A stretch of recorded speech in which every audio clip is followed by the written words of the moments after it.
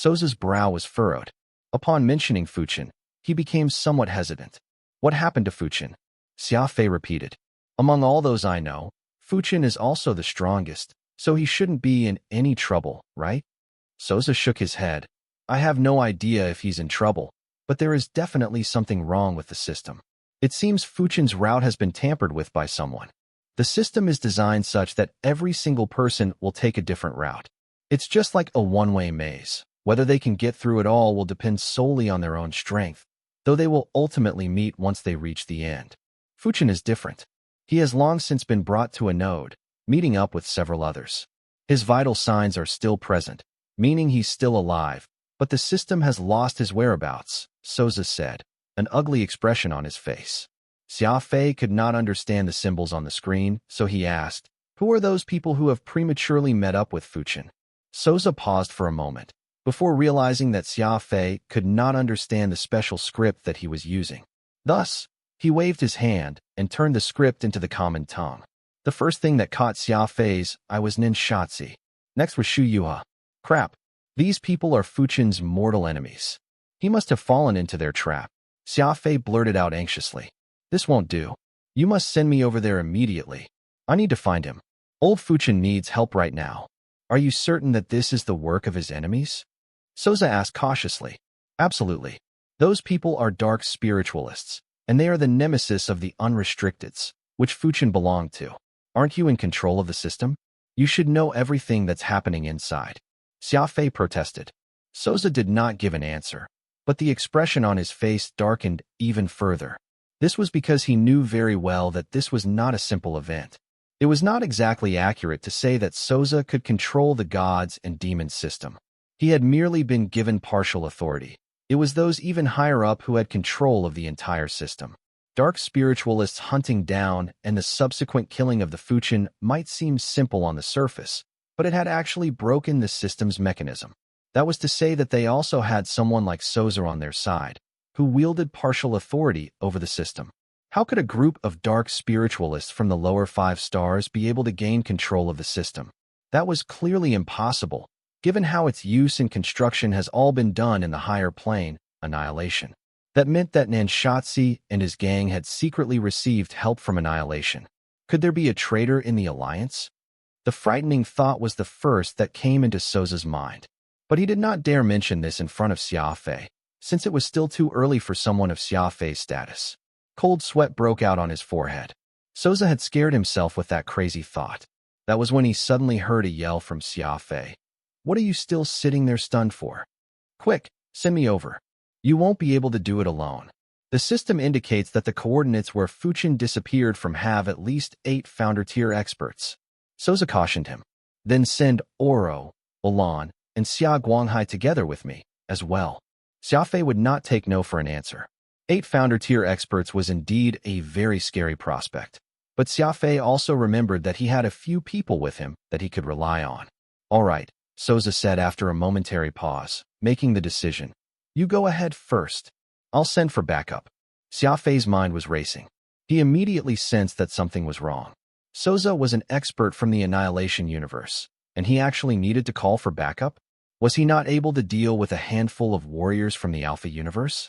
But this was an emergency, and Xia Fei did not have the time to get clarification. Souza's fingers tapped on the screen rapidly and opened a spatial channel with a whoosh. Xia Fei leapt right in. After the channel closed up behind him, Souza suddenly thought of 2 more names, Zesser Knight and Enzu Knight. Xia Fei had asked about how the 2 siblings were doing, but did not call them to his side. Souza, who had no idea about the intricacies of the matter, thought those 2 were Xia Fei's friends as well. I'll send those 2 over as well.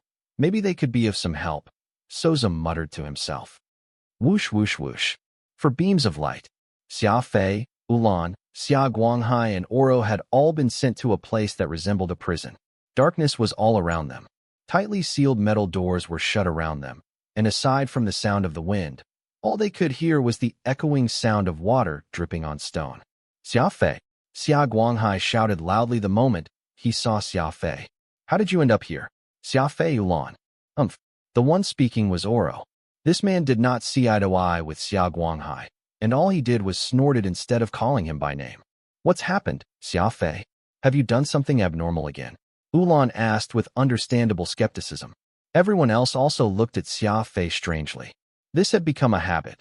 The moment something unexpected happened, everyone would first think it was because of Xia Fei, almost as if all the troubles that happened across the universes were caused by Xia Fei's hand. I don't have time to explain in detail, but Fuchin has been ambushed by the dark spiritualists here in the collapsed expanse of the Founders, and he is in a precarious situation right now. This is the point where Fuchin went missing, and if I'm not mistaken, he should be somewhere nearby, Xia Fei stated solemnly. Everyone was shocked to hear that news. Ulan was even angrier, as he was the one with the closest relationship with Xia Fei. Among everyone there, that was when two more beams of light flashed, and the siblings Zesser Knight and Anzu Knight were sent there. Anzu was very depressed, while Zesser was a little excited to see Xia Fei. She blinked and excitedly gushed. Xia Fei, why are you here? How have you been? Shut up. Why would Xia Fei have the time to listen to her prattling, given the situation? He had brusquely cut her off in mid-sentence with a swipe of his hand. Same old rules. I'll lead the way and position in front. Ulan will take center, while Oro will cover our rear. Xia Guanghai shall be mobile support. Maintain no more than 500 meters from the person in front or behind you. Kill anyone we encounter. Xia Fei ordered. The operation began abruptly. The four of them had been together for a period of time, and Xia Fei was keenly aware of their individual strengths. This formation he had come up with was the best arrangement for them. A small assault team was quickly formed without many words exchanged. Xia Fei was of course the one taking up the mantle of leader, which no one had any qualms with. Whoosh! Xia Fei tapped his foot firmly on the ground and went sprinting ahead. The others followed closely behind, with Xia Guanghai hiding in the darkness around them, since his job was to reinforce positions, as well as investigate the dark corners around them in advance. Zephyr had no idea what Xia Fei was up to, but she could easily tell from his attitude that he was up to something serious. Thus, she hurriedly asked, "Then what about us?" "Stay here, don't die," Xia Fei answered without even turning his head. "Are you worried I'll get injured, so you have me stay here as a safety precaution?" was the thought Zesser promptly had. The young lady was truly naive. Her appearance here had been completely accidental, and Xia Fei had absolutely no desire to deal with the siblings, and was not concerned with their safety, either. Zesser waved to Anzu. "We should go too." Anzu frowned. "Xia Fei asked us to stay here." "Well, I'm going even if you're not." Zesser stomped her feet angrily. Anzu naturally did not dare to slight her, so he had no choice but to follow Zesser as they carefully followed Xia Fei and the others' trail. What was the old saying of the Skywing clan? Where the fiendish blade points, gods and demons are all slaughtered alike. This was what Xia Fei intended to do right now. This dark dungeon looked somewhat like hell. It was quiet all around, and they had no idea where either Fuchin or their enemies could be. As the main force, Xia Fei intentionally suppressed his speed, while Xia Guanghai was actually the one doing the searching. Xia Fei's role was to hold down the forward position. In this crucial juncture where every second counted, it was even more important for him not to panic. Circling around the back corridor a few times and not seeing a single soul, Xia Guanghai suddenly poked his head out from the darkness beside Xia Fei and said in a low voice, "I have no idea if it is Fuchin, but there's a group of warriors 2 corners from here, on our left. Let's go." Xia Fei's replied simply, and the 4 turned to their left in a rather arrogant manner. Xia Fei's ocular cognition was very powerful, and he could see several figures with folded arms gathered in the distance by a flickering light source. None of those men were dark spiritualists, only mere warriors. This time, Ninshatsi had brought quite a number of soul practitioners along to act as cannon fodder, and these had to be some of them. "Kill. Leave just one alive," Xia Fei hissed with a severe expression on his face. Swoosh. The 4 of them accelerated. Xia Fei and Xia Guanghai were the first ones to reach them since they were both speedsters. The difference between them was obvious despite it barely only being a kilometer distance. Xia Fei was actually a whole 700 meters ahead and was the first to charge into their midst. Xia Guanghai was shocked, but a wide grin soon spread across his face. It seemed Xia Fei's speed had improved yet again, and aside from their grand ancestor Xia Guqing, there was most likely no one else in the clan who was faster than Xia Fei right now. Though he was charging in alone, Xia Fei's attacks were swift and accurate, displaying an advantage that could be called oppressive. It had to be said that Xia Fei's recent acquisition of Fiend Lock possessed a most vicious power. A single hair of thin thread flew through the air with such ingenuity that without a sound, heads fell down to the ground. Such power was not merely violent, but extremely lethal, catching people completely off guard. Boom! By the time Xia Guanghai and the others arrived, Xia Fei had already pinned the final one that he meant to keep alive right against the wall. For blade-like leaves from peacock blue were pierced through his limbs and driven deep into the wall. That individual let out a mournful wail, akin to a slaughtered pig. He moved at such lightning speed that the warrior did not even have the time to grasp just what had happened. "I'll only ask you this once. Where's Fuchin?" Xia Fei asked grimly. Not everyone would have a heaven-defying thinking skill like Xia Fei, and this warrior was so stunned he could barely hear what Xia Fei was saying. Crunch! Peacock Blue's sharp blue leaves parted, instantly tearing the warrior into 5 pieces. The blue leaves were all covered in fresh blood, making for a scary yet beautiful sight. "Why didn't you wait for his reply?" Ulan lamented somewhat. Talking about being worried for Fuchin, he was not feeling it any less than Xia Fei. "There's no need. I heard a sound from over there." Xia Fei's gaze moved to stare straight toward a narrow passageway right in front of them. "There's no need. I heard a sound from over there." Xia Fei's 2 eyes moved to stare straight toward a narrow passageway right in front of them. Ulan and the others heard a loud cry at the same time. Xia Fei finished his sentence, a bellow that was filled with manic rage not too far from where they were. Everyone was startled. It was not hard to tell that this cry came from a savage beast, and it had to be at least a level 1 divine beast. Ping! Furball woke up instantly and stood up straight, perched atop Xia Fei's shoulder. His entire furry body had instantly bristled, like a hedgehog that had found its prey. Xia Fei knew very well that this was how Furball looked when his fighting spirit was at its peak, and could tell that the creature that had made that sound was Furball's natural enemy. Even before that cry faded away, Xia Fei could already feel the sound of breathing in the distance quicken. Thinking about it now, that other creature must have gone wild after catching Furball's scent. Whoosh! Xia Fei went dashing forward without another word, traveling along the long and narrow passageway and making a turn. He saw several figures standing calmly, completely blocking the width of the passageway that was no more than 5 or 6 meters wide. 1, 2, 3, 4, 5, and 6. Xia Fei did not rush in, silently counting the 6 men standing before him. Ulan was right behind him, and leaned forward to whisper into his ear at this time. "They are all dark spiritualists. For against 6, Xia Fei would not hold the upper hand in this fight. Aside from Ulan, no one on Xia Fei's side would be considered a high-level founder, while 2 out of the 6 men standing across him were at least high-level founders, and the others were intermediates. The thought flashed through Xia Fei's mind when he noticed 2 more figures appear behind those 6 dark spiritualists. One was someone Xia Fei was very familiar with, Shu Yuha. The other was a one-legged eagle with a humanoid face, the holy beast Lone Gleam. At almost the moment they appeared, Ulan blurted its name out, a stern expression on his face. Lone Gleam, also known as the Lone Gleam Eagle, was a spirit-type holy beast. Its appearance could be described as strange, having only a single leg and taloned foot, and a face that looked like some sort of mutated human. Its triangular eyes brimmed with ferocity, and there was even someone dangling from its mouth. Upon closer inspection, they saw that it was Fuchin. Fuchin appeared to be very weak, tied up in thick and sturdy metal manacles. The Lone Gleam Eagle's serrated teeth were biting down on his waist, making it impossible to get out from its vice-like grip. The way Lone Gleam walked was very strange, because it only had 1 leg. All it could do was hop with it, the 5 sharp talons digging deep into the rock, leaving behind gouges with every step it took. Despite this holy beast looking like it was only a bit bigger than an average human, the Spirit Beast Codex actually had it recorded down as one of the most fearsome birds of prey known to exist.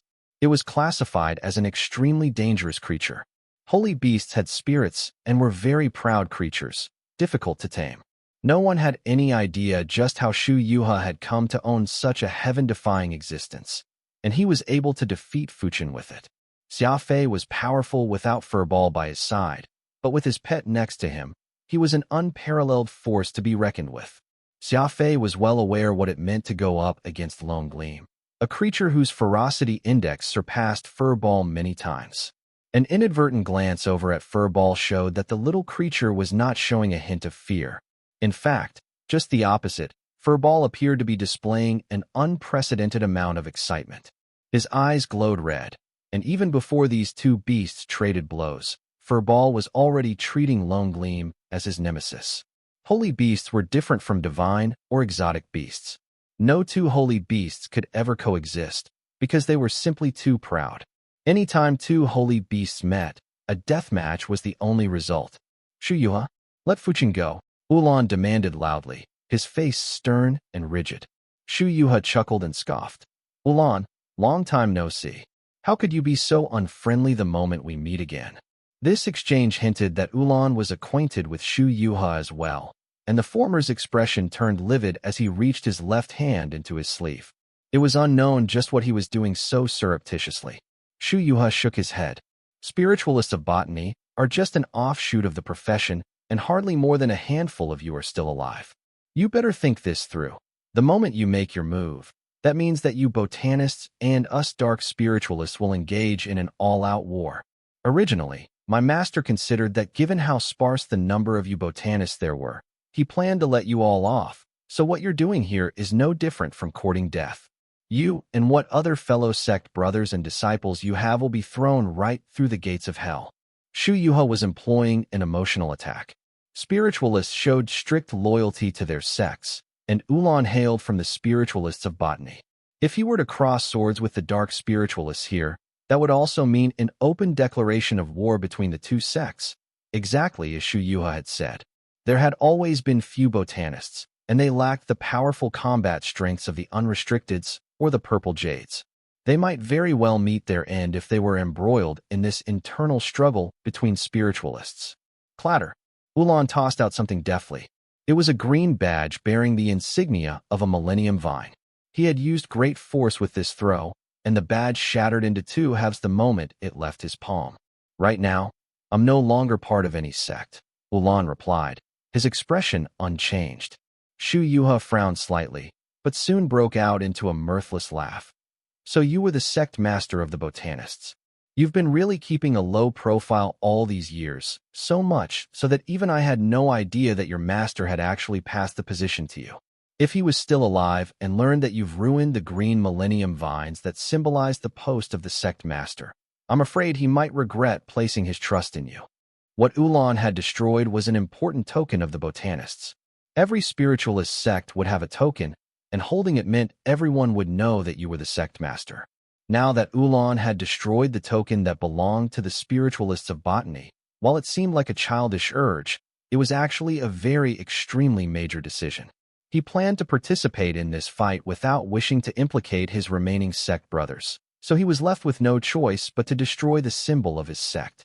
Fuchin's eyes remained shut as everything transpired. No one had any idea just what vicious hand these dark spiritualists had dealt him, such that an apex spiritualist like Fuchin would be reduced to a near corpse, not moving in the slightest this entire time. But at the very moment when Ulan had destroyed his token, Xia Fei could very clearly see that 2 drops of tears had flowed from his closed eyes. Fuchin had wept. Xia Fei felt emotions bubbling inside him. The friendship those 2 old men shared was not something common in this world, and despite the fact that they would normally be ridiculing and mocking each other, when it came down to the wire, both men would be old buddies that they could rely on. Shrugging, Shuyuha did not care for this display. So what if you've destroyed it? In any case, there are not more than 10 of you spiritualists of botany still alive, so it doesn't matter if any of you exist or otherwise. Who would care about a bunch of old fogies who bury themselves in their plant research? Shuyuha's attitude was rather arrogant. Ulan was angered to the point his body was shuddering, but he had no way of retaliating. As one of the less popular spiritualist lineages, botanists like himself had always been easily ignored. Glancing at Fuchin in the mouth of the holy beast Lone Gleam Eagle, Shuyuha laughed. Looks like I'm wrong. You actually have people coming to your rescue. But it's too bad that these people are too weak, And the funniest part is that the strongest among them is actually a spiritualist of botany. The moment he said this, the other dark spiritualists around him broke into raucous laughter as well. Botanists should go back and grow your flowers. Get good at it, and you could become a gardener for our master. TSK. What would our master care for such trifling things? But that little porcupine is pretty interesting, baring its fangs. It looks like it wants to trade a few blows with our master's lone gleam eagle. Yet another round of laughter came from those present. The porcupine that they were referring to was none other than Furball. At this moment, Furball was raring to take the fight to the enemy. The fur on his body was bristling, which did indeed make it look somewhat like a porcupine. Meanwhile, Xia Fei had learned that the holy beast Lone Gleam Eagle belonged to Nanshatsi, the leader of the dark spiritualists. This fact surprised Xia Fei, because if the so-called number one dark spiritualist Nanshatsi was also nearby, then the situation was truly troublesome for him. Of course, the unscrupulous dark spiritualists would have someone backing them. The stars and terrain were all in their favor, and even their cultivation was at a level that Xia Fei and his comrades could not match. Whoosh! An explosion of killing intent and his inner demon. The humiliation from the dark spiritualists provoked a strong retaliation from Xia Fei's side. This was especially true for the Skywings Xia Fei and Xia Guanghai. Neither man could contain the fury boiling inside them. What is it that our clansmen would say when in such a situation? Xia Fei asked with a smile. Skywing business, those uninvolved can scram. Xia Guanghai raised his voice and growled through clenched teeth. No, not that one. Xia Fei shook his head. Xia Guanghai was slightly taken aback, but soon loudly declared at the top of his voice, where the fiendish blade points, gods and demons alike will be slaughtered. At that moment when Xia Guanghai said the word blade, Xia Fei had already launched his attack. This narrow passageway was paradise to speedsters. Whoosh! With a speed of 30 million meters per second, Xia Fei's figure blurred, like the knife of a deadly apparition. The long-absent fiendish blade Nirvana came flying out. The black blur sped right toward the crowd, and though Souza had admonished Xia Fei before about not randomly using his law of speed to further boost the speed at which Nirvana was sent out, Xia Fei could not care less about that at this moment. With a charging motion, he sent Nirvana hurtling forth. That throw from Xia Fei, whose speed had easily broken the 30 million speed barrier, was anything but ordinary. The crossblade instantly broke the sound barrier, and the sonic boom that resulted thundered in the cramped space. Xia Fei was well-versed in combination attacks, and he had never been someone that would attack alone. Just as Nirvana was sent flying, Peacock Blue abruptly broke through the ground and came bursting out. It turned out that the immemorial mystical armament had hidden itself already and had been lying in wait to strike. Furball, Xia Guanghai, Ulan and Oro followed closely behind Xia Fei. This was a narrow corridor. Just Nirvana and Xia Fei alone could cut out a path of blood, tearing apart this pack of enemies in front of them, promptly killing any warrior that took even a step out from their formation. This was the standard Wolfpack tactic. This was the formation that the Skywings were proud of. Xia Fei had already taught the intricacies to Oro and the others, and this was actually the first time they were applying it. The Wolfpack formation never emphasized following the rules, focusing on dealing a vicious blow to the opponent through superior combat strength. Meanwhile, the key to this lay with Xia Fei. Xia Fei was acting as the lead wolf in the Wolfpack formation, so it was his job to separate the enemies, one by one. As long as he could achieve that, everything else would naturally fall into place. Rumble. The driving force of Nirvana was unstoppable. It penetrated right through the crowd, but these dark spiritualists all had high cultivation and barely managed to evade the assault despite the suddenness. But no one noticed the silk-thin thread that Nirvana was pulling behind it, which belonged to the latest weapon Xia Fei obtained, Fiendlock. Fiendlock was like a nimble finger, silently wrapping around the body of the warrior that was standing the outermost in the group. Because Fiendlock had no weight and was far too thin, this individual didn't realize what had happened. Drag blade style. Xia Fei exerted force through one arm, and Fiendlock tightened. The sound of a sharp blade slicing through metal was heard. This was a true drag blade, the formless blade that no one could even sense the presence of. An Annihilator-grade soul weapon. No one knew who shouted that out, but the sound of breaking armor from the warrior who had been bound by fiend lock accompanied the cry. How could a Founder-grade war armor defend against an attack from an Annihilator-grade soul weapon? The sound of continuous cracking echoed forth, like the sound a ceramic jar would make after it was dropped on the floor. Those hair-thin threads from fiend lock easily cut through the war armor, and at the same time, Xia Guanghai, Olan, and Oro rushed up and instantly tore the man apart. The dark spiritualists realized at that very moment that they had underestimated the strength of Xia Fei's forces. Most warriors in the Alpha universe were at the Founder tier, yet that thin thread that Xia Fei had just used was obviously an entire grade higher. None other than the Annihilator grade that was rumored to have come from the universe of an even higher plane. Forget about owning anything similar. Even Shu Yuha had never even set his eyes on a single item of that grade. Xia Fei's assault had been vigorous, but he was ultimately going up against a group of powerful dark spiritualists. They very quickly regained their footing and retreated, all the while compacting into a formation that lined them up forward and behind. A battle was all about momentum. Do it once with force or end up suffering from fatigue at the second attempt, or exhaustion if dragged on to the third. Xia Fei eyed Xia Guanghai, who instantly understood what he meant. Pushing off the ground, he went charging forward in front of Xia Fei. Spiritualists ultimately possessed strength that went well beyond what a soul practitioner could wield, and these spiritualists instantly retaliated in an attempt to resist Xia Fei's heavy assault with a round of attacks from their end. In such a narrow battlefield, what mattered was being able to hold their ground. Because they had lacked that just now, Xia Fei's ambush had succeeded, but as long as they could hold on, they would be able to gain an upper hand given their superior strength. Rumble. Against the powerful dark energy attack, Xia Guanghai did not attempt to dodge, but instead pulled out a soul weapon from his spatial ring like he was about to perform a trick. Open for me, Xia Guanghai bellowed.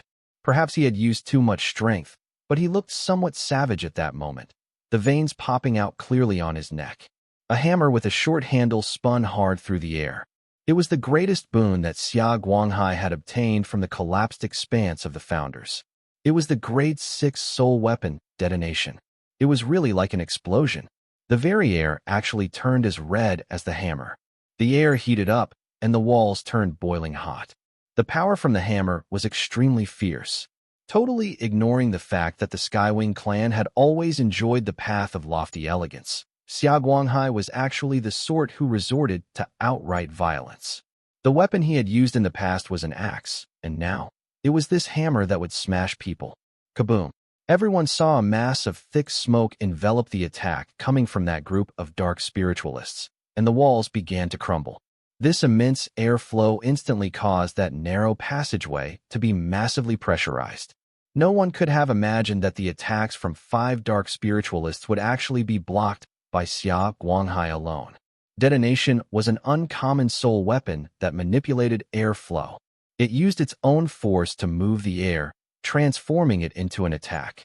The moment it was hammered down, a large amount of air would be triggered and ignited. It was the best when used to harm groups of enemies. Such a powerful soul weapon naturally had its own disadvantages, and Xia Guanghai's face instantly went pale the moment he hammered it down. Which member of the Skywing clan was not an exceptionally tough individual? It was plain just how demanding the physical conditioning and energy requirements using detonation were. If Xia Guanghai repeatedly used this soul weapon, he would definitely end up collapsing from exhaustion. Whoosh! While the shadows danced and flickered in the conflagration, Xia Fei came dashing in right after Xia Guanghai. He leapt, using his left foot to step on Xia Guanghai's shoulder for a boost. Like a gecko, he moved parallel along the ceiling of that passageway as he hurtled forward. This was a tactic that Xia Fei had come up with on the spot. There was too much dark energy clashing in front of him. Sealing up the already cramped corridor, there was only a small and narrow gap near the ceiling. It was the only chance for Xia Fei to slip right into the enemy formation. These dark spiritualists had covered their faces in a moment of panic.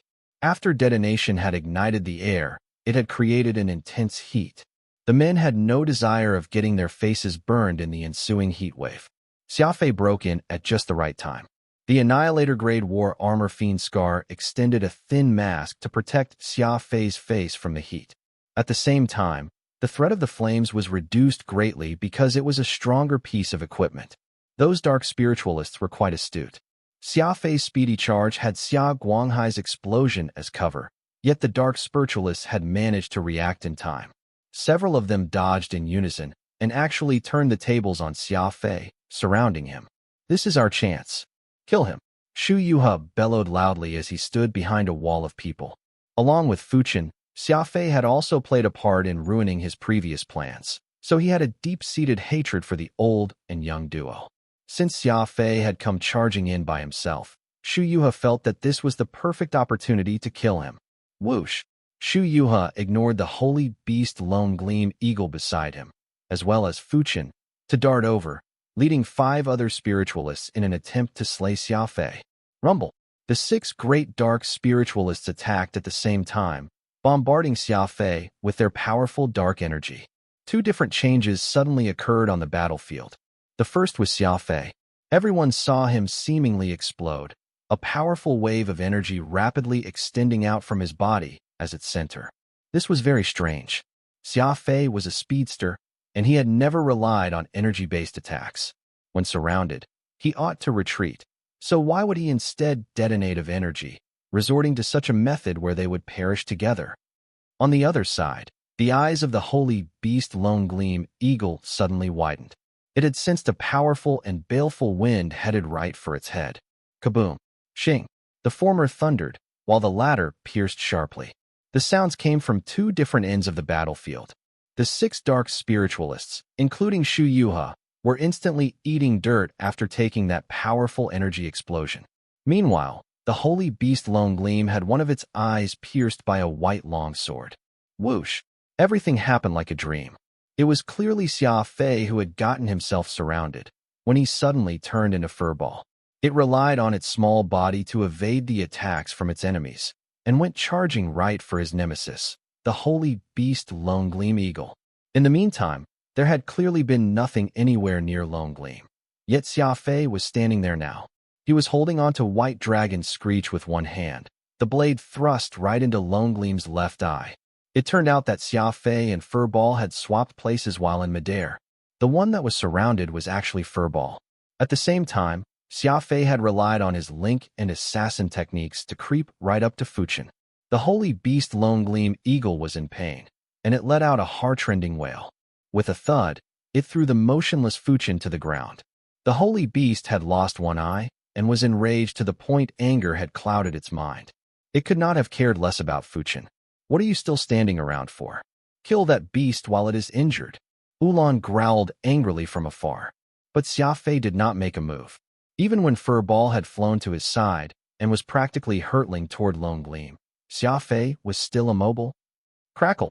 A glaring blue electric mass flashed brightly beside Xia Fei.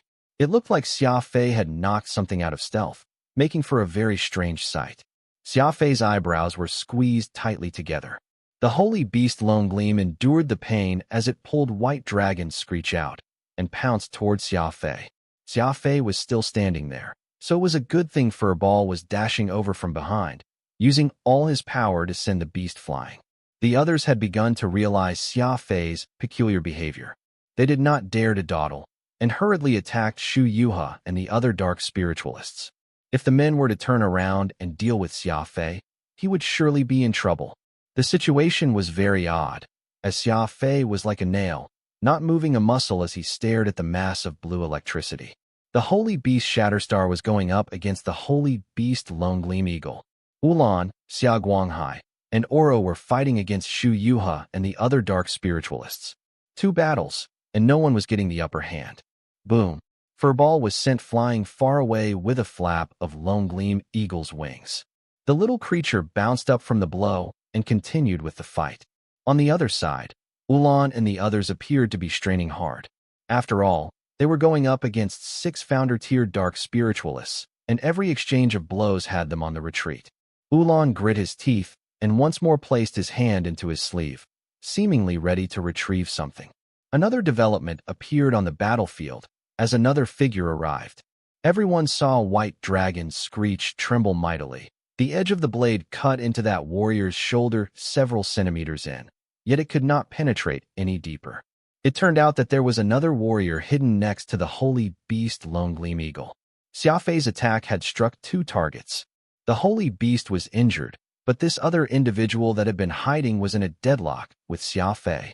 Both sides refused to give up, which was why Xia Fei appeared to be rooted to the ground. Very quickly, this invisible person revealed himself entirely. He had a human form, but looked as savage as a demon. Black flesh covered his entire body. He looked like something that had just crawled out from the sewers, giving off a terrible stench that could stun a mule. The situation was even more complex than they had first imagined. Not only was Xia Fei's white dragon screech being blocked, even his other hand had been caught by this monster. His black nails were about to pierce through Xia Fei's skin. The two were jockeying for position with each other, their legs locked. It was no wonder Xia Fei had been motionless. It turned out that he was caught in an all-out contest of strength, and his opponent had sealed off any opportunity for Xia Fei to advance further. Groar! This humanoid monster let loose a roar directly at Xia Fei. He had human-like teeth, except for 2 additional sharp fangs. Ulan, Xia Guanghai, and Oro all inhale sharply. It was obvious that this monster's strength matched Xia Fei's, and he had managed to grab hold of Xia Fei's arm, making it impossible for him to utilize his speed. It might take some time for them to break this stalemate. Ulan and the others had the urge to help Xia Fei, but they were not in a good way themselves. There was no way they could lend him a hand. It was at that very moment when Xia Fei suddenly did something unthinkable. He actually rammed his head into his opponent. That one headbutt actually created a tremendous effect. It actually made that monster see stars, taking several steps back. Xia Fei was someone who had started fighting in the back alleys. Most people would not think of making such a move. Since his legs and hands were occupied, he resorted to using his head to bash into the enemy's skull. How was such a move any different from something a hooligan off the streets might do? You didn't think that yours truly's head could also be used to kill, huh? Xia Fei shouted. He took a step back and steadied his stance, pouring all his strength to use the law of primal chaos. Boom! A punch like lightning went straight for the chest of the monster. Before his fist even made contact, the voice of Anzu Knight suddenly rose. Don't kill him. That's 7th young Master Xiao. Don't kill him. That's 7th young Master Xiao. Anzu Knight suddenly called out from behind Xia Fei. The siblings from Venus of Eternal Night had actually already arrived. But in that fierce assault just now, how could either of them intervene? It was not child's play to fight at a disadvantage. They needed powerful individuals like Oro and Xia Fei, so the siblings could only watch the battle unfold from the sidelines. At the end of the day, Anzu was from the esteemed Knight clan, and he had received a high-level systematic education. They didn't know what method he had used to discern that the monster battling Xia Fei was actually the Xiao clan's 7th young master, so he had shouted out to stop them. The Xiao clan adored Xiao Xiao. Forget killing him. If Xia Fei even harmed this young man, a horde of crazed women would have it out for him. Anzu had reminded Xia Fei of this purely out of the kindness of his heart. Unfortunately, Anzu's kind intentions were completely ignored by Xia Fei. Let an enemy go? That was never Xia Fei's style. He thrust his fist with all his might, the air howling from the momentum. At that moment he gathered his energy. Xia Fei had already imbued his fist with the maximum power of his Law of Primal Chaos. Level 7 Law of Primal Chaos. From level 1 to 3, it was considered to be at the primary standard. From level 4 to 6, it was considered intermediate. Xia Fei had already cultivated it to the advanced standard. One more step, and he would reach the apex. It would be transformative. That punch landed squarely on the chest of the monstrous 7th young master. The move itself was nothing huge. The force was nothing shocking, but it was chaos nonetheless. It seemed calm, yet it was capable of turning black into white. It was the most unreasonable law power. The monstrous 7th young Master Xiao was sent flying straight out. He spat out a disgusting thick phlegm, completely incomparable to the suave and good-looking young Master Xiao. The difference between him now and before was akin to that of dog's tea and an absolute beauty. Crap, Shu Yuha gasped from afar, almost as if he was truly concerned about Xiao Xiao. He was trembling. ignoring his fellow comrades as he went charging right to 7th young master Xiao. Xia Fei's philosophy in life had always been to beat the enemy while they were down. He would feel as if he was disappointing himself if he did not exploit the opportunity that he had been given. As Xiao Zhao's body went flying in midair, Xia Fei began to hurl his weapon straight at him. Xia Fei's concerted attack at extreme speeds created a colorful rainbow flurry as he rained down blows on Xiao Xiao with White Dragon's Screech, Fiend Lock, and Peacock Blue. Xiao Xiao was sent back down after being so brutally bombarded, creating a huge crater the moment he crashed into the ground. The passageway seemed like it could no longer hold on, and it gradually began collapsing. "Scatter!" came the screaming order. Everyone heard Shu Yuha's spiteful shout, and those dark spiritualists did not hesitate to beat a retreat while the passageway was collapsing. Trying to run away? Not that easy. Oro and Xiang Guogai both yelled out and went charging after them, but Xia Fei grabbed hold of each man and dragged them back to his side. Don't chase an enemy that has nowhere to go. The priority here should be saving Fuchen. Xia Fei frowned. It was only at that moment when everyone realized Fuchen was still lying on the ground. It was unclear if he was dead or alive. As long as their enemies still lived, there would come a day that they could find and kill them, but if their friend were to die, then that would be final. Behind Xia Fei's madness was an analytical mind and extraordinary calm, so he knew exactly what he ought to be doing and clearly distinguished what was more important. "Undying old man, are you okay?" Ulan held Fuchen and shook him vigorously. "Make way. Help guard our surroundings," Xia Fei ordered. At the same time, he placed his hands on Fuchen's temple, transferring his spirit energy to Fuchen's body. Xia Fei was a spiritualist of healing, and his spirit energy would have a greater effect than any miraculous pill or medicine. Standing to his left and right, Oro and Xia Guanghai protected Xia Fei, while Ulan waited anxiously by the side. As for the siblings from Venus of Eternal Night, all they could do was sigh. Xia Fei attacking 7th young master Xiao was not ideal, given how crazy the women of the Xiao clan were. No one else was willing to provoke them, at any rate. Xia Fei inadvertently stole a glance at Ulan's sleeve. His hand had retreated when they were at a critical juncture of their fight, almost as if he had planned to release something from inside his sleeve. However, Ulan seemed to be very reluctant to throw it out, and he did not end up doing so. Xia Fei's curiosity had always been strong, and he could not help but wonder just what this prized treasure of Ulan's was. "His 7th brain region has been sealed," Xia Fei blurted out, stunned. The situation was a lot more severe than he first believed. Fuchen was not only severely injured, his 7th brain region had been sealed off as well. Fuchen was a peak spiritualist, a self-proclaimed orthodox spiritualist who could use both soul and spirit energy. How could someone have reduced him to such a state? What should we do? Without his brain region active, Fuchen will be a cripple. Ulan panicked. With a furrowed brow, Xia Fei said solemnly, "We don't have much time.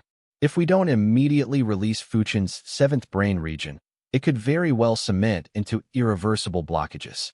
This is similar to a coursing river, where if it gets blocked for too long, it could very well dam up and might not be divertible again."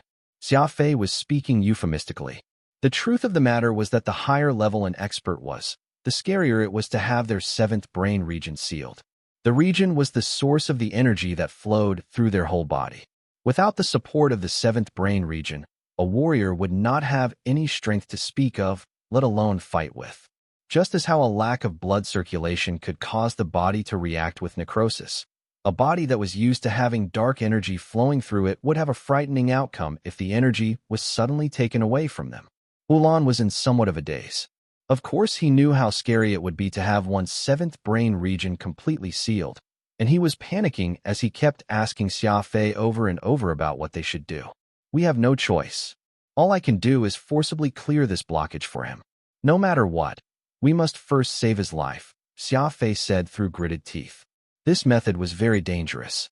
Xia Fei had no idea just what methods the enemy had wielded to seal Fuchen's brain region, and forcibly removing the blockage in the brain region would be just as dangerous as what Xia Fei had experienced with purple jade all those years ago.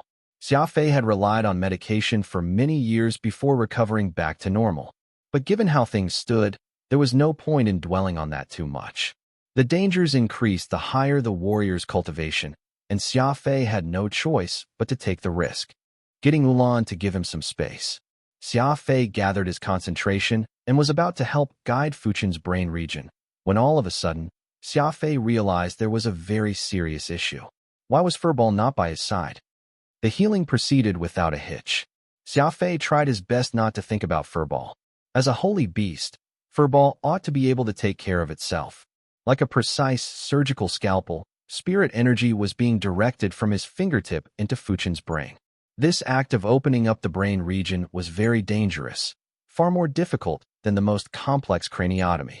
Fortunately, Xia Fei had prepared himself with extraordinary concentration before. Had he been a common man, he might not have even had the guts to attempt something so complex.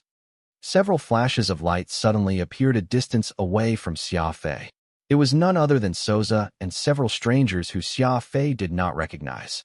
Oro and Xia Gunagai were quick to stand in their way to face them, but neither made a sound. At such a moment, everyone was afraid to disturb Xia Fei. After all, a life was on the line here. After some thought, the siblings also took up positions behind Oro. Souza frowned. It seemed he was displeased with the boldness that Oro and Xia Guanghai were demonstrating. Just as he was about to say something, an elderly individual next to him reached out a hand to stop him. He pressed his finger to his lips in a shushing gesture. Pointing with one hand, that elder directed the people beside him to look at Xia Fei, a look of bemusement on his face. A mixture of skepticism and approval could be seen in his eyes. Souza was very surprised, because Xia Fei was in the middle of attempting an extremely difficult brain region assault surgery. This sort of surgery was done without a surgical scalpel, and was completely dependent on the surgeon's precise control of spirit energy. The seventh brain region was not large in the first place, so any attempts to attempt such a precise craniotomy in such a small space, and with notoriously hard to control spirit energy, was not something anyone could achieve without being a master with many years of specialized training. By Xia Fei's face, he looked no older than 25. For someone of his age to dare attempt this surgery for someone else, it was hard to believe that someone with such self-confidence and daringness could exist. Everyone was shocked and stared closely at Xia Fei. Oro and Xia Guanghai could also sense that these people were not enemies, and quietly heaved sighs of relief. As warriors, they had of course learned to examine their enemies' cultivation levels, and these newcomers were at a tier that was beyond the heavens. It made the ever-bold Oro and Xia Guanghai break out in cold sweat just thinking about having to fight them. If that were to actually happen, neither of them would probably be able to trade even a single blow fairly. The situation had turned a little bizarre once more. The gathered people were all watching Xia Fei perform his surgery. Meanwhile, Xia Fei's state of complete focus left him treating the group of godlike individuals as empty air. He did not spare them even a single glance.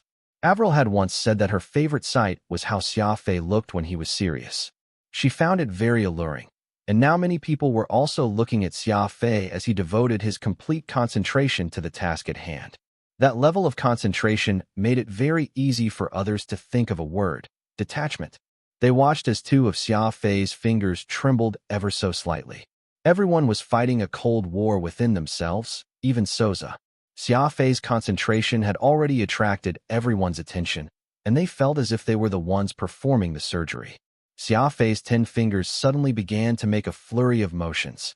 All they saw was a mass of afterimages in constant movement. Pulling, tugging, pushing, knocking, all happening in a tenth of a second. Xia Fei had actually managed to do no less than 10,000 precise assaults, so fast that it left everyone dazed. What made it even harder to believe was just how precise and steady his fingers moved, almost like a machine. There was no superfluous action and not a hint of hesitation. Xia Fei's hands abruptly parted, and at the same time, a mouthful of blood spurted out from Fuchen's mouth as the old man slowly opened his eyes. Watching from afar, Souza, as well as the other blue blood elites that had come along with him, were all in shock. They had just personally witnessed a surgery to unblock a 7th brain region. Meanwhile, the one who had done this surgery had been a warrior from the lower 5 stars, a young man in his 20s. Zesser Knight hugged her brother, her eyes as wide as apricots.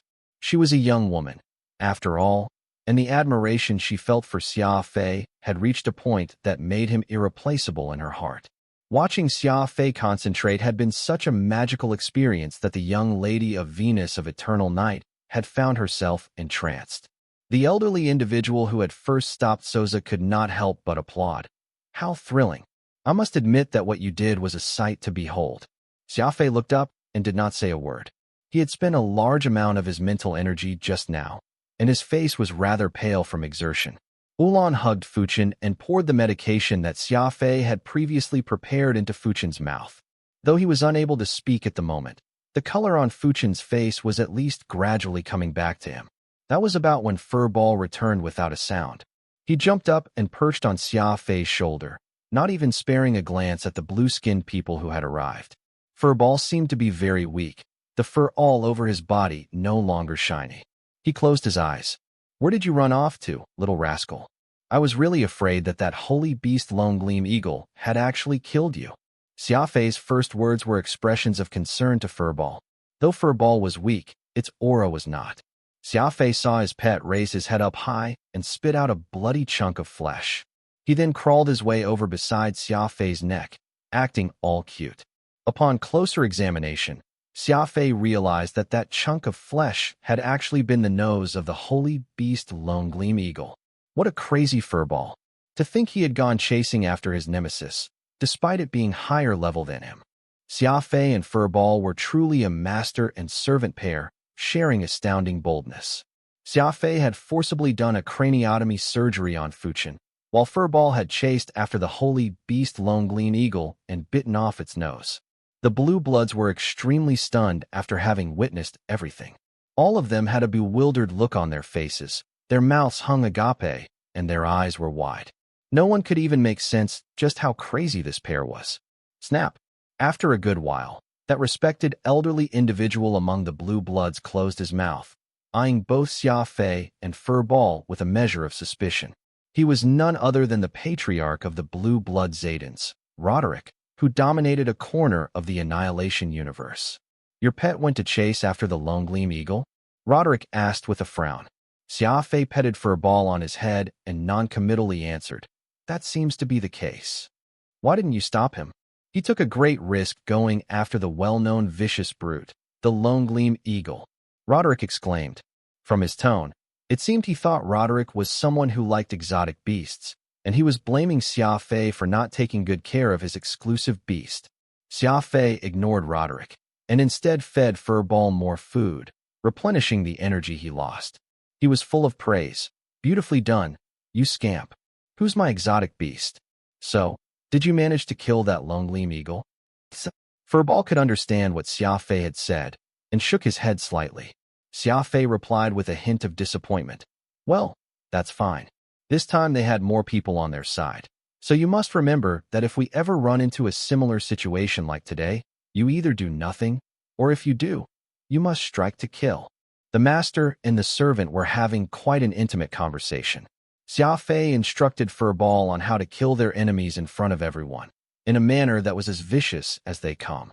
Roderick instantly understood that this cute little ball of fur had only done such a crazy maneuver because he was influenced by his master. The saying about how an exotic beast would act in a certain way in accordance with how their master conducted themselves appeared to ring true. There was a blurred flash, and a Blue Blood scout appeared beside Roderick. He leaned in to whisper a few words into his ear, causing a drastic change in expression on Roderick. He waved his hand, leaving in a hurry with his men. "Don't go running around. Right now, the entire system has been shut down, so you should just wait here patiently." Souza instructed Xia Fei and the rest before he departed. After those Blue Bloods were quite a distance away from them, Xia Guanghai stowed away his sole weapon detonation, turning his head around to ask, "Who were those people?" Xia Fei glanced over at Zesser and Anzunite. Xia Fei naturally trusted Xia Guanghai, Oro, and Ulan, so he had no qualms about telling them. However, he did not feel the same about the siblings. No matter how meek Anzu appeared to be, and how much admiration Zesser showed towards Xia Fei, he had never been the sort who could easily trust others. There was no way for that to happen unless they were like Oro, someone who had been in a life-and-death situation with him. Just some friends. They don't have any ill intent toward us, Xia Fei said simply. Xia Guanghai could tell that this was a topic Xia Fei did not wish to speak of, so he shook his head and inadvertently swept his gaze over to Zesser. Honestly speaking, she was a pretty girl, and he found it hilarious that Xia Fei was someone with a one-track mind, able to view pretty women as nothing, completely unlike how most men. His eyes squinted. Xia Fei said, "You guys can tell the cultivation they have. They are very strong. These are the kind of people who have control of the entire collapsed expanse of the founders. It's unfortunate that they seem to have run into some problems right now. There are even others that dare provoke those people." Oro found it hard to believe. He was just a level 1 founder, and so he naturally had great admiration for these warriors from the Annihilation universe. Xia Fei answered, "There's always someone stronger. If the collapsed expanse of the founders was not in trouble, these people would not have taken such a long time to arrive. Seeing how serious they looked when they left, I believe something wrong must have happened with the dark spiritualists again." Changing the topic, Xia Fei chuckled, "But this isn't our problem, so let's not be bothered by them. When gods fight, there's no reason for us mortals to worry blindly over it." Xia Fei knew that if they did not talk, the siblings from the Venus of Eternal Night would definitely feel dissatisfied, so he did not miss a beat and directed the conversation away to more mundane matters. Zesser's eyes brightened. Love for a person extended even to the crows on their roof. A simple analysis from Xia Fei was enough to draw limitless admiration from the girl, and upon mentioning the dark spiritualists, she was once again reminded of the time when Xia Fei had saved her life. As such, Zesser's heart was thumping madly, slowly growing uneasy inside. Cough. Fuchin spat out another mouthful of fresh blood, opening his mouth and appearing as if he wanted to say something. Xia Fei hurried over to his side and took Fuchin from Ulan's hands. He gestured for him to not get overly excited. Xia Fei pulled out a bottle of light blue liquid for him to drink, and at the same time examined his 7th brain region. Time passed very quickly, and everyone gradually grew restless. The collapsed expanse of the founders had already come to a halt, and before the system was being rebooted, everyone was trapped in this prison, uncertain when they could leave. Since Zesser was a woman, she had taken on the job of caring for Fuchin. She was constantly wiping his body and forehead, and massaging his back and shoulders. As a lady of the distinguished Venus of Eternal Night, when had she ever found herself in a servant's role? This was a really trying time for her right now.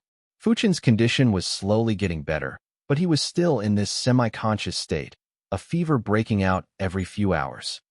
When Xia Fei had first attempted his surgery on someone as powerful as Fuchin, he was not really confident that he could succeed. But after seeing how everything turned out, he was glad that Fuchin's life was at least no longer tethering on a knife's edge.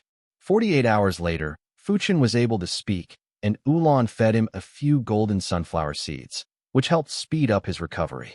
Still hesitant to speak, Fuchin still appeared to have words for Xia Fei. Xian Guanghai was more observant, so he dragged the still confused siblings off to one side, while Oro knowingly strolled away to somewhere in the distance to drink some wine. Now that it was just Fuchin, Xia Fei, and Ulan around, Xia Fei asked, "Is something the matter?" "You may speak now," Fuchin somewhat feebly said. "Actually, the one who injured me wasn't Ninshatsi." Ulan was surprised, but Xia Fei answered without batting an eyelid. "I already know that." Ulan turned his head and eyed Xia Fei quizzically. "How did you know?"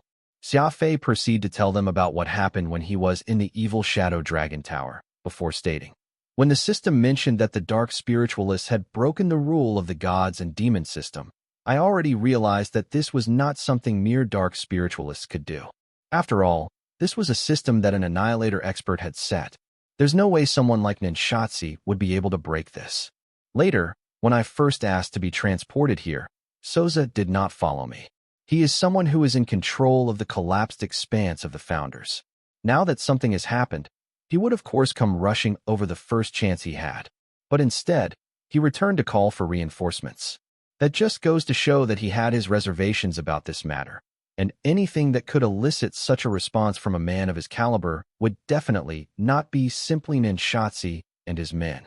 Third, I've spent quite a lot of effort helping you break your sealed brain region, and while Ninshatsi might be a little stronger than you, I don't think he would be that much more powerful.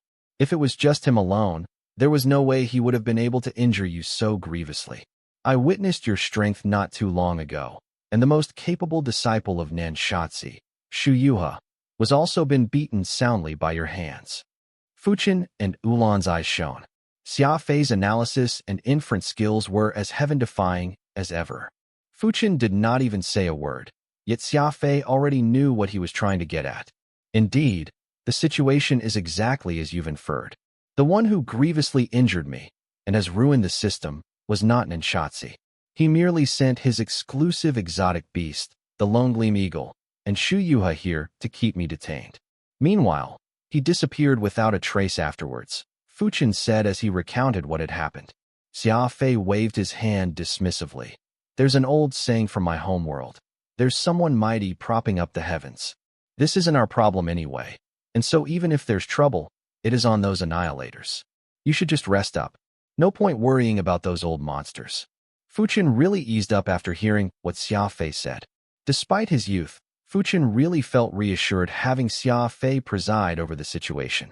He could not help but recall the words his exclusive soul, Wraith, had said. If there were more stubborn souls like Xia Fei in the sect, we might have had a different outcome. Fuchin closed his eyes slightly as he mulled over that thought. He regulated his breathing, feeling plenty of emotions rolling around inside him. This time Fuchin had truly felt as if he had undergone a rebirth and felt a lot more cheerful than before. He had spent his life running around for the sake of his sect, only to end up getting expelled from it. If such a situation were to occur with Xia Fei, it would never have happened in the first place. Many people had found themselves in similar circumstances. They would suddenly find themselves having an epiphany over those things that they originally could not let go off after suffering a big accident. Fuchin's actually smiling? Ulan turned around and whispered after Xia Fei, and he had walked a good distance away. Perhaps he finally made sense of something. Xia Fei commented as he lit himself a cigarette. Ulan sighed. That's a rare sight. Fuchin has plenty of things that he has buried in his heart, so it's not often that he will let loose. But just how bad is his injury? Will this sealing of his brain region cause harmful after effects? Xia Fei tossed the cigarette to the ground and stomped it out. He said with a heavy heart, We don't really know for sure yet, but I have a very bad feeling about it. The control center of the fallen expanse of the Founders. The Blue Bloods, as well as several experts that had joined them afterwards, quickly took over the place. The one who gave the order was the Zayden clan's patriarch, Roderick, a very ugly expression on his face. Meanwhile, the two who were originally controlling the system, the white-bearded man and that beardless man, could not believe their eyes. They had no idea what happened that had instantly drawn so many bigwigs out here. Sector 6, report, the imposing Roderick ordered solemnly. It's been cleared out. Sector 7, Roderick continued grimly. Sector 7 has been severely infiltrated, with more than half losses. Information trickled in, and the expressions of the experts present turned uglier by the second. The statistics were hardly optimistic. Leaning back heavily on his chair, Roderick shut his eyes, his eyelids twitching constantly. It was obvious that he was in a very bad mood right now. Patriarch, the final results are in. The dark spiritualists, as well as their henchmen, have practically plundered half of the resources in the collapsed expanse of the Founders and have completely absconded away with them. A blue blood warrior reported in a small voice somewhat hesitantly.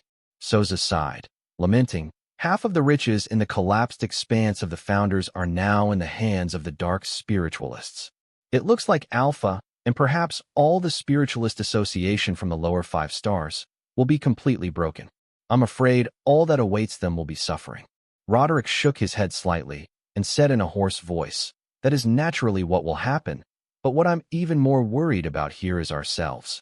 I'm afraid there might be another traitor in the Annihilation universe. A serious betrayal. The control center of the fallen expanse of the Founders. The statistical results had left everyone in dismay. The dark spiritualists, along with the traitor from the Annihilation universe, had absconded with nearly half of the prizes in this region.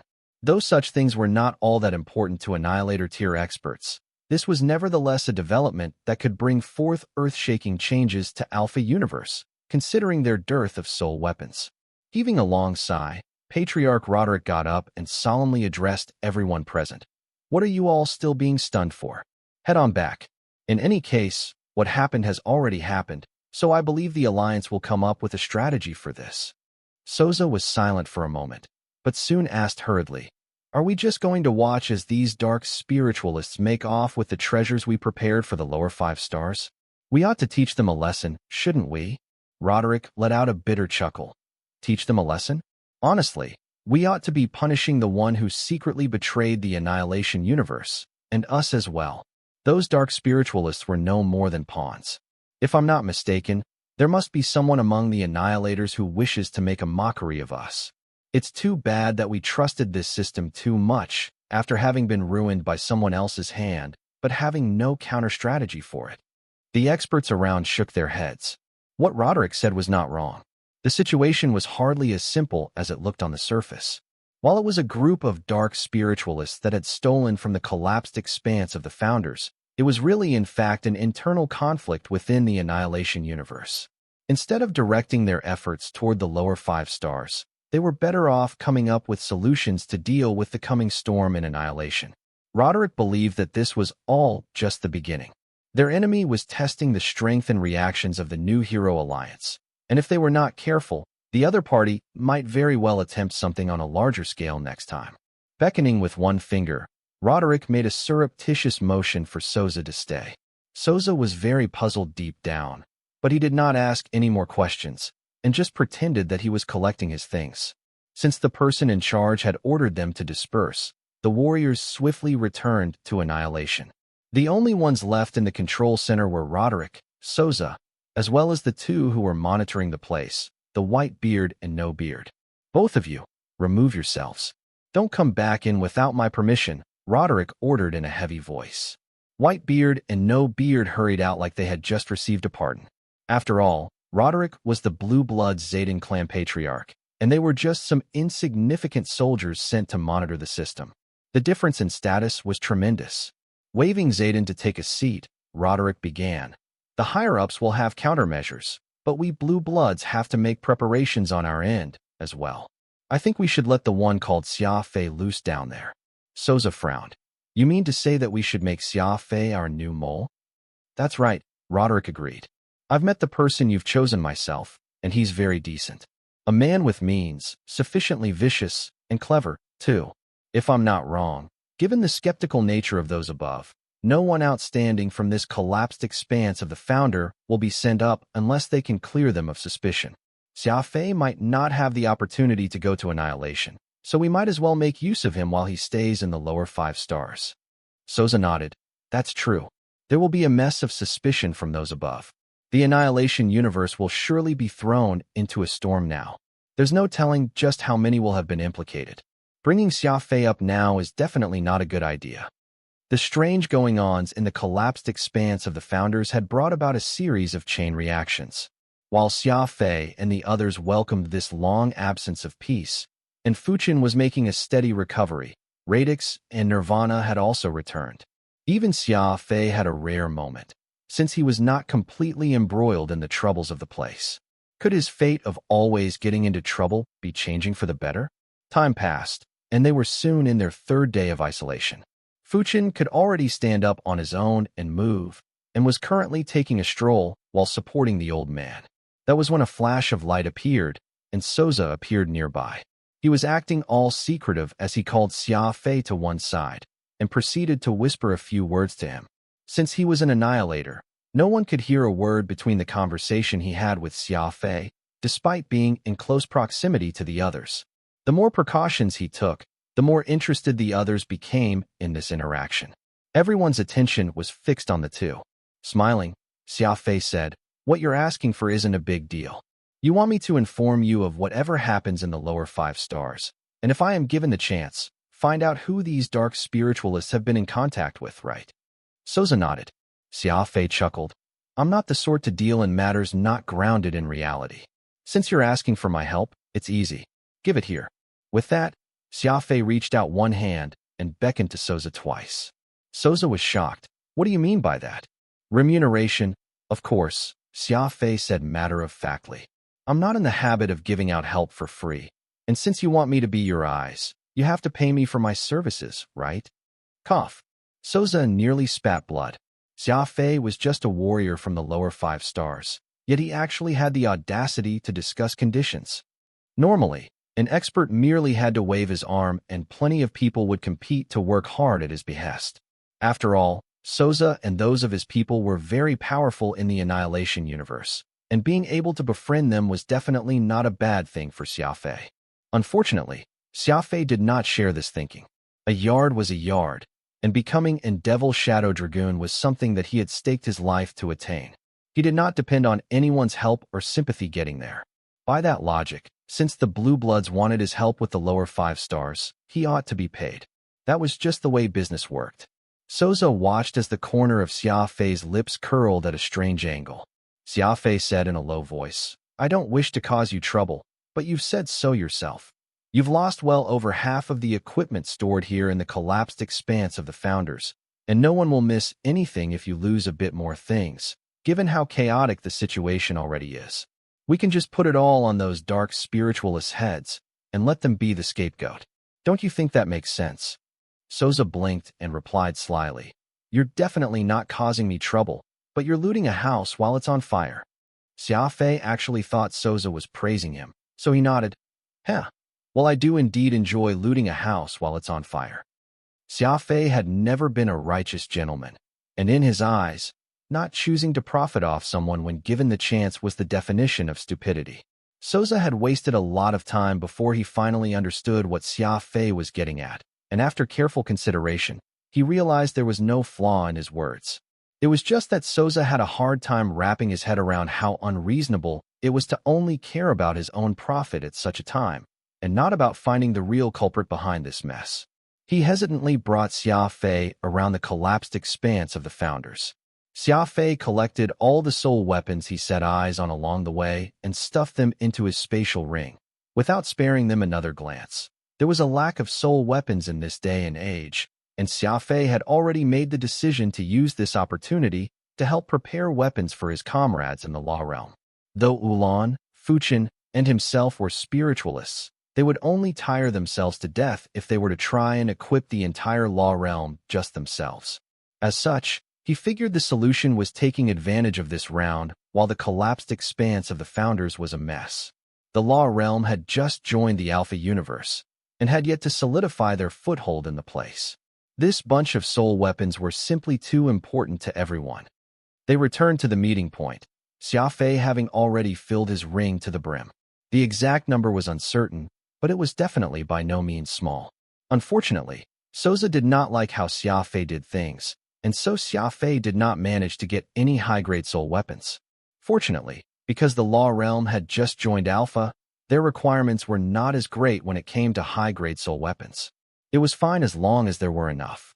Nodding, Souza turned to leave, even as Xia Guanghai and the others came crowding around curiously. Why did that blue-skinned person come and leave so mysteriously? Where did he bring you to just now? Oro asked. Xia Fei could not help but burst into laughter. It's nothing bad. It's time, and the collapsed expanse of the Founders has completely opened up. Let's get out of here too. With that, Xia Fei took out the remote that Souza had given him and pressed the only button on it. Swoosh. Having already been preset, Xia Fei and everyone appeared beside the Silver Spectre. Xia Fei waved his hand, gesturing for everyone to get on board. As there was not even a trace of any humans around them, and Zhu Knight frowned, feeling somewhat uneasy.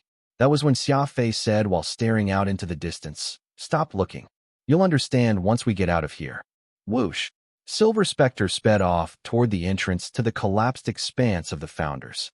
By all right, this should have been a very busy place when the collapsed expanse of the Founders was about to close. Warships there to pick up or who had originally entered this place should all have been gathered right outside. Those who managed to benefit from this foray would be laughing and bragging about what they had plundered, while the clans who had lost their clansmen would be crying their hearts out at their tragic fate. But right now, silence pervaded the collapsed expanse of the Founders. Only after they had reached the entrance did they see a scattering of warships far away. As they slowly drew closer to the entrance, Xia Fei narrowed his eyes and the expression on his face turned severe. "Why are there so few people here?" Enzu asked. "The world has changed," Xia Fei answered vaguely. Enzu did not care to probe further. as the scene right in front of his eyes stunned everyone. Widespread wreckage. Countless wrecks were floating by the entrance, as if there had been a catastrophic battle. These warships were all the troops that the major clans had sent, yet now they had all been annihilated. Not only were those warriors who had entered the collapsed expanse of the Founders obliterated, even the commoners suffered the same fate. What happened here? What exactly happened? Who did this? Anzu Knight asked in a rising voice. Everyone turned their gazes towards Xia Fei, because he was the only one among them who knew what was going on. Swallowing hard, Xia Fei solemnly explained. 3 days ago, about 2 hours after our fight with the dark spiritualists, those same evildoers forced their way out of the collapsed expanse of the Founders.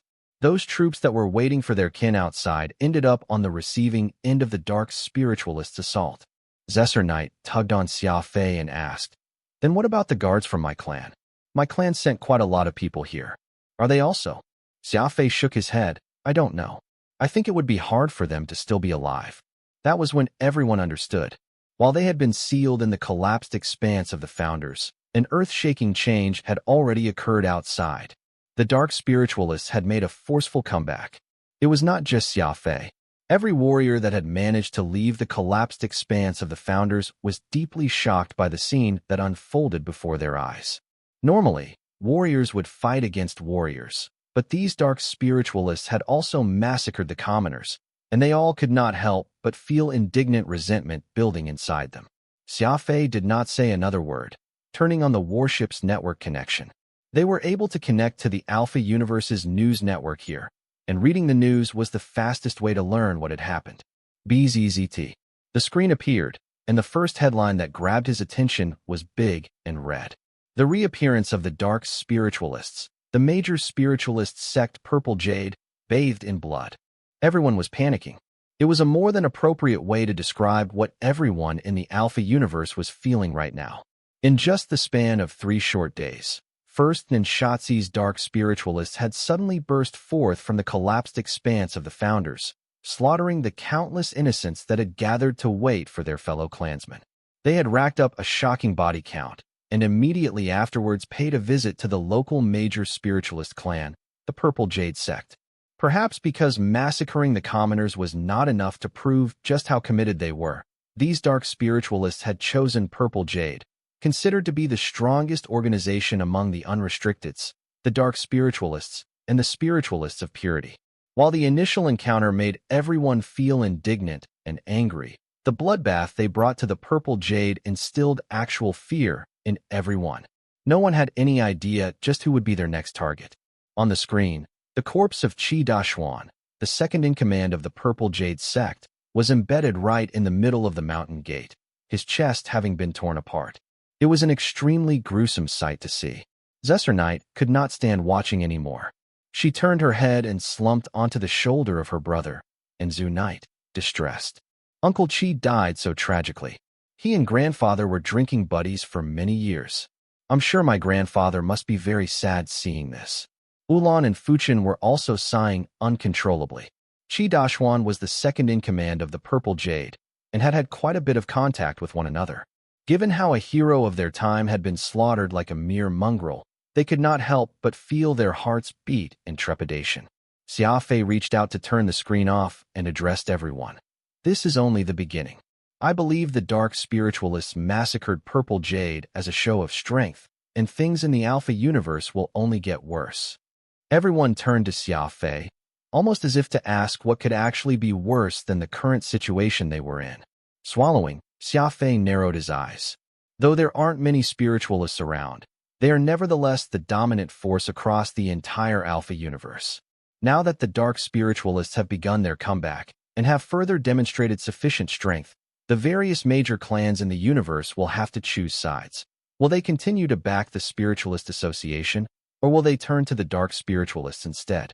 If I'm not mistaken, there will be a calm before the storm. The dark spiritualists will use this chance to secretly win people's hearts over. By the time the division is over, all those that choose to view the dark spiritualists as the enemy will be ruthlessly suppressed, until one side will be able to achieve a clear victory in this dispute. Everyone could not help but tremble. If what Xia Fei suggested was true, then this would be a new universal war.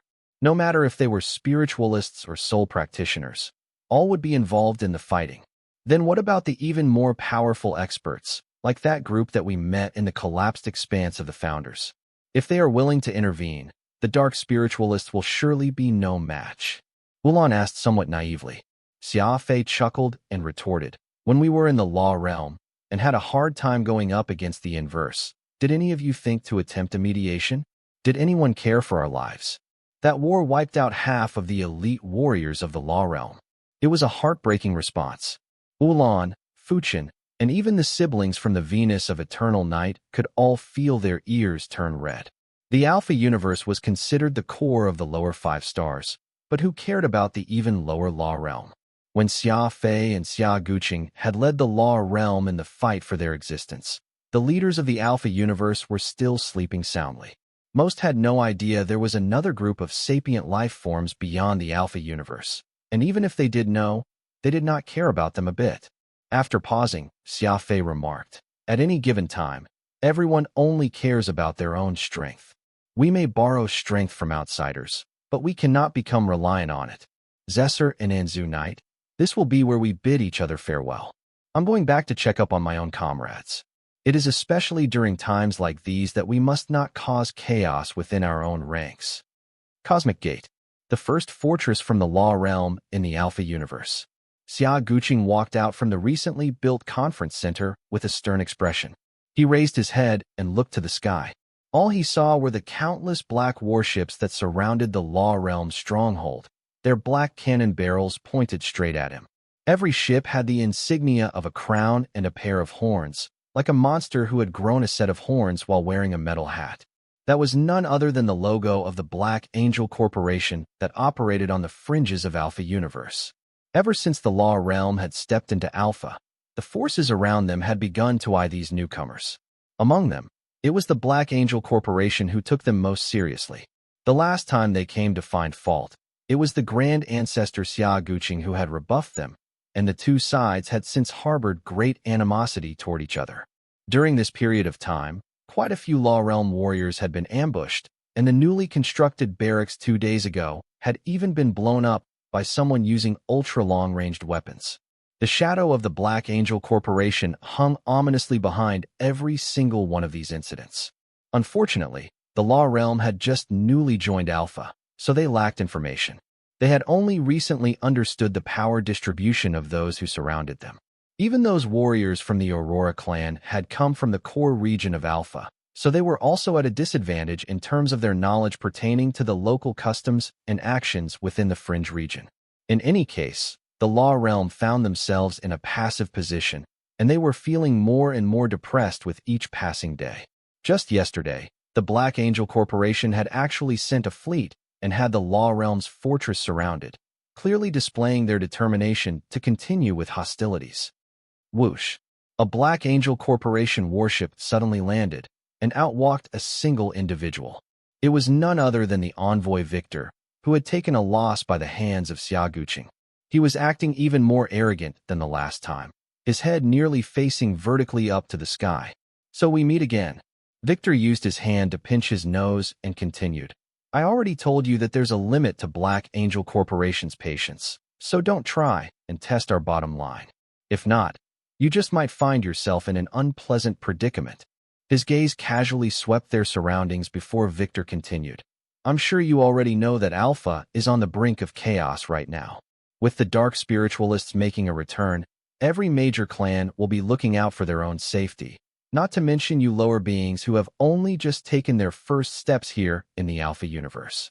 If none of the significant organizations are willing to take you in, it won't be long before you'll find yourselves eaten up, not even leaving enough gristle on your bones to be gnawed on. The chairman of our Black Angel Corporation has a heart for everything under the stars, and is more than willing to accept you and your people, protecting your sovereignty in the fringes of the Alpha universe. Of course, this would come at a small price." Victor extended a finger and a thumb and rubbed them together, miming as if he was counting money. Before he even finished, however, Grand Ancestor Xia Guqing already snorted. "No need. The answer I gave the last time is already very clear-cut. Besides, bringing such a large fleet along with you? Is that how you plan to invite us? Invite? Victor pursed his lips sinisterly. That's nothing more than a nice way of putting things. Today, if you agree, then that's that.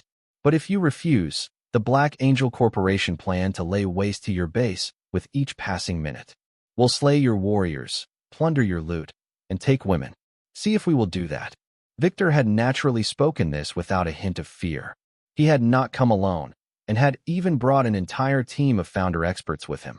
There were also thousands of Alpha Universe warships in the distance, all of them forming an immense threat to the Law Realm. Gritting his teeth, Xia Guqin lifted the left hand that he had hidden behind his back this entire time and balled it up into a fist. His entire time as a Grand Ancestor, he had been the one to bully others. When had he ever been made to face such humiliation? The color of his eyes were slowly turning blood red, and he revealed a fierce expression. What do you think you're doing? Are you not afraid to die? Do you not fear your clansmen's lives? Victor was quite frightened after seeing Xia Fei's fierce expression and hastily backed away, suddenly uneasy. Actually, what he had said was true. The Skywings were still a bunch of evildoers who really had no fear of death. Unfortunately, this was no longer just a Skywing clan matter. This outpost into the Alpha Universe concerned the entire Law Realm, and there were countless ordinary Law Realm warriors and citizens who were looking toward him. If it was just the Skywings, they would have long since declared war against the Black Angels already. Alpha Universe was filled with dark energy, an irreplaceable benefit for a warrior's improvement. Their technology level was high too, and everyone was hoping that they could reduce the gap between themselves and the powerhouses of the Alpha Universe once this outpost was up and running. Unfortunately, reality was often cruel, and rather than the Law Realm being ignored, it had instead been viewed with hostility by everyone in the region around them. Seeing Xia Guqin undecided, Victor mistook it for him being afraid, and was just about to say something shameless. That was when a silver warship came streaking across space at an unreasonable speed. It was none other than the Silver Spectre. It moved with such speed. The Silver Spectre flew between the gaps of the Dark Angel Corporation warships, sending all those warships flying immediately. They were like ships that had been rocked by a turbulent storm, which only went to show just how powerful an impetus and speed it had. Rumble. Silver Spectre did not use any conventional methods to dock itself, but instead dove right into the ground like an arrow, generating an earthquake that shook everything around it. Dirt and dust scattered in the air. They heard the sound of a door opening. Xia Fei came striding out from the warship, a fierce expression on his face. Behind him followed the two great spiritualists Fuchin and Ulan, as well as Xia Guqin and Oro. Furball sat on Xia Fei's shoulder, snoring softly. Everyone, come look. Xia Fei's back. Everyone crowded around, their voices clamoring. It was as if all of them had seen hope, and they were all looking towards Xia Fei fervently. Old man, are these people here looking for trouble?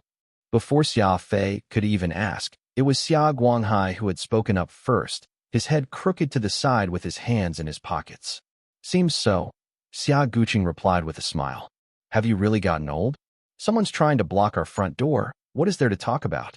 Can't we settle this if we just kill them outright? Xia Guanghai remarked with a hint of viciousness, spitting on the ground to demonstrate his distaste. Not counting Xia Fei, Xia Guqin and Xia Guanghai were the most barbaric and unreasonable in the Skywing clan. But while Xia Guanghai was very fierce, he lacked the ability to see the bigger picture. He was not thinking in Xia Guqin's shoes. If this had been up to Xia Guqin and his temper, they would have already exchanged blows long ago. Why would he need to wait until Xia Fei returned? Xia Fei had not spoken a word this entire time. He understood the difficult spot Xia Guqin was put in.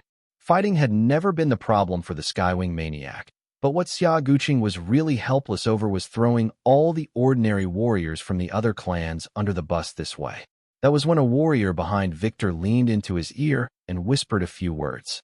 Victor was at first startled, but soon showed a big plastic grin on his face and paid respect to Fuchin with cupped hands. Ah, so an esteemed spiritualist had come. Forgive me for the disrespect.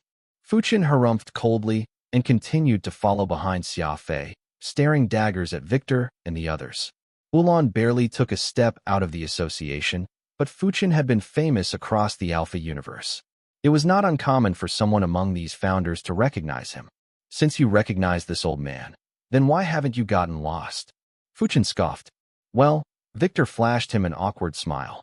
The chairman gave us a death order before we came. So if we were to leave now, I'm afraid there's no way for us to give an account. Simple. Yours truly shall follow you back. I would like to see just who this chairman of yours is. Fuchin waved his hand grandly. Victor quickly responded, Of course, that's perfectly fine. As an esteemed spiritualist like yourself coming for a visit, that would be a great honor for the Black Angel Corporation. The word spiritualist was not merely bragging, and even if the Black Angels could act like a tyrant in the fringe regions, they could not afford to not show face to Fuchin. But Xia Fei frowned. He had personally healed Fuchin, and no one was clearer than him as to Fuchin's current condition. In the past, Fuchin did indeed have the strength to sweep everything away with a wave of his hand, but now, you should rest. This is a law realm matter, so I'll be the one going with him. Xia Fei stopped Fuchin. You? Victor showed a disdainful expression once more. Xia Fei did not look too old, and he did not think he was anyone important. What about me? Xia Fei glared back at him. I'm a spiritualist too. Crumble.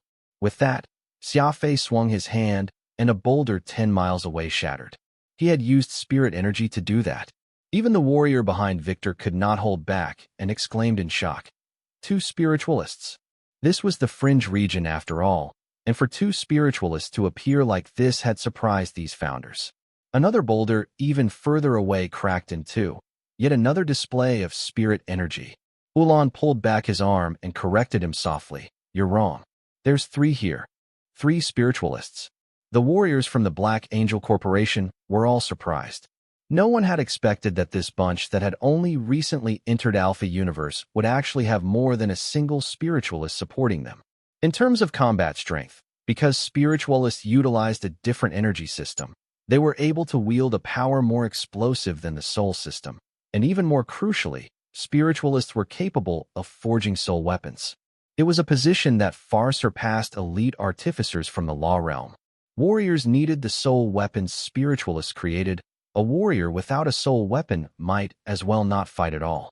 It was also precisely because of this reliance the soul system had toward the spiritualists that decent spiritualists could easily gain the support of fairly powerful warriors in a fairly simple way, forging soul weapons for them. That was also why the status a spiritualist held in the universe did not solely depend on their cultivation level, but also the forces that rallied behind them. Victor blinked. An envoy could not be too much of a fool, and he instantly realized that it might be too difficult for them to harbor designs toward the law realm at this rate. Furthermore, if Xia Fei was so willing to come back with them, he could at least explain himself to the corporation, and it would not be too much of trouble for himself. With that fallback in mind, Victor hurriedly laughed. Oh, so this young man is also a distinguished spiritualist. Truly, a talent despite your young age. It's rather awkward now that you mention it, because since I've received a death order, I do indeed need your esteemed self to take a trip back with us. The Skywings around watched unhappily as Xia Fei was escorted off with the hostile men, their eyebrows all arching. Xia Fei thought nothing of it. Don't worry, they don't have the strength to do anything to me. Whoosh. The Black Angel Corporation's warship fleet disappeared into the stars, and only then did the people from the law realm heave a sigh of relief. However, the wolf pack of the Skywing clan all had ugly expressions on their faces, because Xia Fei had also gone along with them. How could you let Xia Fei go on his own? Fuchin grumbled, slightly discontent. Xia Guqing shook his head.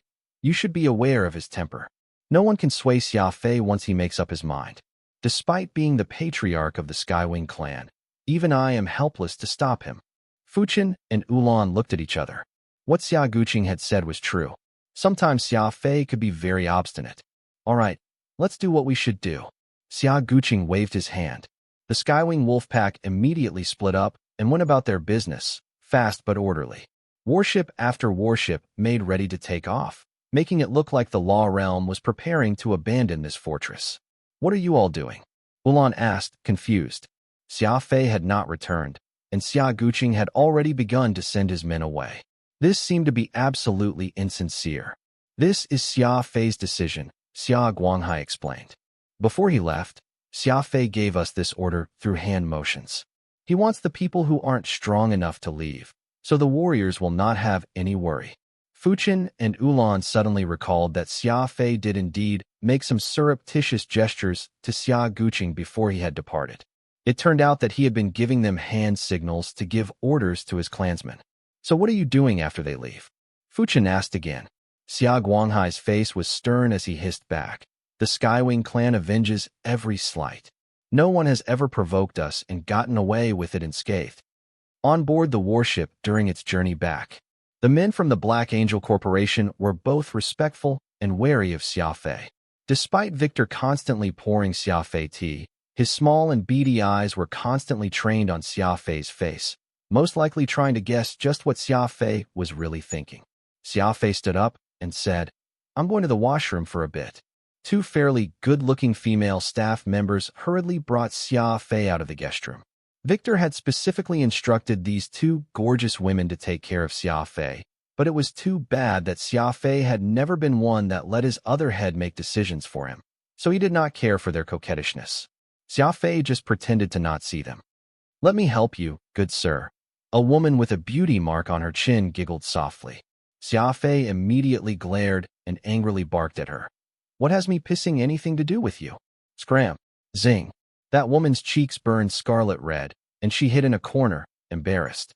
When Xia Fei entered the washroom, both women began whispering behind Xia Fei's back. In their eyes, Xia Fei was simply a monster. He was at the age where his blood should be gushing with vitality, so why was he not showing any fondness toward women? Could there be something wrong with him? What neither woman knew was that Xia Fei had braved a sea of women in his lifetime. Be it Zesser Knight, Suzu Treasure, or Nicole Sawyer, which of those ladies was not considered a goddess? Yet they were all similarly rejected by Xia Fei, and though it was said that men who seek to achieve greatness must never be bewitched by the fairer sex, Xia Fei was being far too strict on this aspect, and had broken plenty of ladies' hearts. After a quick examination of the washroom facilities, it was plain that they must not have expected Xia Fei to join them along on board, which was why the washroom did not have any monitoring devices to speak of. Xia Fei brushed his finger over his spatial ring and took out an orb that was constantly shifting in color. This was the communication device that Souza had given him. People from both the Alpha and Annihilation universe seemed to really like this orb shape, seeing as how the currency for the former were white pearls, while the communication device Souza had given Xia Fei was also in the shape of an orb. That's the Bixiao orb, right? The device that allows you to contact the Annihilation universe, Radix clarified. Xia Fei did not keep much from him, so Radix knew about Xia Fei's secret dealings with the Blue Blood Zadans. Yep, Xia Fei nodded. Souza said that I can contact the Alpha Universe representative to the Annihilation universe through it. I figured that this is a good chance for me to give this thing a try. Radix stuck out his tongue. Xia Fei's personality was simply too black-hearted. He did not even trust the communication device that Souza gave him, and wanted to find a chance to test it before letting the matter go. No wonder Xia Fei was still alive today. It was because of this trait of his that most people would have trouble attempting anything funny against Xia Fei. Spirit energy surged, and Xia Fei easily turned on the Bixiao orb.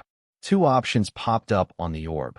One was emergency communications that would directly connect him to Souza, all the way out in the Annihilation universe, and the other was the contact person from Annihilation who was out here in Alpha, someone who went by the name of White Haze.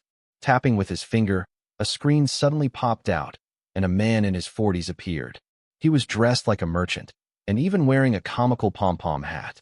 "Are you the contact person from the Annihilation universe stationed out here in Alpha?" Xia Fei asked without any preamble. White Haze chuckled. "The Bixiao orb is an exclusive communication device from Annihilation. Not many people would have such a treasure here in Alpha. Yet you still suspect my identity." Xia Fei nodded. White Haze's composure made it seem like he was not telling any lies. But this person looked rather cunning when he chuckled, not looking a bit like an expert at all. In fact, Xia Fei even thought him to be similar to a hawker selling candied haws right out on the streets. "Is there something you need from me, Sir Dragoon?" White Haze asked with a smile, still looking as slick as ever. Xia Fei frowned. "Call me Xia Fei.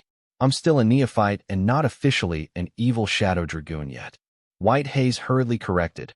"A neophyte dragoon is still a dragoon. I have no idea how capable others are, but seeing just how distinguished you look, I'm sure you'll make it to be a dragoon. No questions. Hearing his words of flattery, Xia Fei was momentarily startled, but soon understood that Whitehaze definitely fit the bill of an unscrupulous businessman. Whitehaze suddenly wrinkled his eyebrows and asked, "What dragoon did you say you're just now?" "Evil Shadow," Xia Fei replied. Whitehaze's expression changed, instantly changing his attitude towards Xia Fei. Among the 4 dragoons' paths, the Devil Shadow Dragoon was one of the most mysterious. Whitehaze had been a contact person for all the other different dragoons, yet this was the first time he would be doing so for an Evil Shadow Dragoon. His eyes glowed as he regarded Xia Fei. Xia Fei did not really care much about Whitehaze's attitude. A dragoon was no more than a title, and it was not even an official position just yet, so Xia Fei did not place much importance on it. "I need information about this Black Angel Corporation that is active in the fringe region of Alpha," Xia Fei said. Whitehaze nodded repeatedly. "No problem, I'll get on it right away." It did not take more than a minute before Whitehaze returned with a file of information he had just researched. He skimmed through the information quickly and gave his report. The Black Angel Corporation is considered a fairly large force in the fringe region. It is said that the corporation doesn't act too differently from a clan, only their name is different. At present, the chairman goes by the name of Su Nanjun and is a spiritualist, a disciple to the spiritualist of heavenly might, Qiu Xingbang. The Black Angel Corporation has been a family business handed down since their ancestors' time. Whitehaze lived up to his name as the spokesperson for the Annihilation Universe. The information he had was first-rate, and Xia Fei very quickly had a cursory understanding of the Black Angel Corporation, the spiritualist of the Heavenly Might sect, and Qiu Xingbang. Xia Fei could not help but think of the sinister Qiu Yang, and his expression gradually filled with killing intent. The fact that the Black Angel Corporation's chairman was actually a spiritualist was unexpected. "Okay, I understand what's going on now." Xia Fei ended the connection with Whitehaze with that. Xia Fei did so with such speed that Whitehaze had no time to discuss the matter. Looking at the now dark screen, there was sweat beating down Whitehaze's face already. He muttered to himself, "Crap, could Xia Fei be acting against Su Nanjun? His master Qiu Xingbang is a dragoon as well. You fool. What use is it to bring Xia Fei to me? Use your head and think. Since you've already butted heads with Fuchin, then shouldn't you just call it quits on this matter? Do you know what sort of person Fuchin is? He was once the sect master of the Unrestricteds. Even if they don't make a move on us this time, the grudge will already be made. It'll be a matter of time before we clash."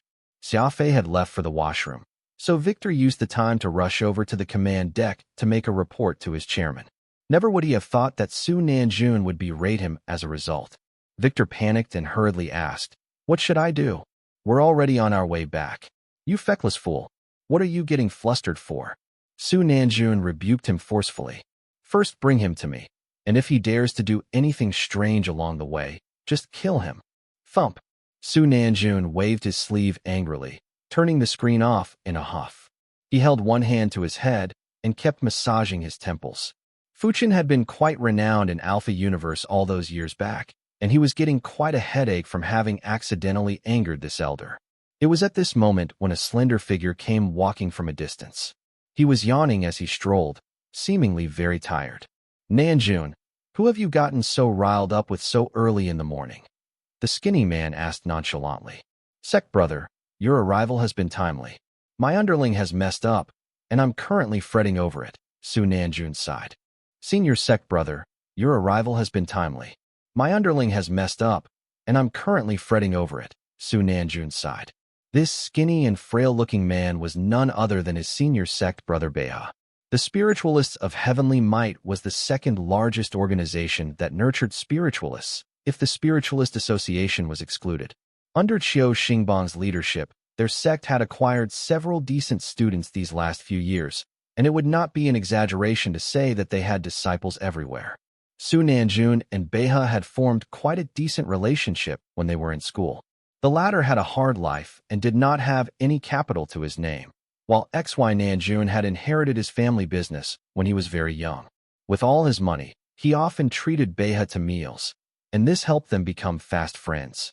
Su Nanjun had not had too much potential as a spiritualist, and was quickly kicked out of school by Qiu Xingbang. He had returned back home to manage the matters of the Dark Angel Corporation. Meanwhile, Beihe was completely different from Su Nanjun. He had been absolutely miserable for the first half of his life, but suddenly became enlightened when he reached middle age. Now, he had actually become an entrant disciple of Qiu Xingbang and was a level 6 spiritualist, just a step away from being acknowledged as a great spiritualist. On the account of Su Nanjun treating him well when he was down and out, Beihe would often make a trip out to Su Nanjuan's, and when the former saw how the latter was getting stronger and stronger as time passed, he even offered his wealth to help him out. Su Nanjun told Beihe about the incident that had happened when his underling encountered Fuchen, and Beihe could not help but arch his eyebrow. Outsiders always think that spiritualists get along well with each other. So how could any of them know that the internal conflict we face in the circle is far more ferocious than what they have out there?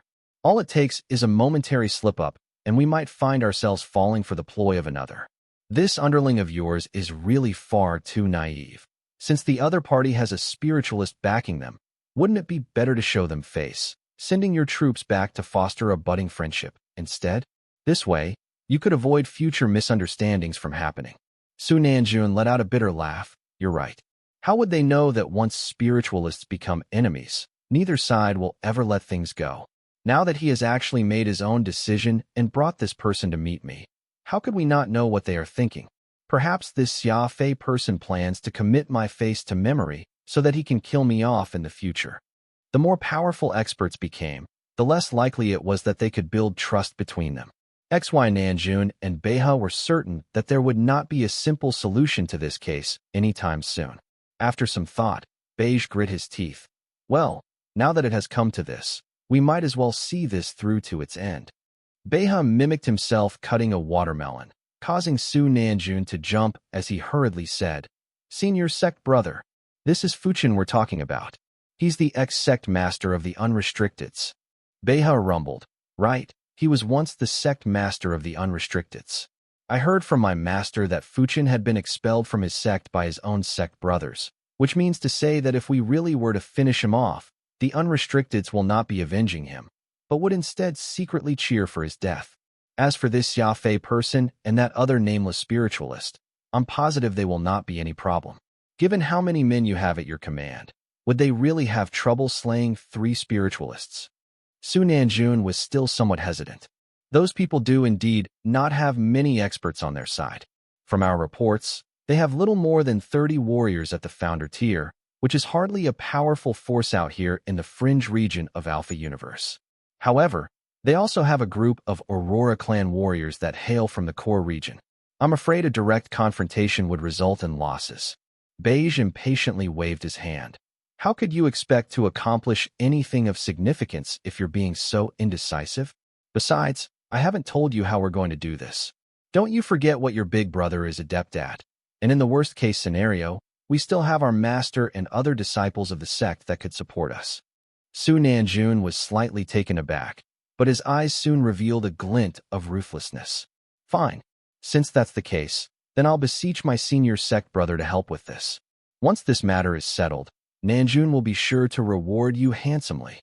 Beihe flashed a knowing smile and waved his hand dismissively. We're all fellow brothers of the same sect. There's no need to nitpick on the details. We can always discuss the finer details later. While Xia Fei was being ferried to the headquarters of the Dark Angel Corporation, Beihe secretly led men back toward the Law Realm's fortress. The moment it was time, both sides would act at the same time. Standing by the window, Xia Fei gazed out at the looming silhouette of the Black Angel Corporation's headquarters. The company had occupied a planet with decent scenery. After countless generations of people running businesses here, this planet had already become densely populated and heavily guarded. After the warship docked, Xia Fei followed Envoy Victor toward the tallest building. There was a large meeting room on the top floor, and Xia Fei finally got to meet the chairman of the Black Angel Corporation. The two of them exchanged pleasantries for a while. Su Nanjun invited Xia Fei to sit in front of a window that afforded a good view outside, and Xia Fei's ability to pretend was decent enough that the two managed a fairly enjoyable conversation, which eased Victor's worries considerably. Brother Xia Fei, to think you've made a breakthrough despite your young age.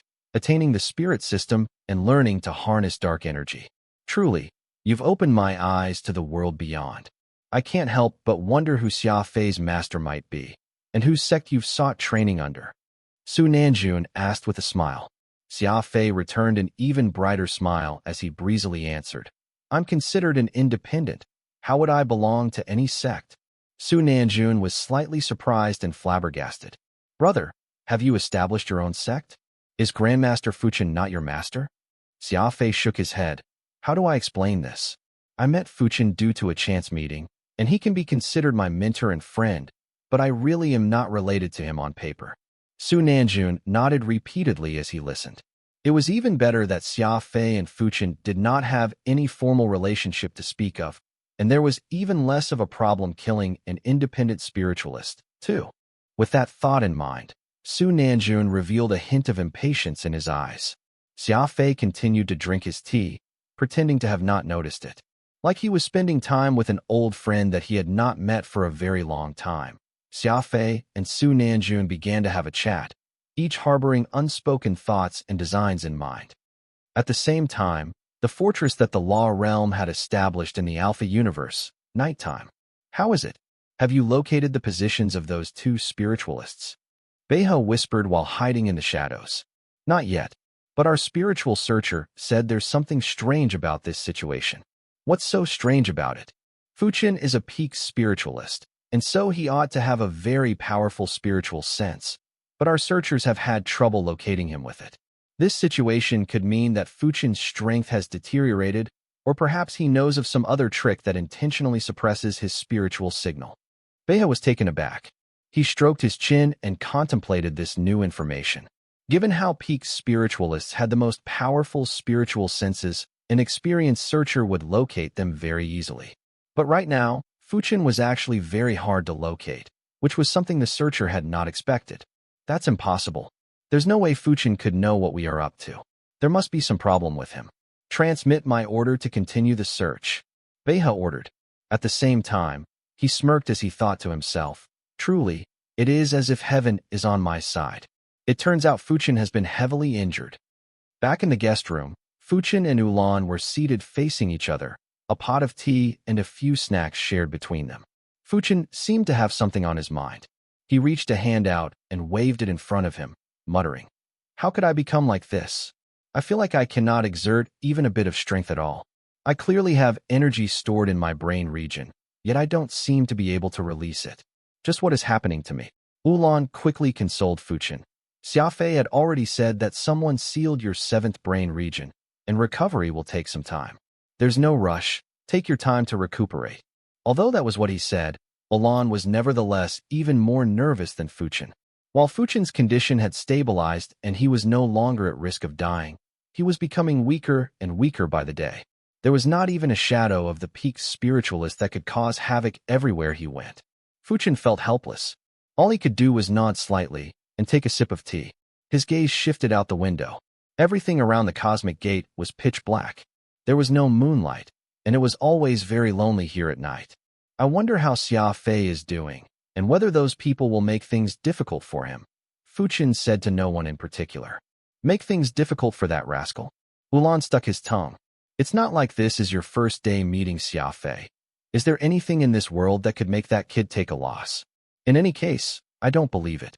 When it comes to cunning, treachery, and viciousness, I've yet to meet anyone that could outstrip Xia Fei in those aspects.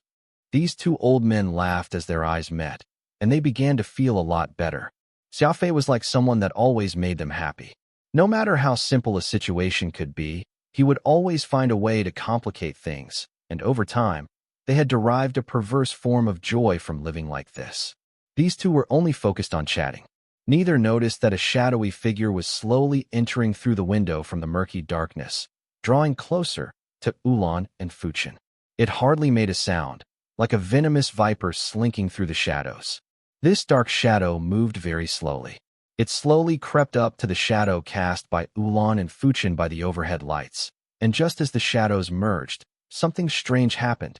At that very moment, Fuchen nor Ulan stopped talking. That was because both men felt their bodies being weighed down with a force of over 1,000,000 kilograms. The pressure was so immense that their bones rattled and immediately had them sprawled on the ground. Oh no, there's a shadow manipulator. Fuchin was very experienced and had sensed the peculiarity at the first instant. The situation was dire. Ulan was still fine, but Fuchin was no longer who he was in the past. This shadow manipulator was doing serious harm to him, and if Fuchin could not regain control in time, he just might suffer permanent damage and might even die. Bittervine Sky Entangler. Ulan was at first stunned, which then turned into rage. A single tree vine full of thorns came shooting out from his sleeve, instantly breaking rock that dug deep into the ground. Rumble. This tree vine made a lot of noise. It was actually engaging in a fight with the shadow. Ulan's two eyes were bloodshot, looking extremely scary and savage. Ever since Xia Fei had met Ulan, this might have been the first time he could have seen Ulan so enraged. It was because someone had ambushed them and injured his best friend. Crumble. A huge wave rose, like a mystical dragon emerging from below. This vine from Ulan was extremely frightening. It had instantly grown to well over dozens of kilometers in length. It was also unreasonably thick, spanning well over a kilometer in width, and was completely covered in thorns. From afar, it looked like a super gigantic centipede, tearing the ground apart, destroying that two-story building that Fuchin and Ulan were staying in. Destroy everything. Ulan bellowed loudly, and that vine suddenly exploded open, turning into millions of frenzied insects, crawling all over the entire world. It was an extremely terrifying scene, a scene far more dreadful than the most frightening horror flick.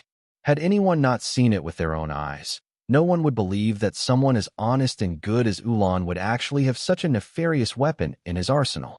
Yes, this was the final trump card Ulan had up his sleeve, the Bittervine Sky Entangler. A humongous vine, punishing the sky. It was enough to make the heavens cry. Indeed, Fuchin was no longer who he was in the past, as he no longer had any combat strength. But that did not mean he could be bullied arbitrarily, because there was still the top spiritualist of botany beside him, Ulan. There was also the 1,000-year-old inheritance of the botanist, the Bittervine Sky Entangler. Spiritualists of botany were considered one of the weakest types of spiritualists, and so often found themselves oppressed by other spiritualists. However, the reason why these plant-rearing spiritualists had managed to survive through the ages was because they controlled a type of enigmatic plant that was very powerful. Rumble. The huge Bittervine Sky Entangler shattered. Like a skyscraper that had instantly turned into fine sand, the countless vine-shaped plant rhizomes became like a murky cloud of ants that dragged out those warriors hiding in the darkness. Spiritualists of shadow were a type of spiritualist rarely found in the Alpha universe. They were masters of the shadow, a truly dark energy. Beha was a spiritualist of shadow, and could manipulate shadows however he pleased. Those soul practitioners that Su Nanjun had sent over had been sent into the shadow by his hand, and had used that cover to get close to Fuchin and Ulan. The original plan was, with the hundreds of warriors hiding in the shadows, all they needed to do was drag Fuchin and Ulan into the shadows. No matter how powerful the two were, there was no way they could escape once inside. After all, spiritualists had their domains, and the shadows were Beha's territory. He could turn it into his enemy's hell. But right now, the fragmented Bittervine Sky Entangler was like a wave made up entirely of insects. It tunneled into the darkness and dug into the bodies of those warriors, using the cruelest methods to drain them of their flesh and blood. No one knew that the botanists, who usually kept a low profile, would actually have such a sinister and vicious plant. This style of fighting was like an evil technique, completely slaughtering the other side. The warriors let out a cacophony of piercing screams and began running out from the shadows. The vine-like insects were crawling all over their bodies, rudely gnawing bloody holes through their flesh. No matter the armor they were wearing, it could not stop the Bittervine Sky Entangler. There was no such thing as an airtight wall, and by that same logic, there did not exist a war armor that was impregnable. As long as there were gaps, the Bittervine Sky Entangler would be able to find them, and countless insects would tunnel into their enemies' bodies in a black mass, exiting out from their various orifices. Xia Guqing had trained his Law Realm warriors well, and they had swiftly rushed to the incident and formed up. When they saw this scene in front of their eyes, Any human with common sense would feel their heart tremble, for this was an ocean of insects, entering through every opening. It was absolutely sinister to behold. Bloodthirsty, all of you shall die, Ulan bellowed, his face flushed with rage. This was the second time his best friend Fuchin had been injured right before his eyes. Ulan could no longer stand this, and had finally exploded. At this moment, Ulan's expression was so savage that he would have frightened even himself. When someone reached an extreme point of anger, even the nicest person would turn into a demon. Roar! Ulan extended his arms and raised them up to the night sky, letting out a rage-filled shout toward the heavens. A keening sound followed, and the bittervine sky and Tangler changed once more. The bugs became even more plentiful, more numerous. There were so many that the wicked plant covered nearly half the planet. No wonder Ulan had always been cautious with it, unwilling to easily use his killer move. As it turned out that when this bittervine sky and Tangler came out, even Ulan himself would have a hard time predicting just what might happen. Whoosh! Beha was bound like a mummy, and as he was engulfed by the plant, he inadvertently found himself deposited right by Ulan's side. The insect-like plants had already perforated his body with countless bloodied holes, and at this very moment, he was in a state between wishing he could die and yet not attaining the relief of death. He was in a grotesque amount of pain, and it only increased with every second. A great spiritualist was not an empty title. In this fight between the shadow manipulator and the botanist, Ulan had completely dominated Beha. Not only did the former kill off all the soul practitioners who had come along with the latter, even Beha himself was completely at the mercy of Ulan. Who are you? Why did you wish to attack us? Ulan demanded with a glare, his eyes bloodshot. Beha hesitated, and Ulan immediately urged his bittervine sky and Tangler to dig into Beha's body even further, constantly churning through his internal organs. This sensation was similar to having tens of thousands of arrows piercing his heart all at once, and Beha let out an appalling wail. Who are you? Speak, or I shall kill you. Ulan ordered again. Spare me, venerable sir. I have been forced by the Black Angel Corporation's Su Nanjun. I had no choice. Beha cried out in anguish, and he was not pretending.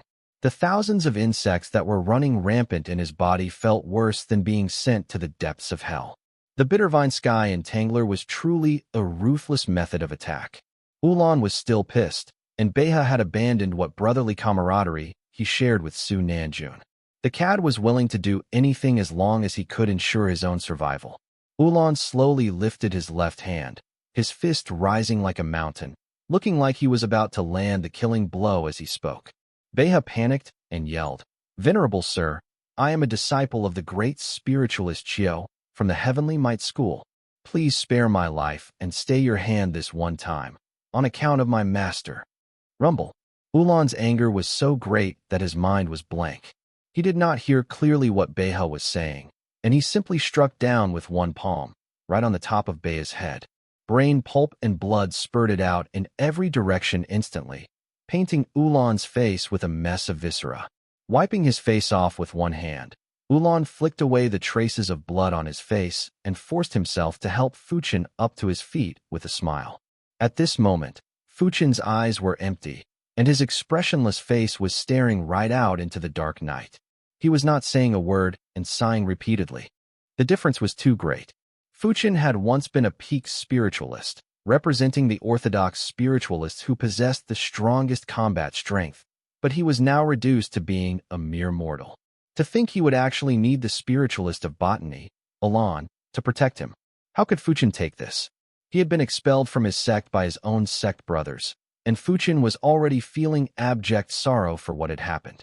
Now that his cultivation had also been crippled, how was he any different from an ordinary human being? As the saying went, the higher you stood, the deadlier the fall. A person who had not once stood atop the summit would never understand the despair that Fuchin was feeling right now. It'll be fine. Everything will be fine. Xia Fei has already said that you're only temporarily losing your powers. Give it time, and you'd be back to how you were, Ulan consoled Fuchin. Fuchin shook his head, voicing out in pain, Stop lying to me. Did Xia Fei really say that? Ulan was at a loss for words. Xia Fei's original words were that he was helpless as well. Saving Fuchin's life had already been the limit of his capabilities. Forcing himself to smile, Fuchin said, "You're nowhere as slick as Xia Fei," unable to even tell a lie. "From the first day I've known you till now, after all these years, this is one part of you that you've not made any improvements on." When people were depressed, they enjoyed reminiscing on old memories. Fuchin began recalling plenty of things in the past, and Ulan began crying on hearing them. "Wait here for me," Ulan hissed, getting up and wiping his eyes with one hand. "Where are you off to?" Fuchin asked carelessly. "Though I haven't been willing to admit this after all this time. The truth is that you're the one I'm the closest to. After my master, I, Ulan, have never enjoyed killing people. But today, I'm willing to kill everyone I lay my eyes on." Hearing these words coming from his heart, Fuchin was at first stunned, but soon muttered, "What for? Is there even such a need?" Ulan made his way to the spaceport, only to discover that Xia Fei's Silver Spectre was already gone. "Where's that ship of Xia Fei's?" Ulan asked, curious. "It's already gone," answered Xia Lianing, who had been guarding the ship. "Where's it gone to?" A mild glint of killing intent flashed in Xia Lianing's eyes as he replied, "No one that provokes the Skywing clan will remain safe and sound for long. If I'm not mistaken, we of the Skywing clan must already be officially declaring war on the Dark Angel Corporation." So soon, Ulan was surprised. These maniacs were no doubt the sort that would leave no slight unavenged. While he had been taking a breather with Fuchin, the Skywing Wolfpack had already set off without a word. About 10 minutes before Beha attempted his ambush on Fuchin and Ulan, the fringe region of the Alpha Universe, outskirts of the Black Angel Corporation's main base. Whoosh! Xia Fei's strange silver warship had appeared in space from out of nowhere, using its stealth systems to remain hidden amid the stars. On board was the full might of the Skywing clan. Aside from the two retainers Xia Ku and Xia Lianing, who had stayed behind to defend, every able-bodied warrior that was above the level of Law God had been mobilized. Grand Ancestor Xia Guqing strode purposefully toward the largest viewing window on the command deck, standing before it as he pointed toward the well-lit planet not far away in front of him. This afternoon, that was when this lousy corporation called the Black Angel had our only stronghold in the Alpha Universe surrounded. Though they merely surrounded us and did not attack, and while no one was injured, we are the Skywings. Forget surrounding us. Even if they glared at us a few more times, we will gouge their eyes out as a recompense. Unfortunately, because we had plenty of common citizens with us just now, yours truly could not truly go wild this afternoon, and that angered me immensely. What dog's-tea Alpha Universe? What higher-tier warriors? We Skywings aren't some punching bag that will take things lying down. Rules. Anyone that dares point their cannons at us means they will see their people exterminated. Xia Guqing's words were unruly and illogical. But when had the Skywings been people who were reasonable? The Skywing Wolfpack behind him were invigorated from his words, breaking out in laughter. Ever since they had arrived here in the Alpha Universe, the Skywings had felt very awkward. That was because there were always people provoking them. After all, this was no longer the Law Realm, and who would not take an alternate route when they saw the Skywings walking down the streets there? But it was different here. There were actually people out here who treated the Skywings like they were soft persimmons, ripe for the picking. How could these wolves with their strong personalities accept that? Well said. We should slay them right now. Quick, give the order. I've been impatiently waiting to charge right up to them for a very long time. Xia Guqing reached out his hands to settle the crowd down, before turning around and hollering, "Begin the main assault. Charge. Roar." Xia Guanghai grit his teeth and pushed the Silver Spectre's acceleration handle to its maximum. Silver Spectre was a higher-tier superspeed warship that came from another universe. In an instant, a brilliant meteor appeared in the sky, rumbling loudly as it came hurtling down. At the same time, the Skywing Wolfpack all donned their gloves, which were none other than the close combat soul weapons that Xia Fei had forged for his comrades, the winged roar gauntlets. Tum! Silver Spectre crashed into the ground like a missile, but because of just how sturdy the ship was, it was not in the least bit afraid of the impact, which was why the Skywing Wolfpack treated the ship like a bomb that they crashed right into the enemy's military base. At the same time this was happening, the Skywing warriors came charging out from the warship right before the ship crashed, and using their super speed, they swarmed right into the base of the Black Angel Corporation. Kill, kill, kill. They killed everyone they saw. In this world, there was a type of law that was the hardest to cultivate: speed. Every member of the Skywing clan were the experts among speed experts. There was also a type of weapon in this world known as fists. Close combat fighting that was as violent as they come. A single punch could shatter bones. Then there was also a type of tactics that speedsters utilized, known as the wolfpack formation. Against a single enemy, a wolfpack would attack in unison. Against an army of thousands, the wolfpack would still attack together. These were the very assets that the Skywing clan had established themselves with. No one would dare attempt to mimic them. But today, was the Skywing clan's wolfpack formation perhaps a bit different from before? Kaboom! The Silver Spectre suddenly appeared in the sky, and the prelude to the counterattack began. Xia Fei had intentionally left his ship behind for his clan, all for the sake of this moment. Startled, Su Nanjun frowned as he looked out toward the stars. He had been waiting for Beihe's signal, but never in his wildest dreams did he think that Xia Fei's retaliation would be much swifter than his own. Whoosh! Xia Fei was like a speeding bullet, dashing forward, his fiendish blade Nirvana in hand. The distance was too short, so there was no way Su Nanjun could defend himself from Xia Fei's sneak attack. After all, Xia Fei was skilled in assassination, an expert at it. He had been professionally trained in how to capitalize on opportunities with his movement technique. Squelch!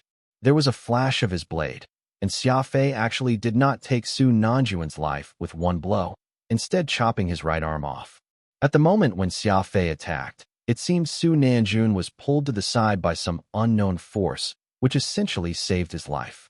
Nirvana possessed its crazy draining ability, so even if Su Nanjun merely had his arm cut off, he was having trouble keeping it together. This was especially true when it came to energy. Rapidly losing that made for an experience even more agonizing than outright killing him. Xia Fei immediately took an oblique path after dashing past Su Nanjun. His foot kicked off the wall and turned back, the slender fiend lock glinting beside Nirvana. Clearly, there was an expert next to Su Nanjun. Only an expert whose cultivation had reached the peak level would possess the energy to make Su Nanjun dodge Xia Fei's 30 million meters per second attack, which was why Xia Fei did not dawdle, taking out his second weapon that not only covered a wide area, but it was also extremely discreet. The process of everything happening took place in the beat of a fly's wings. It was so quick that it barely took milliseconds for him to calculate. Yet Xia Fei discovered that Su Nanjun had actually disappeared when he turned around, and all that was left in front of his eyes was naught but a faint afterimage. Sure enough, an expert. Xia Fei was mildly taken aback. He brandished Nirvana and Fiend Lock toward that afterimage, with Nirvana on his left and Fiend Lock coming in from the right. Zing! Two imperceptible lights intertwined, and fresh red blood spurted out instantly within that empty space. The power of matter traversal. Different from spatial movement, the method of fast matter traversal was very unique. First, it would atomize an individual, and after reaching its target destination, it would cellularly reconstruct themselves accordingly again. Is that actually the law of matter's atomized traversal? Radix exclaimed. I know, but even if Su Nanjun has been atomized and transported away, he nevertheless caught a cut of my blade. Even if he's not dead, he would at least be semi-disabled. Xia Fei hissed through gritted teeth. Let's go. Understood. Rumble. The fiendish blade Nirvana slashed and smashed the gigantic semicircular floor-to-ceiling window before him. Xia Fei proceeded to leap through and plunged into the darkness. Victor had been standing by the side in a daze the entire time. He could not understand why Xia Fei had let him off and jumped out of the window. After all, the guards of Su Nanjun were waiting in the next room, and a speedster like Xia Fei would have had more than enough time to finish him off. Holding his hand to his chest, Victor walked over to the window and looked, and what he saw drained the color from his face. All he saw was Silver Spectre coming in like a gigantic meteor, with a trail at its back even more glaring than a blazing comet, roaring straight down toward the planet from the stars. Let an enemy off? That had never been Xia Fei's style. It was only now that Victor finally understood. Xia Fei had not spared his life, but he had other means to take care of him. Kaboom! Silver Spectre was like a silver hammer crashing down ruthlessly. It directly slammed through the skyscraper that the Black Angel Corporation was situated in. Countless underlings of Su Nanjun promptly found themselves dead in a sea of flames, without even being able to let out a scream before they met their demise. The Skywing clan's war against the Black Angel Corporation started at that very second. Nanjun, Nanjun. In a dark secret room, the voice of an old woman cried out Su Nanjun's name. Meanwhile, Su Nanjun was bleeding all over on the ground. The final strike from Xia Fei had injured his organs, and Su Nanjun was dying. What made it worse was that it happened while Su Nanjun was in the process of atomization, and Xia Fei's attack had grievously wounded all his internal organs. There was no way to treat him at all. Don't be afraid. With your cultivation, you can be reborn, so at most you'll suffer just a bit. An old woman covered in black muslin stroked Su Nanjun's forehead. Her hand was trembling ever so slightly, seemingly very brokenhearted. Su Nanjun had already lost consciousness by this time, and black blood was pouring out from his mouth. That woman's withered and pale hand was placed on Su Nanjun's neck, and she applied a light force. Crunch. His neck was snapped. Son, rebirth isn't painful. Get used to it, and you'll be fine. This woman was actually Su Nanjun's mother. Hearing her speak, without a hint of emotion or excitement in her voice, would make people tremble with fear. A warrior behind her fell to the ground in a kneel and reported, "Madam, the enemy has already attacked the Dark Mound." So soon. The woman's reaction was the opposite of the calm she had demonstrated moments before. She abruptly got up to her feet and began asking about everything. She had initially thought nothing of what was happening. Experts undergoing rebirth was nothing but a universal law, and she had just killed her own son with her bare hands, while the Skywing wolf pack had assaulted the Dark Mound. How ridiculous was that? The Dark Mound was the ancestral temple of the Su family, and 30 miles underneath, it was where Su Nanjun's seed of life was located. In the event the Skywing wolf pack dug up their ancestral tomb, then there was no way he could be reborn. Quick, go defend it for me. Defend it, the woman screeched. At the same time, she tore the veil off and left the secret room. In the gloomy light, it was still apparent that this old woman had a pair of peculiar amber eyes. Fast. What was so strange about that? The speed of the Skywing wolf pack was of course swift. Skywing business, those uninvolved can scram. The Skywing warriors began their massacre with this familiar call. The wolf pack would disperse and converge from time to time, acting very unpredictable. However, those who understood this formation would discern that today's wolf pack formation was a little different from what it had been in the past. Aside from the wolf pack, there was also an additional lone wolf. The dual ranger tactic. Xia Fei had returned to the Skywing very late, and was already past the age where he could learn the wolf pack formation. Xia Guqing had a brainstorm, and had allowed Xia Fei to pick up the lone wolf role in the formation, becoming their ranger. It was originally a last-minute arrangement, but who would have thought that it would tremendously increase the might of the wolf pack formation? Xia Fei was fast and struck with ruthless precision. He had plenty of trump cards and an expansive arsenal of techniques. His analytical ability was top-notch and was outstanding in whatever he applied himself to. Having Xia Fei as the lone wolf to the wolf pack formation was akin to having a well-rounded ranger in their periphery. It was Xia Fei's job to scout ahead, alleviate pressure on their flanks, or succor his comrades when they were wounded. It was no exaggeration to say that Xia Fei alone could do the job of an entire squad.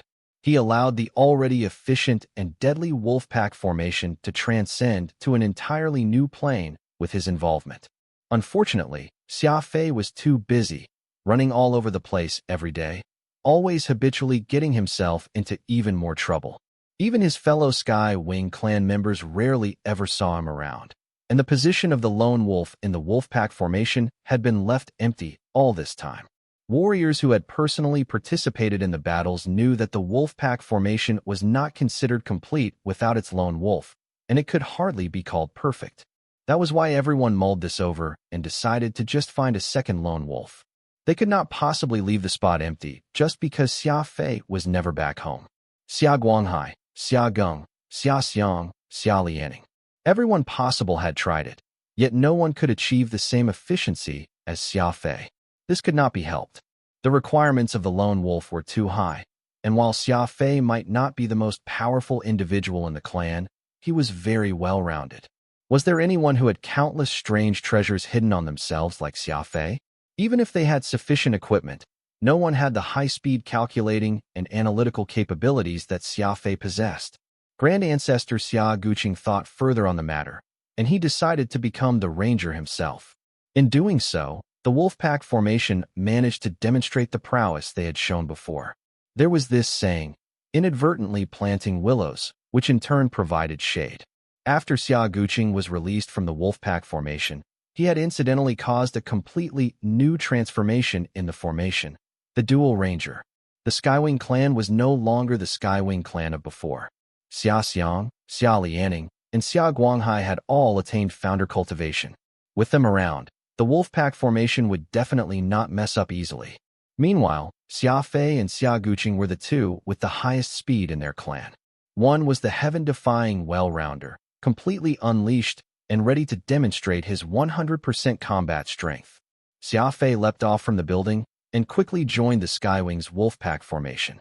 A Black Angel Corporation warrior had ignorantly gotten in the way of the formation, only to be instantly swallowed up by and shredded by the Wolfpack. Whoosh, whoosh, whoosh. Their speed was so high that a single speedster could alter the battle, so a group of speedsters could instantly oppress the battlefield. Even if those Black Angel Corporation warriors wanted to retaliate, they did not have the chance to. A mass of blinding black light arrived in the blink of an eye, and in the next blink, devastation was left all around them. So what if they were higher level? The increased reflex response that came with being higher level could resist a single speedster, but could it withstand over 100 speedsters? Impossible. As long as the Skywing Wolfpack arrived, they would swarm their enemies like man-eating ants, leaving nothing alive in their wake. Boom. The Black Angel Corporation's base was a burning inferno. Aside from the change to the Wolfpack formation, their weapons had changed as well. They were now all using the sole weapon Winged Roar. Winged Roar was the most violent close combat weapon in all of history. If, for example, a warrior used a shield to block, the Skywing warriors would not even evade, but instead smash their fist right into it. They would first break the shield, and whatever strength they had remaining would shatter the bones and body of the person hiding behind it. Unreasonable. The Skywing Wolfpack were completely unreasonable once they had the Winged Roar. No matter what obstructed their way, talk could wait after they bombarded them with punches. If they still stood after a punch, then everyone would punch once. If that still was not enough, then each would deal 100 punches. In any case, the speed of the Skywings was high. A blink of an eye could become 1,000,000 punches. There's many people there. Charge. Xia Guqing pointed into the distance. Speaking of which, it was totally coincidental, but the old man had pointed randomly, and it happened to be directly toward the Su family's Dark Mound, where Su Nanjun would be reborn. The Black Angel Corporation's warriors did not dare dawdle. They risked their lives to put up a strong resistance. But the Wolfpack formation was simply far too peculiar. The Skywings were also extremely fast, and they slew a bloody path through until they arrived at the entrance to the Dark Mound. Boom. A single silhouette landed from the sky, bringing a huge sonic boom. The visitor had ill intent, and a single gesture from Xia Fei bade the Wolfpack formation to come to a halt. This woman was dressed in black muslin, revealing only her two strange amber eyes. She eyed the Skywing Wolfpack from far away, the cloak she had on billowing in the wind. Xia Fei suddenly had a strange thought that it made her look like the rumored Black Angel. Do you guys know why we're called the Black Angel Corporation? The strange amber-eyed woman did not seem flustered at all, asking the question as she raised a hand to point at Xia Fei. Oh, Xia Fei seemed to have had an epiphany. His lips curled as he smiled. Sure enough, the Black Angel Corporation. Black Angel. With the change in conversation, Xia Fei waved to the Grand Ancestor Xia Guqing and said, Sorry, yours truly isn't interested. But if you're interested, I can tell you why the Skywing has the wing word in it. Xia Fei had intentionally emphasized on the last word, which was the order to attack. Xia Guqing and Xia Fei flew out together at the same time, like a pair of bull horns. Behind them were a pair of wings.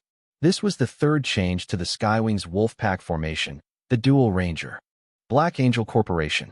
The name did indeed sound a little strange. It was clearly a combination of a family and a corporation, yet it still used the name of Black Angel. Everyone knew that angels were often portrayed as women, and in a patriarchal society, to respect women to such a degree that it was the company's name, it just went to show that there must be some unknown connection behind it. When that old woman dressed in black stood up and pointed at Xia Fei had already thought of all these details, but Xia Fei treated them as unimportant because he was a skywing. Where the fiendish blade pointed, gods and demons alike were slain. To the skywing wolf pack, it did not matter who was in their way. They would just kill them all. Whoosh! Xia Fei and Xia Guqing spread their wings at the same time. This was no simple wing, but the only two pairs of fiend wings in the entire Skywing clan. These desiccated wings were ethereal, exuding an indescribable evil aura. If Xia Fei and Xia Guqing were not humans and instead had been demons, they would have perfectly complemented this unholy aura of theirs. The Skywings had always been different.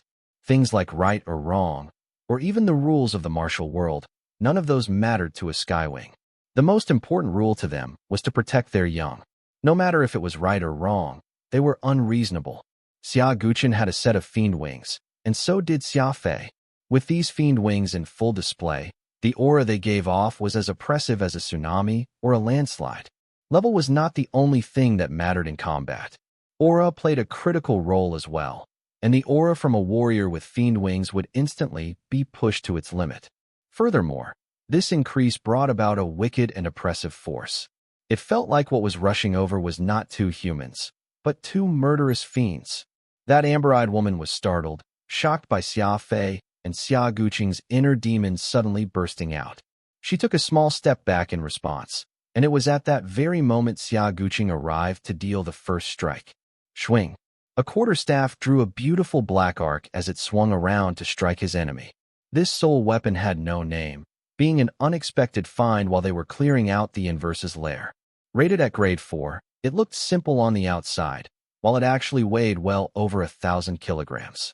The sound it made as it cut through the air was akin to the howl of a tornado. After Xia Fei, Xia Guqing and Xia Guanghai were the two most short-tempered individuals in the entire Skywing clan, and this temper could be seen through the weapons they wielded. Xia Guanghai used a hammer, while the Grand Ancestor used the staff. Both were sturdy bludgeoning weapons, and when their blows landed on an enemy, they would often pulverize bodies and shatter bones. Zing! The amber-eyed old woman moved deftly, and with a bend of her back, she adopted a bridge pose. The thrust from Xia Guqing's quarterstaff whiffed past her chest. Though she looked very old, her movements were still as nimble as a child's. This woman froze for a moment after she evaded Xia Guqing's attack, because she had discovered that Xia Guqing had no intention of stopping and was still charging on. That heavy metal staff in his hand had continued along its momentum and struck the door of the dark mound squarely. It sounded like a volcanic eruption, a shockwave so great that people's eardrums began to bleed.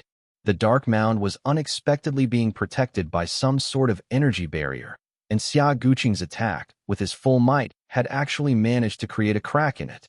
A scene that left the old woman dumbfounded immediately occurred right after. The Skywing wolf pack had ignored her as well, all of them accelerating as they followed their grand ancestor Xia Guqing through the crack and into the dark mound. This had all been a feint. Xia Guqing and Xia Fei had never planned to take her head-on from the very beginning. Their goal had always been to lay waste to the dark mound. The Skywing clan speed was so high that the whole wolf pack formation made their way into the dark mound, and the sounds of screams and slaughter soon followed from the inside. Xia Fei waved his hand grandly and announced in a booming voice, "Comrades, if anything were to go awry, something must be afoot. The fact that this old woman is so desperately defending this location means this must be their weakness.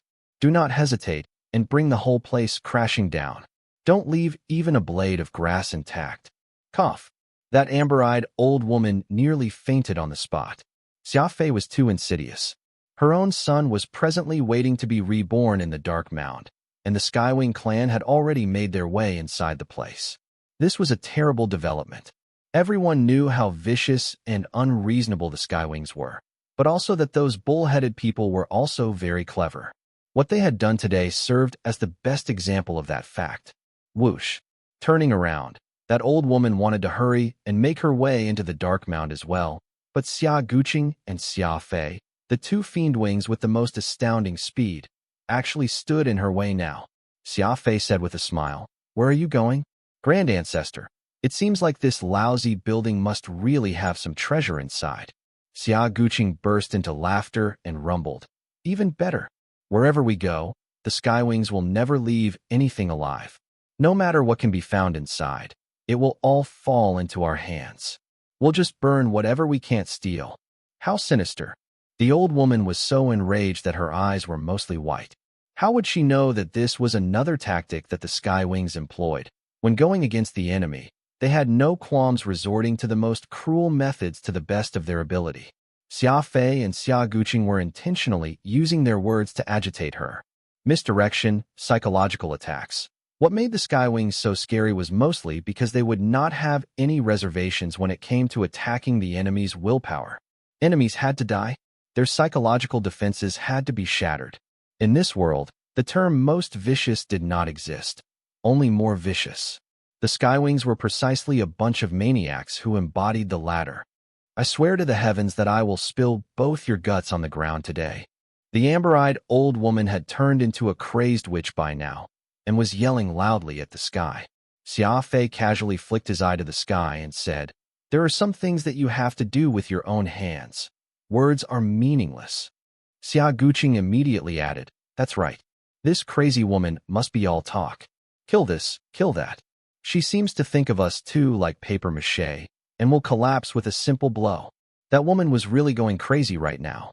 She had never once had to deal with anybody as unreasonable as the Skywing clan in her entire life, who had no qualms about criticizing others with words, even after taking advantage of them.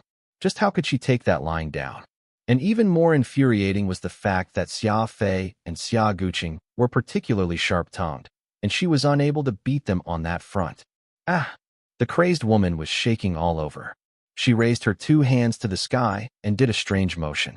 Her entire body was trembling, and her face was completely pale. "Black Angel, descend." Whoosh! The moment she uttered those words, a sudden change happened in the stars. The stars all over had abruptly dimmed. What followed was ephemeral figures appearing, one after another, each flying toward the woman's body, like they were possessing her. A verbal attack on the enemy was not their only viable tactic, so how could humans as clever as Xia Fei and Xia Guqing let down their guards? The two exchanged looks, either man having a solemn expression on his face. Those apparitions were actually souls. The Black Angel descent. How thrilling. Looks like Xia Fei is bound to lose his life now for sure. A fairly young-looking man was cheering with glee as he watched everything unfold from a short distance away from the battlefield. Xia Fei had always been plenty of trouble, but even he could not have guessed that Xiao Yang, from Qiu Xingbang's Heavenly Might School, had also arrived. A bunch of frogs from the bottom of the well. How could any of them know how frightening the Alpha universe is? To be able to dominate an area in the Fringe region goes to show that the Su family has the capabilities to defend their own. Now that Su Hanshi has executed her family's ultimate move, there's no way Xia Fei will be a match for her anymore.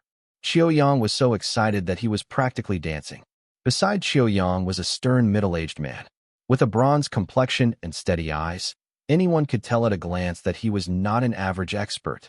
The Su family was also considered an aberration in this universe, not producing a decent man in their bloodline since ancient times. They had always depended on their daughters-in-law to fight, and the same was seen in one generation after another. This so-called Black Angel is actually a possession art, and it is said that these unlucky daughters-in-law of the Su family will not have peace even after they die. Their souls will be trapped and stored, all in preparation for when they will be needed in the future. Who knows how the Su family could even come up with such an evil and unorthodox trick? Qiu Yang grit his teeth and thought nothing of it. No matter what, it's fine as long as it can kill Xia Fei. Father already had everything arranged for me, only for that interloper to forcefully ruin everything. It is all Xia Fei's fault that I've failed to become a dragoon like father. That is why he must die. The middle-aged man shook his head slightly. Your external killing intent is too heavy. After spending so many years training, you're still unable to suppress your emotions. Master would be very unhappy if you were to learn about this. Qiuyang swiped his arm forcefully. Feimu, there's no need for you to butt into my matters. I won't be able to sleep at night if I don't kill Xia Fei. The moment I close my eyes, all I can see is that BSTRD's sinister smile. You're my sect brother, and the most capable disciple of my father's. You must help me with this. Feimu sighed. Qiuyang would ordinarily be able to hide his emotions well, but in front of a few key people, he would still end up revealing his petty nature. This worried Feimu quite a bit. A warrior that lacked an open mind would affect his own future. Feimu nodded slightly. Let's see first. Su Nanjuan's mother has used Black Angel's possession art, and Xia Fei should not be a match for her. But if she loses, it will not be too late for us to strike afterwards, either. Qiuyang nodded in satisfaction and turned toward the battlefield. His eyes were slowly narrowing as his hands balled up into fists.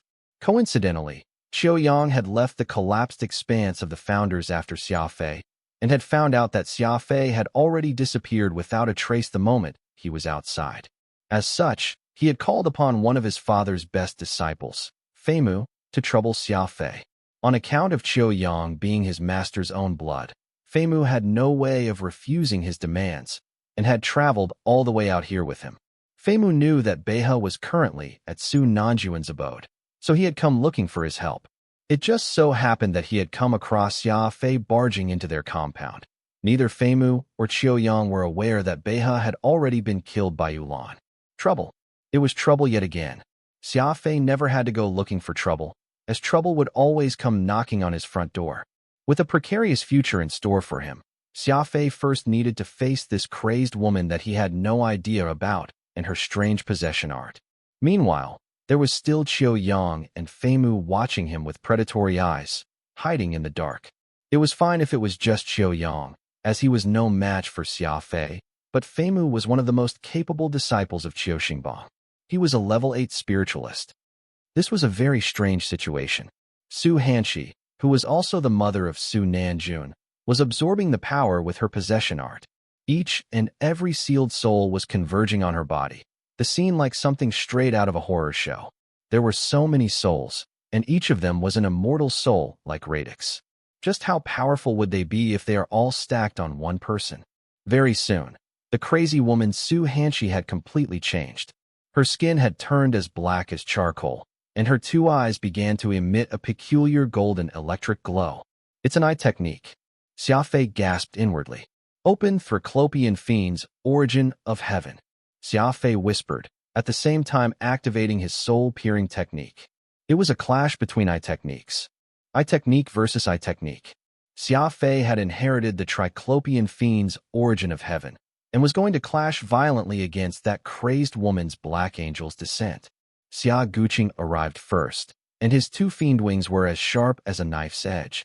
He flashed them in between Xia Fei and Su Hongxi's gazes, and an unexpected effect actually occurred from the move. Their locked gazes were actually forced to part. I'm fine, Xia Fei said after a pause. Looks like it was the right move for us to not take the initiative and attack. Those souls are currently circling that crazed woman, and we might very well end up getting possessed if we accidentally touch any of them. Xia Guqing nodded, standing side by side with Xia Fei. When Su Hongxi had begun executing her Black Angel technique, Xia Fei and Xia Guqing actually had a reason for not attacking despite both being speedsters. Their wealth of combat experience allowed the two to quickly realize that it was a ruse. Xia Fei and Xia Guqing's strengths were clear for all to see.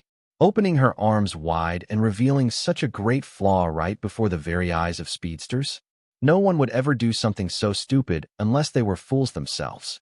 Su Hanxi did not appear to be a fool, so she must have intentionally revealed this flaw to lure Xia Fei and Xia Guqing into attacking her. But the both of them were far more cunning, so there was no way they would fall for her ploy. Furball fidgeted as he stood on Xia Fei's shoulder. It seemed he did not like those shadowy souls. Xia Fei had to use one hand to hold him down to prevent him from attacking by himself. There was nothing fun about being possessed by a soul. The victim would lose themselves and have their consciousness controlled. It was far more terrifying than mental manipulation arts. It was at that time when Su Hanxi completed being imbued by Black Angels. Her originally wrinkly skin began to darken. showing that these souls were definitely evil spirits. Don't think that you've escaped just because you managed to avoid being tricked. Death is all that awaits the both of you now. Su Hanshi cackled wildly. Whoosh! A large amount of black gas vented out from her body, surging toward them in thick, voluminous clouds. A closer inspection made it clear that it was not just black gas, but was made up of menacing evil spirits. They were all banshees. No one had any idea what the Su family used to turn all the women in their family into evil spirits, controlled by the people who were still alive.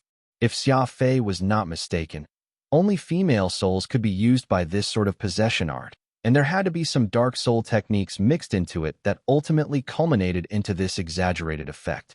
Souls lacked matter, so they moved swiftly and appeared transient.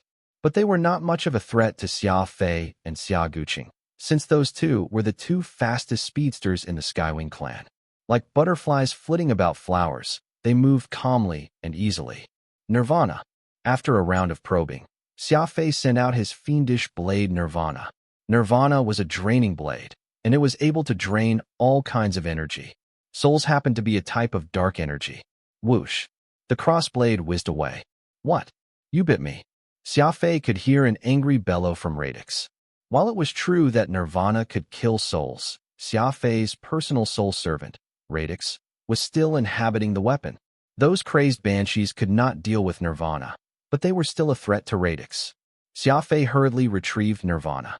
In this short back and forth, Xia Fei noticed that Nirvana had been covered by a layer of a gray and foggy substance. This substance is very foul, Xia Fei said to himself. Nirvana is already something of extreme evil. So could these souls be? Don't dwell on it further. These banshees are filled with resentment and malice. They had all been forced to their deaths. Radix yelled in Xia Fei's ear. Xia Fei came to a sudden realization. Though the fiendish blade was evil, its attributes were strong. This was because the owner of Nirvana, Xia Fei, was a tough person with no clear morals, but a strong backbone. Meanwhile, these women were different. They held deep grudges. It must have been because they had experienced plenty of cruelty and grievances before they succumbed to a tragic death and were turned into the banshees that they were now. There was no way they were the same as Xia Fei's purely evil fiendish blade. That was why Nirvana could harm these souls. It would also suffer a certain degree of attrition from it. Xia Guqing leaned in and asked, "You can't use your fiendish blade?" "Yeah. Their attributes clash," Xia Fei nodded. Unexpectedly, Grand Ancestor Xia Guqing actually burst into belly-rumbling laughter. "Perfect. Since that's the case, I shall teach the true might of the Fiend Wing to you today." The true might. Xia Fei was startled. "That's right. You couldn't possibly think our wings are only good to look at, right? Let me tell you, wings are the sharpest weapon." Xia Guqing laughed uproariously. Watching the battle from afar, Qiuyang was shocked as he asked, "What kind of situation is this?" Beside him was the great spiritualist Feimu, who shook his head solemnly. "Looks like the two of them are using Su Hongxi to practice a new combat technique." Qiuyang could no longer resist and blurted out, "Treating the Black Angels as a living target so they can practice. Have those two gone mad?" This situation was far too ridiculous. Xia Guqing and Xia Fei were using the Black Angels to train. They were experimenting with Skywing's ultimate move, using Su Hongxi as the target. The two Skywings continued to increase their speed, the looks on their faces growing more and more thrilled. They kept going back and forth at high speed, using the two Fiend Wings on their backs as weapons, whittling down Su Hongxi with cuts. Grand Ancestor Xia Guqing was not wrong when he said that the Fiend Wings themselves were the sharpest weapons. Under Xia Guqing's guidance, Xia Fei began to grasp the technique to spread and contract his two wings. They could be a single blade with just one extended, a butterfly knife if they were spread out, or even a half-moon dagger if he was inclined. Never did Feimu and Qiuyang imagine in their wildest dreams that the Fiend Wings would be a blade, a formless blade. Every time Xia Fei and Xia Guqing whooshed past Su Hongxi, the open wings would inflict an agonizing wound on her. Additionally, the Fiend Wing were not made of matter and were not afraid of being afflicted. They did not suffer any damage and were immaculate and invincible. Xia Fei treated Su Hongxi like air as he exclaimed in excitement, This is too sharp. This pair of fiend wings is really strong. Xia Guqing burst out laughing as well. I originally wanted to wait until you attain max level with the law of speed before I imparted this ultimate technique to you, afraid that you'd become too arrogant after you learned the true use of the fiend wings. But I can't be bothered with all that right now. Finally, there's a second person in our clan that can use the fiend's enchanted edge besides myself. Ha ha. Fiend's enchanted edge? That's a marvelous name. Whoosh. Xia Fei accelerated once again. A speed of 30 million meters per second was no joke, and even souls would not be able to get in his way. Those watching could only see him draw an elegant arc in the air, slicing in from Su Hanqi's left, his fiend wings combining to turn into a heavy single broadsword, carving out a deep wound on Su Hanqi's arm. It was so painful that she let out a piercing wail. Take note to control your body's degree of inclination. It is no doubt very hard when you're first controlling the fiend wing. After all, they are formless and hard to control. That is why you must rely on your body's high speed and momentum in order to awaken your desiccated wings. That attempt was not bad. It somewhat looked like the true fiend wing. An additional 5 degrees of inclination. Xia Guqing was constantly shouting, giving Xia Fei powders as he learned to control the fiend wings on his back. Xia Fei and Xia Guqing's wings were different from those that their other clansmen possessed. Not only were they intangible, they even looked battered, like 2 thin, weather-beaten fans, vaguely giving off this sense of weary vicissitude that words could not describe. In the past, Xia Fei had felt that this set of wings on his back, which appeared when he reached his top speed, were very ugly. But now he felt that his battered wings were actually the ultimate display of aesthetics. Those broken wings had gone through a lot. They were the greatest proof of how the Skywing clan had risen in power. Furball was very excited, too. Perhaps it was because he was the personal exotic beast of Xia Fei's, but Furball was especially fond of things that exuded fiendish energy. Furball would hardly even spare a glance at straight-edged proper weapons. Almost there. Kill her. Xia Guqing swung his arm grandly. All right, I'll let her have a taste of the Skywing's prowess. Xia Fei replied with a powerful shout of his own. Whoosh. 2 men, each with 2 fiend wings. One moved at 30 million meters per second, while the other was going at 60 million meters a second. One from the left, the other from the right. Their fiend wings were on full display. In the time it took for Flint to spark, the once proud Black Angel was chopped into 3 pieces. The Black Angel was vanquished. That's it. Qiuyang could not believe his eyes. Because of how quickly Xia Fei and Xia Guqing were moving at, the entire process might have seemed slow, when really it took little more than a minute. 1 minute ago, Qiuyang had even envied the Black Angel, but now, she had been slain by Xia Fei and Xia Guqing. What a heaven-defying outcome this had been. All right, with the Black Angel dead, the Su family is done for as well, Fei Mu commented calmly. He tugged at Qiuyang's sleeve and said, Go. Where are we off to? Qiuyang asked, nonplussed. To kill them, Fei Mu said confidently. Right now? Qiuyang asked. Now is our only chance. Don't forget that there's still a squad of speedsters wreaking havoc inside the Su family's dark mound. We'll lose our window of opportunity once those speedsters come out. Even if I were to die, I have no desire to go up against a bunch of speed maniacs. Do you? Fei Mu inquired emotionlessly. Qiuyang only felt his scalp go numb. What Fei Mu said was true. Speed was the most heaven-defying existence. Speedsters were always the best at killing, and only a fool would wish to go up against an entire group of speedsters, no matter their cultivation. Their only chance was to kill Xia Fei and Xia Guqing before Xia Guanghai and the others came out. Fei Mu beckoned a hand behind him, calling out 4 of his sect brothers. The Heavenly Might School had always adhered to strict teachings, and these 4 were faithful aides to Fei Mu. Perhaps it was because he was very self-confident that he had only brought these few people with him. Whoosh! Xia Fei and Xia Guqing had originally planned to break through the protective barrier and join their own fellow clansmen in the bloodbath inside the Dark Mound. But the sudden appearance of 6 more figures made it impossible for them to do just that. This was especially true with the big and bulky Fei Mu staring coldly at them, exuding a powerful aura that definitely singled them out as a formidable rival. Haha, it's you. So we meet again. Xia Fei showed a harmless smile the moment he turned around. Qiu Yang hated Xia Fei's smile with a deep passion. His personal experience had shown him that Xia Fei was definitely the sort of person who would laugh even as he dealt a finishing blow to his enemy. And even in his dreams, Qiu Yang would see his smile appear. Enough talk. Let's kill them while it's just the two of them. Fei Mu reminded Qiu Yang not to waste any time. If they were to drag things out until the Skywing wolf pack appeared, then they would be in dire straits. But who would have thought the moment those words left his lips, they heard a deafening explosion from inside the dark mound, and the energy barrier around the place shattered. What followed was the domineering voice of Xia Guanghai. Who's the MTHRFCKR who told our clan's old man that it's just the two of them? So soon, Fei Mu and Qiu Yang were stunned. At the same time, the four aides behind him took several steps back as well, the expressions on their faces twisting. This was far too heaven-defying. It had barely been 2 minutes. Xia Fei and Xia Guqing had killed off the Black Angel, while the Skywing wolf pack had completely trashed the Dark Mound. What nonsense! We're the Skywing clan. Fast is how we kill our enemies. Xia Fei declared, swinging the fiendish blade Nirvana out. What nonsense! We're the Skywing clan. Fast is how we kill our enemies. Xia Fei declared, swinging the fiendish blade Nirvana out. Instantly the tables had turned. Qiu Yang and his side had prepared to surround Xia Fei and Xia Guqing, but now, it was over 100 vicious wolves of the Skywing clan that had Qiu Yang and his people surrounded.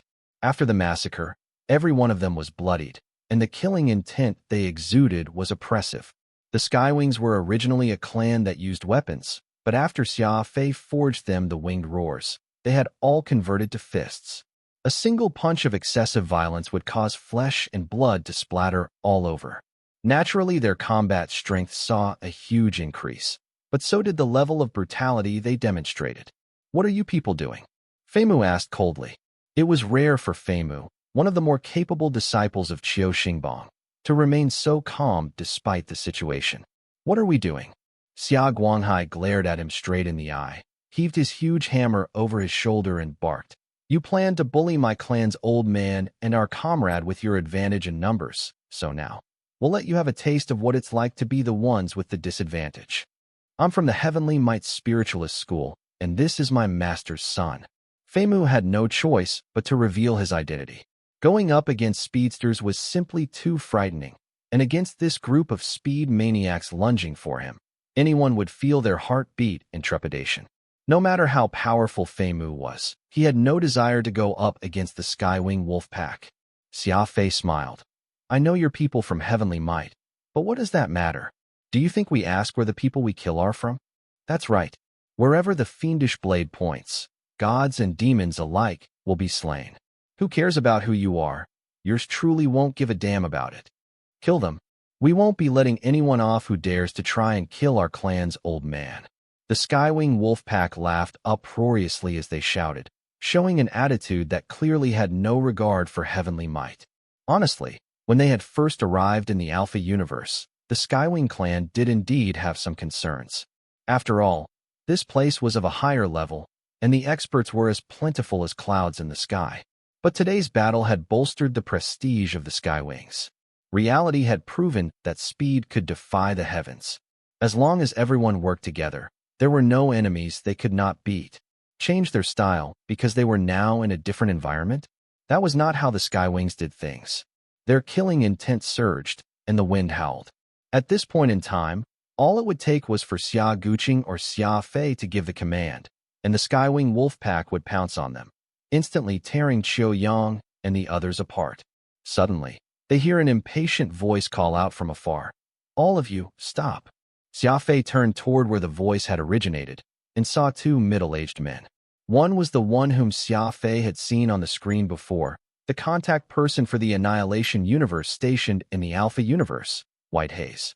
The other person was someone Xia Fei did not recognize, but he was wearing a simple and understated robe and looked like a middle-aged scholar. Going by conventional thinking, for someone to dare shout for people to stay their hand, he or she must have quite a status, and their cultivation had to be high. Xia Fei should have decided to show the person some face and waited for him to explain before he made his decision. But Xia Fei was anything but conventional. His thinking was always quick, crazy, and irregular. Kill them. Xia Fei pointed with one hand and expediently gave the order. His tone made it apparent that he intended to finish off Qiu Yang and his people before those two arrived. He was not going to let them live. The Skywing Wolfpack had no idea why Xia Fei made his decision, but the maniacs had depended on their unity and camaraderie to dominate the martial realm as they did, exerting their power through solidarity and cooperation. Heeding the order, they immediately acted on it without a hint of hesitation. Roar! Whoosh! The Wolfpack formation surged forward. The speed was far too shocking, looking like a mass of phantoms had suddenly rushed ahead, making for a dizzying sight.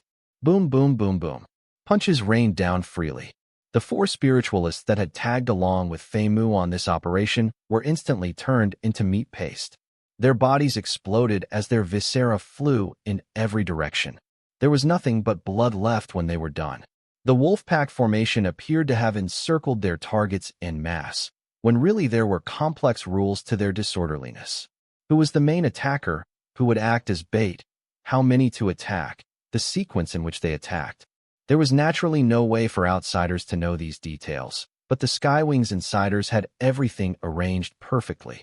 The reason why the Skywing Wolfpack formation was so formidable was not solely because of the speed these madmen possessed, but also because of the meticulous division of labor among those involved. Because of how fast they were, all the outsiders could see was just a horde of shadows. The Skywing Wolfpack instantly tore the four spiritualists apart. They proceeded to target Qiu Yang and Fei Mu right after, but it was at that time when Xia Fei suddenly realized that there was a figure stuck out inside the Wolfpack formation. He could tell at a glance from where he was positioned that this was not someone of the clan, but an outsider. Shock overwhelmed his heart. Only an expert among experts could insert himself into the Wolfpack formation so abruptly. That person was a huge threat. Without sparing another moment for thought, Xia Fei immediately charged over with a punch ready. In such a tight time frame, Xia Fei did not even have time to pull out a weapon. The fiendish blade Nirvana was right beside him, but Xia Fei could not even give a command to Radix. Close combat. Two fists collided crazily, and an extremely powerful shockwave blasted out. It was only at this time when Xia Fei realized that this person was none other than that pale scholar who had accompanied White Haze. His right fist matched Xia Fei's right fist, and his left hand had picked up Qiu Yang. He borrowed the force from Xia Fei's punch and was flung away. Xia Fei furrowed his brow and thought to himself, what a powerful man. He actually managed to get himself in and out of the Wolfpack formation unscathed. It was only at that moment that Xia Fei discovered his arm was trembling slightly. Even his bones had gone numb. Xia Fei had used the full power of his law of primal chaos in that punch. Even then, all he could do was barely eke out a draw with this opponent. There was only one scenario where the law of primal chaos would be weakened, and that was if the enemy Xia Fei was up against was far too high a level above him. It proved that the scholarly middle-aged man was a peak spiritualist. This other party seemed to be stunned after receiving Xia Fei's attack as well. How old was Xia Fei? He had only barely held the upper hand when their fists clashed. Not only did Xia Fei not get knocked down, he did not even take a step back. That sort of strength was absolutely astounding. Furthermore, the disruptive power of the law of primal chaos was extraordinary. Though it did not manage to penetrate into his body, it left him feeling a throbbing pain that ran across his arm. Everything had happened in the blink of an eye. Compared to Qiu Yang, who had just been saved by an expert, Fei Mu was not as lucky. Grand Ancestor Xia Guqing acted as a wall and exchanged a single forceful blow with Fei Mu. The others in the Wolfpack formation capitalized on the opening to attack, blasting the level 8 spiritualist apart, just like that. Brother Fei Mu, Qiu Yang, now a safe distance away, could not believe his eyes. Fei Mu was a famed disciple of the Heavenly Might School, and he had died, just like that. It was too fast. Father. You. Qiu Yang actually called the scholar his father. That meant that he was none other than the widely renowned founder of the Heavenly Might Spiritualist School, the Peak Spiritualists, Qiu Xingbang. Qiu Yang had just called him father, and a strange scene unfolded. Everyone saw Qiu Xingbang shove Qiu Yang behind him, a fierce expression on his face. Qiu Yang was dumbfounded. He looked at his father, nonplussed, while White Haze was sighing from the sidelines. shaking his head repeatedly. Xia Fei felt a headache coming on. White Haze was the contact person in the Alpha universe for the Annihilation universe, and he had actually appeared together with Qiu Xingbang. Xia Fei could not help but have an uneasy apprehension come over him. Qiu Xingbang's expression was cold. He stared at the Skywing wolf pack in the distance, while the fiendish blade Nirvana seized the moment to exercise its draining capability on his now-deceased disciple. Feimu would not even have the chance of being reborn, experiencing his final death. He grew more annoyed the more he thought about it. What sort of status did Qiu Xingbang hold? Xia Fei had actually slain Feimu right before his eyes, one of the 5 internal disciples of the Heavenly Might Spiritualist School. There was no way Qiu Xingbang could bear such an affront. Crucially, it was Xia Fei and the attitude shown by the Skywing clan right now that stayed his hand. All of them had readied their stances, looking like they were still dissatisfied after just the death of Feimu. Were these maniacs still intending to make a move against him? Qiu Xingbang could not remember the last time he had been encircled by others, and to think someone would still be so bold as to attempt it in this day and age. Most that heard Qiu Xingbang's name would be in a rush to duck and evade him. But the Skywings were actually looking to kill him? How ridiculous was that? An awkward yet dangerous atmosphere pervaded the area. Did the Skywings dare to make a move against Qiu Xingbang? Of course they did. Aside from Xia Fei, no one else present knew who Qiu Xingbang was, and going by the personality of these madmen, even if they knew, they would still have the guts to recklessly throw their lives at him. If the Skywings were to really make their move, then they were truly not showing any face to Qiu Xingbang. He would have no choice but to retaliate, and that meant the Heavenly Might Spiritualist School would have made mortal enemies of the Skywings, too. It was at that moment White Haze suddenly came running over with a wide grin, chuckling loudly. "Brother Xia Fei, how have you been?" Xia Guanghai frowned and asked Xia Fei, "You know this person?" Xia Fei nodded, "I do. Listen to me. Don't make any moves just yet." White Haze still had that shrewd businessman's mouth on him, slowing down as he approached Xia Fei. Those few steps that he made running up were very profound, looking like he was gliding. Anyone could tell that White Haze was actually an expert, but it was just that he kept a very low profile and could withhold his true cultivation. He used one hand to touch that comical palm on his hat, and leaned into Xia Fei's ear. "You're quite the vicious one, aren't you? Killing Qiu Xingbang's disciple right before his very eyes. But you better stop this right now. Let me tell you something. Qiu Xingbang is a dragoon, just like you. It's only that he's a holy light dragoon, while you're a devil shadow dragoon." Xia Fei was startled. No wonder White Haze had appeared together with Qiu Xingbang. It turned out he was a dragoon as well. With that said, White Haze turned around and flashed a wide grin toward Qiu Xingbang, loudly addressing him. "Sectmaster Qiu, don't you think it's about time we head back?" Qiu Xingbang glared at Xia Fei ferociously, then swept a cold gaze across the Skywing Wufelpack before saying, "Very good, Xia Fei." With that, Qiu Xingbang turned away with a stern face, grabbing Qiu Yang and departing. Qiu Yang was flabbergasted. His domineering father had actually compromised in front of a nobody like Xia Fei. "Father, kill him, kill him," Qiu Yang screeched loudly. Smack. Qiu Yang earned himself a painful slap across his cheek the moment those words left his lips. "You incompetent trash, shut your mouth." Qiu Xingbang growled with a darkened expression. He was obviously harboring a belly full of fire and had no way of venting it. And so it all went on his own son. White Haze watched Qiu Xingbang leave, still furious deep down. He turned and stuck out his tongue at Xia Fei. "Looking over your information, I know that you're someone who is fond of getting into trouble. But never would I have imagined you'd be so much of a handful. Looks like I won't be having any peaceful days ahead with you around." There was a momentary pause before White Haze patted Xia Fei on his shoulder and sighed. "I'll be taking my leave here, so you're on your own. Contact me if there's anything else, but let me ask you this before I leave. Had I not stepped in, would you really have contemplated killing Qiu Xingbang just now?" "Of course," Xia Fei immediately replied without a moment of hesitation. Smack, smack. On the journey home, Qiu Xingbang's 2 slaps across Qiu Yang's face stunned the latter. "You incompetent trash. From today onward, you're going to be sealed in seclusion. You're not allowed to take even one step off Heavenly Might." Qiu Xingbang exploded in rage. "Why?"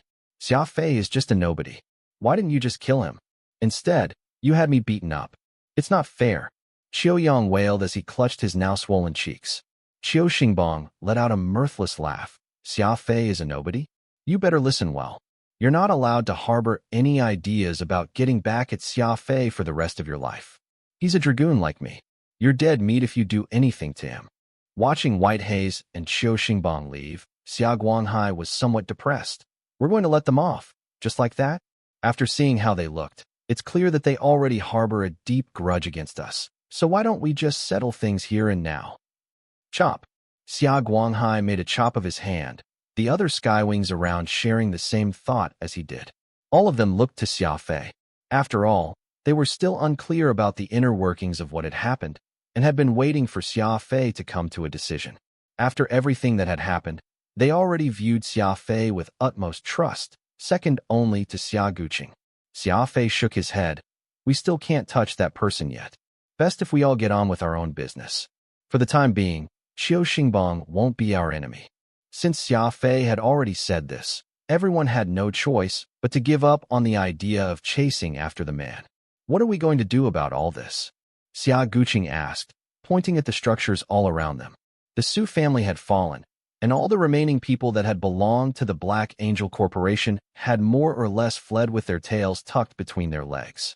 The stubborn ones who still remained were being picked off by the wolf pack, meaning that they had essentially obtained a complete victory in this war. Xia Fei smiled. How could we miss out on such a perfect opportunity to rob them blind? Let's plunder this place for all that they have, and kill anyone still left. The Black Eagle Corporation had been operating here for a long time, and the facilities of their base are fairly decent. In the future, the Law Realm will definitely need even more turf. So let us send for people to get the surrounding area under our control and get ready to make this the Law Realm's second base. Everyone nodded in agreement. Alpha Universe had dark energy about, and it was very helpful to warriors. Normal warriors who arrived would see their levels rise rapidly here, and there was already a long queue of people from plenty of clans and warriors in the Law Realm waiting for their chance to come over. It was not a bad idea to take over the Black Angel Corporation's territory and expand the influence of the Law Realm. Since the decision had been made, the Skywing Wolfpack split into two groups and mobilized, starting a merciless bloodbath across the planet while pillaging everything not nailed down. They did not come across any obstructions along the way. There was a saying, when a tree falls, the hosen scatters. Now that the Black Angel Corporation was in such disarray, it became even worse as their own men were in complete disorder, fighting amongst each other for what was left of the company assets. The Skywing Wolfpack had cleansed the compound fairly quickly, so Xia Guqing issued an order to the base, commanding a portion of the troops who had stayed behind at their own base to stand guard to make their way over here and establish a sub-base. The Lionheart clan maintained a decent relationship with the Skywings, which meant it was old Oro's clan that benefited the most. More than half of the follow-up fleet were Oro's clansmen, which was once again benefiting from Xia Fei and Oro being friends. Time passed, and it was soon the next day. The massacre was over, and everyone had gathered together to rest and share their plunder. At the same time, a piece of bad news had been passed on to Xia Fei. What did you say? Fuchin suddenly departed. Xia Fei was startled. Xia Guanghai nodded. Yes, Ulan told someone to pass on this message. I don't exactly know the details, but he called for you to hurry back. Xia Fei nodded and turned to Grand Ancestor Xia Guqing. There's no more threat now.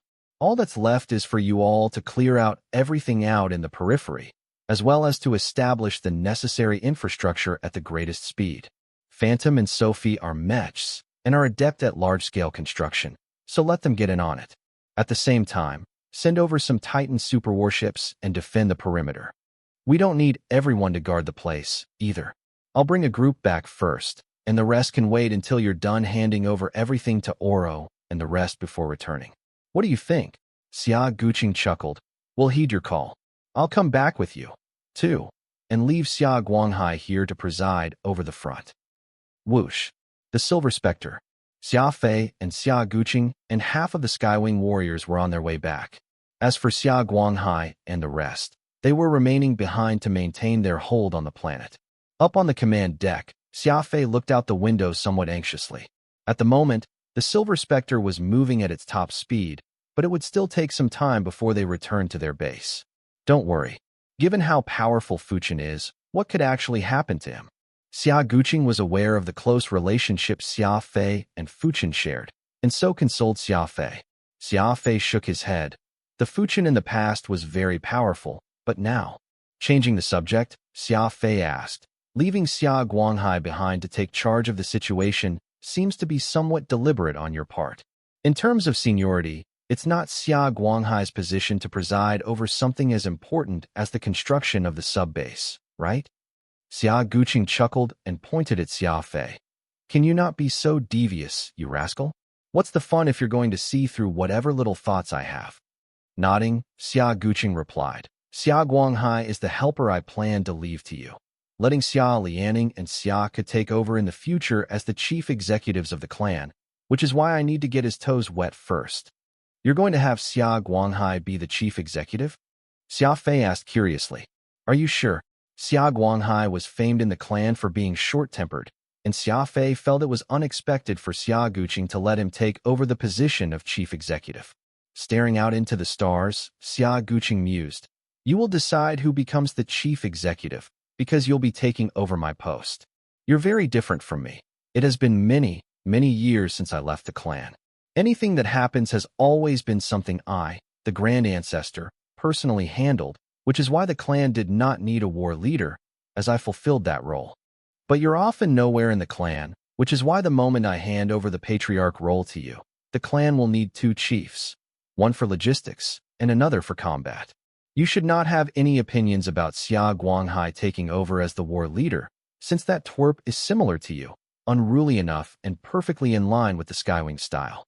As for logistics, Xia Lianing and Xia Ke should continue to be the ones in charge, or you can even have Avril do it. I've got a very high opinion of that wife of yours. She pays close attention to fine details, and even Xia Guanghai is quite afraid of her. If it was Xia Lianing, I'm afraid he wouldn't be able to manage Xia Guanghai at all. Xia Fei was shocked. Grand Ancestor Xia Guqing had put so much thought into the matter that he had not expected.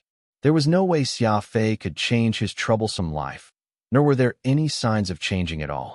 It would obviously be unrealistic to expect him to be able to take charge of everything like Xia Guqing, charging forth at the forefront of every battle after he became the patriarch. So he needed someone else to take charge of combat in his stead. Xia Guanghai was by no means the strongest warrior in the clan, but he was the most arrogant besides Xia Fei and their Grand Ancestor. There was a saying, a strong commander can bring out the strength of his troops. The war leader was expected to charge at the forefront, living and dying in the blood of his enemies. Having Xia Guanghai assume that role would be completely in line with the Skywing style. Aside from the war leader, they also needed someone to take charge of logistics. Combat and logistics had a collaborative relationship, and they needed to keep each other in balance. With the Grand Ancestor around, Xia Guanghai would naturally listen obediently. But if Xia Fei and the Grand Ancestors were not about, Xia Guanghai's temper would rear its head. He needed someone to keep him in control, otherwise there was no telling what the maniac would end up doing. The current logistics executives in the clan now, Xia Ke and Xia Lianing, were definitely not capable of doing that. But Avril certainly could, all because Xia Guanghai admired Xia Fei. Avril was Xia Fei's fiancée, and also had the support of both the Mech race and Oro's Lionheart clan. As loyal backers of Xia Fei, they would have no problem keeping Xia Guanghai in check. Xia Fei smiled. Grand Ancestor, I admit that you've calculated everything perfectly, but why must I take over? Xia Guqing patted Xia Fei on his shoulder. That's because your Grand Ancestor, I, wish to retire. Ha ha ha. With that said, Xia Guqing laughed uproariously, looking very pleased with himself. Your Grand Ancestor is almost bored to death. In the past, in order to shoulder this responsibility, I could not just ignore the clan and go about doing my own thing. But now that you've joined the clan, we now have a second fiend wing. Of course I'm about to pass on my responsibilities to you, and for a change have some proper fun. Honestly, I've been waiting for this day for a very long time now. You should know the rules of our clan as well as I do. Everyone can do whatever they like, but only this old man can't. I have to safeguard our clan until the day I die. But now that I have been given this chance, this old man will of course seize the moment and run off. Xia Guqing explained somewhat gleefully. Xia Fei was left speechless. Everyone in the Skywing clan had a carefree personality, and their grand ancestor was no different. It was just that he had never taken the chance to run off and do whatever he liked. The rules that the Skywing clan observed drew the envy of an entire universe. A clan where the people were allowed to pursue art, song, or cinematography. There were those who were explorers, and even a few who devoted their time to brewing alcohol or culinary pursuits. They had a myriad of interests without any restrictions whatsoever, and as long as it was something that they desired to pursue, anyone in their clan was allowed to pursue whatever they desired. They had never been like other clans, forced to spend every waking moment of every day training and cultivating, forced to study and do whatever they were expected to do. The reason behind their carefree ways, however, could be traced all the way back to the responsibility that the grand ancestor himself carried for them all. With him acting as this massive tree, every descendant of the clan was given the chance to lead a free life however they desired. The one who had suffered the most all these years was none other than the old man himself. Now that the situation in the clan had stabilized for the better, the grand ancestor was also hoping to spend the rest of his life free and easy. But that would mean Xia Fei would have to shoulder the responsibility that the old man was now passing over, and Xia Fei had not made any mental preparation for such affairs yet. This journey back turned into the grand ancestor Xia Guqing airing his dreams and desires. It was only now that Xia Fei realized that the old man was a first-rate carpenter. He declared aloud that he was going to search for the best wood out there and build the best furniture. Heavens! To think that Xia Guqing, someone who was numb to slaughter, was actually a carpenter. The grand ancestor whose glare could cause the world to tremble in their knees actually enjoyed making his own furniture? Who would believe that? Something so wild would really only happen with the Skywing clan. This gang of madmen were simply far too outlandish. The Silver Spectre landed, and Xia Fei dashed out at the first instant he could. Just what is going on? Where has Fuqin gone to? Xia Fei anxiously asked the moment he entered the room. Ulan handed a scroll to Xia Fei and sighed. To be precise, Fuqin left without saying goodbye. I don't know the exact reasons, but he asked me to hand this to you. Quick, take a look, see what he has to say. Xia Fei nodded and took a seat, unfurling the scroll and carefully reading the contents within.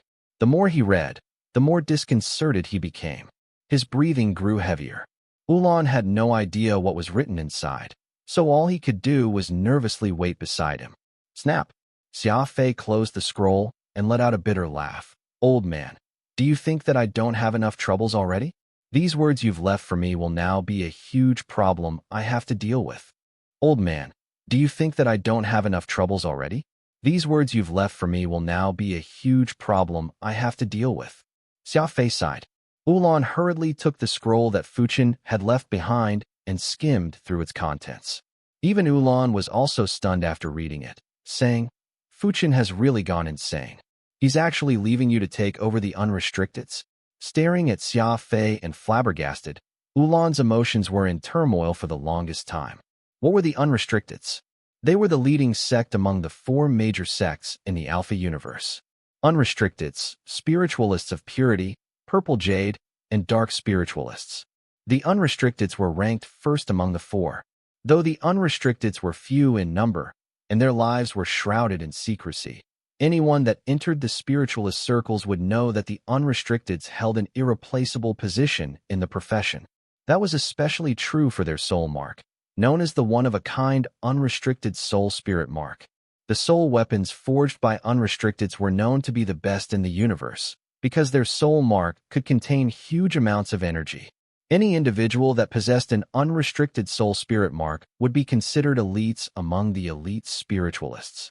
For some unknown reason, Fuqin had actually mentioned that he intended to have Xia Fei take over the unrestricted sect, which was no joke. That could very well cause a huge problem. Looks like Fuqin has really set his mind to this, even leaving the location of the sect master's golden seal to you. Ulan returned the scroll to Xia Fei and continued.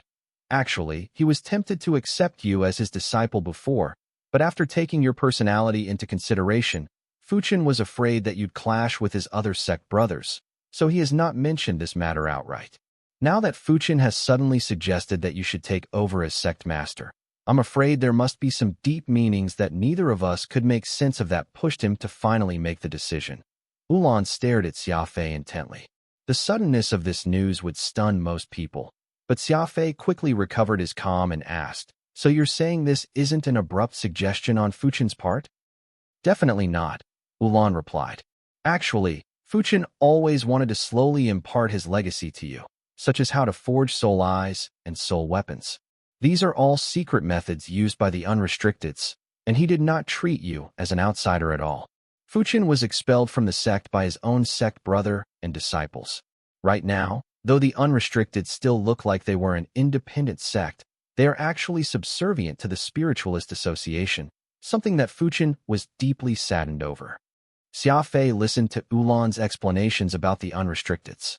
He slowly got a feeling that the reason Fuchin had been meaning to hand over the sect to Xia Fei was in the hopes that Xia Fei could do something for the unrestricteds on his behalf. Do what? Do some things that Xia Fei would do. Something that Fuchin could never be able to do. But just what exactly would that be? Xia Fei was very puzzled, so he asked, "This is indeed quite the conundrum. I'm only an insignificant nobody here in the Alpha universe. How could I be placed in charge of the distinguished unrestricteds?" Ulan answered, "Well, you can always give up. Those people from the unrestricted sect would not even accept Fuchin as one of them. So why would they accept you, an outsider? It would surely worsen matters if an all-out clash were to happen as a result." Xia Fei asked further, "Fuchin has a better understanding of the matter than either of us, so he must know that I won't get along well with those people in the sect. But despite this, he still wants me to take over the unrestricteds, and therein lies the problem." This, Ulan had no response. Xia Fei was right. Fuchin would have no problems recognizing the problems that they could come up with. The reason why Xia Fei had asked Ulan whether Fuchin had contemplated plenty before he made his decision was his way of finding out what Fuchin intended. Since Fuchin had thought about this for a long time before deciding, there surely had to be a deeper meaning to it, something that they had a harder time understanding. "Will you really do as Fuchin instructed?" Ulan asked him. Xia Fei answered Ulan's question with his own. "If your friend hoped you'd do something for him, would you reject him?" "But this is far too ridiculous," Ulan protested. "True, but I am certain that Fuchin must have his own interpretation, and the key here is understanding what that is." Storing away that scroll, Xia Fei lit a cigarette. "In any case, I must first locate this golden seal that Fuchin has hidden away. I'll need to take a hard look at this." Ulan nodded. "Yes, that appears to be the best thing we can do right now. Fuchin had me act as the witness as well, so this will really incur the ire of the unrestricteds. Not only will you be courting death, even I will die as well. There's no way Fuchin would risk both our lives for no reason." Far away out in space, somewhere unknown, Fuchin had left a massive problem in Ulan and Xia Fei's hands, but the look on his face was as relaxed as ever. He stood on the top of a snow-capped mountain, in the mood to sift his hand through a snow-cherry plum tree found at the peak, plucking off one of its flowers and tossing it down into the valley, watching its pink petals fall softly under gravity. Fuchin's personal spirit servant Wraith appeared at this time and quipped, "You seem to be in a good mood. I've finally thought the matter through, so of course I'm happy," Fuchin answered easily. Wraith replied, "In my view, you've set down a huge burden, but it's now Xia Fei and Ulan's turn to have a migraine. They must be fretting over it right now." Fuchin shook his head. "It's not that difficult. Xia Fei's analytical mind will quickly decipher that I have done this intentionally, and no matter how skeptical he feels, he will surely still do it. As for Ulan, I reckon he must be scolding me senseless in his heart." The man and the spirit shared a hearty laugh before Wraith said, "This time, let the unreasonable Xia Fei go handle this matter. In any case, the unrestricteds are already no longer the same, so how much worse off could it get? This is like a game of chess, and after what should already have been a checkmate, it sees us now throwing a restless piece like Xia Fei into the mix, turning the checkmate into an unpredictable and weird situation. Though it's peculiar, it is at least not a checkmate just yet. At the end of the day, what I'm still most happy about is Xia Fei. Without him, this chess game of yours would hardly change. Of course, the fact that you're able to see this positively is also something worth celebrating in itself." Fuchin threw a glance at Wraith and continued, Wraith, you seem to have changed. You used to be very afraid of Xia Fei and disliked him a lot. Wraith stuck his tongue out defiantly. Honestly, I am still a little scared of him, but the man is really remarkable. He may have lived for only 20-odd years, yet his life has been way more exciting than mine. You don't wish to kill me anymore? Fuchen asked again. A crafty sheen glimmered in Wraith's eyes all of a sudden, reminiscent of a venomous snake, as he chuckled. That's not for certain just yet. Fuchen laughed. Forget it. That is your character, after all, and I can't expect much. Since there's nothing here, let's head over to the next location. Set our destination for the Lunacy Towering Clouds Grotto. The first base the Law Realm had established in the Alpha universe was suddenly bustling. Ships of every size shuttled through the cosmic gate, everyone silently discussing matters in hushed voices, heartfelt joy on their faces. Skywings. It was the Skywings yet again. They had actually managed to clear away the Black Angel Corporation, who was the greatest threat to the expansion of the Law Realm here in the Alpha universe, and even managed to secure the Law Realm a second base. Everyone was, of course, extremely excited to learn of this development. News traveled quickly, and what had happened between the Skywing and Black Angel Corporation soon reached the ears of the other powers here in the Fringe region. In this area, the Black Angels were the strongest tyrants, yet they were incapable of stopping the Skywing's assault. All the other powers naturally did not dare to trouble the Law Realm, either. Almost overnight, patrolling guards suddenly appeared, and the perimeter of their base became a lot more peaceful than before. Those people sent by their enemies, whether out in the open or in secret, all disappeared without a trace. In fact, there was even a minor power known as Dual Band Luhu that sent a gift to the Law Realm. It appeared they were looking to establish cordial relationships with the Law Realm, something no one expected to happen in the past. Just several days ago, everyone had viewed the Law Realm with extreme prejudice. There was plenty of dark energy in the Law Realm, and warriors that cultivated in such an environment would be able to quickly level up, and also have a chance of becoming a soul practitioner, or even a spiritualist. This was extremely important to the Law Realm, seeing as they lacked any high-level warriors, so who would not seek to migrate over to the Alpha universe? Unfortunately, the Law Realm was too vast, and the territory they held in the Alpha universe was paltry. There was only a limit to the warriors they could accommodate at any given time, so only a trickle of warriors could be transported over, bit by bit. The first batch of warriors that entered the Alpha universe were the first to make gains. Occasionally, there were some who returned to the Law Realm and talked about how abundant the dark energy was there, making all the people around envious. But because most people had yet to have a chance to enjoy this opportunity, all they could do was impatiently wait for their turn. But now it was not the same. With the Law Realm officially gaining a foothold there and having a new base in development, almost everyone could see the opportunity for themselves, and they were all beside themselves with joy. Amidst all the happiness and cheer, only Xia Fei appeared to be glum. Aside from Avril's arrival during the last 2 days, Xia Fei had locked himself inside his room with Ulan. A giant star map was on display there, and the two were discussing matters only God and the two were privy to. Aside from Xiaoyu, little Goldie had also accompanied Avril for their visit. The little creature was now incredibly slow and even bigger than Furball, which comforted the easily jealous Furball to no end. Furthermore, little Goldie was no longer fond of the dark space like in the past. He was now very willing to stay with Avril in conventional space, and did not feel like it was suffering to be out at all. For some unknown reason, Xia Fei still took little Goldie from Avril and had the creature accompany him. Avril was somewhat unwilling for it to go, but she could tell that something was bothering Xia Fei, and that asking for little Goldie back was probably because he had a use for it. After all, this creature was the absolute authority in the dark space, essentially being the king of the dark space.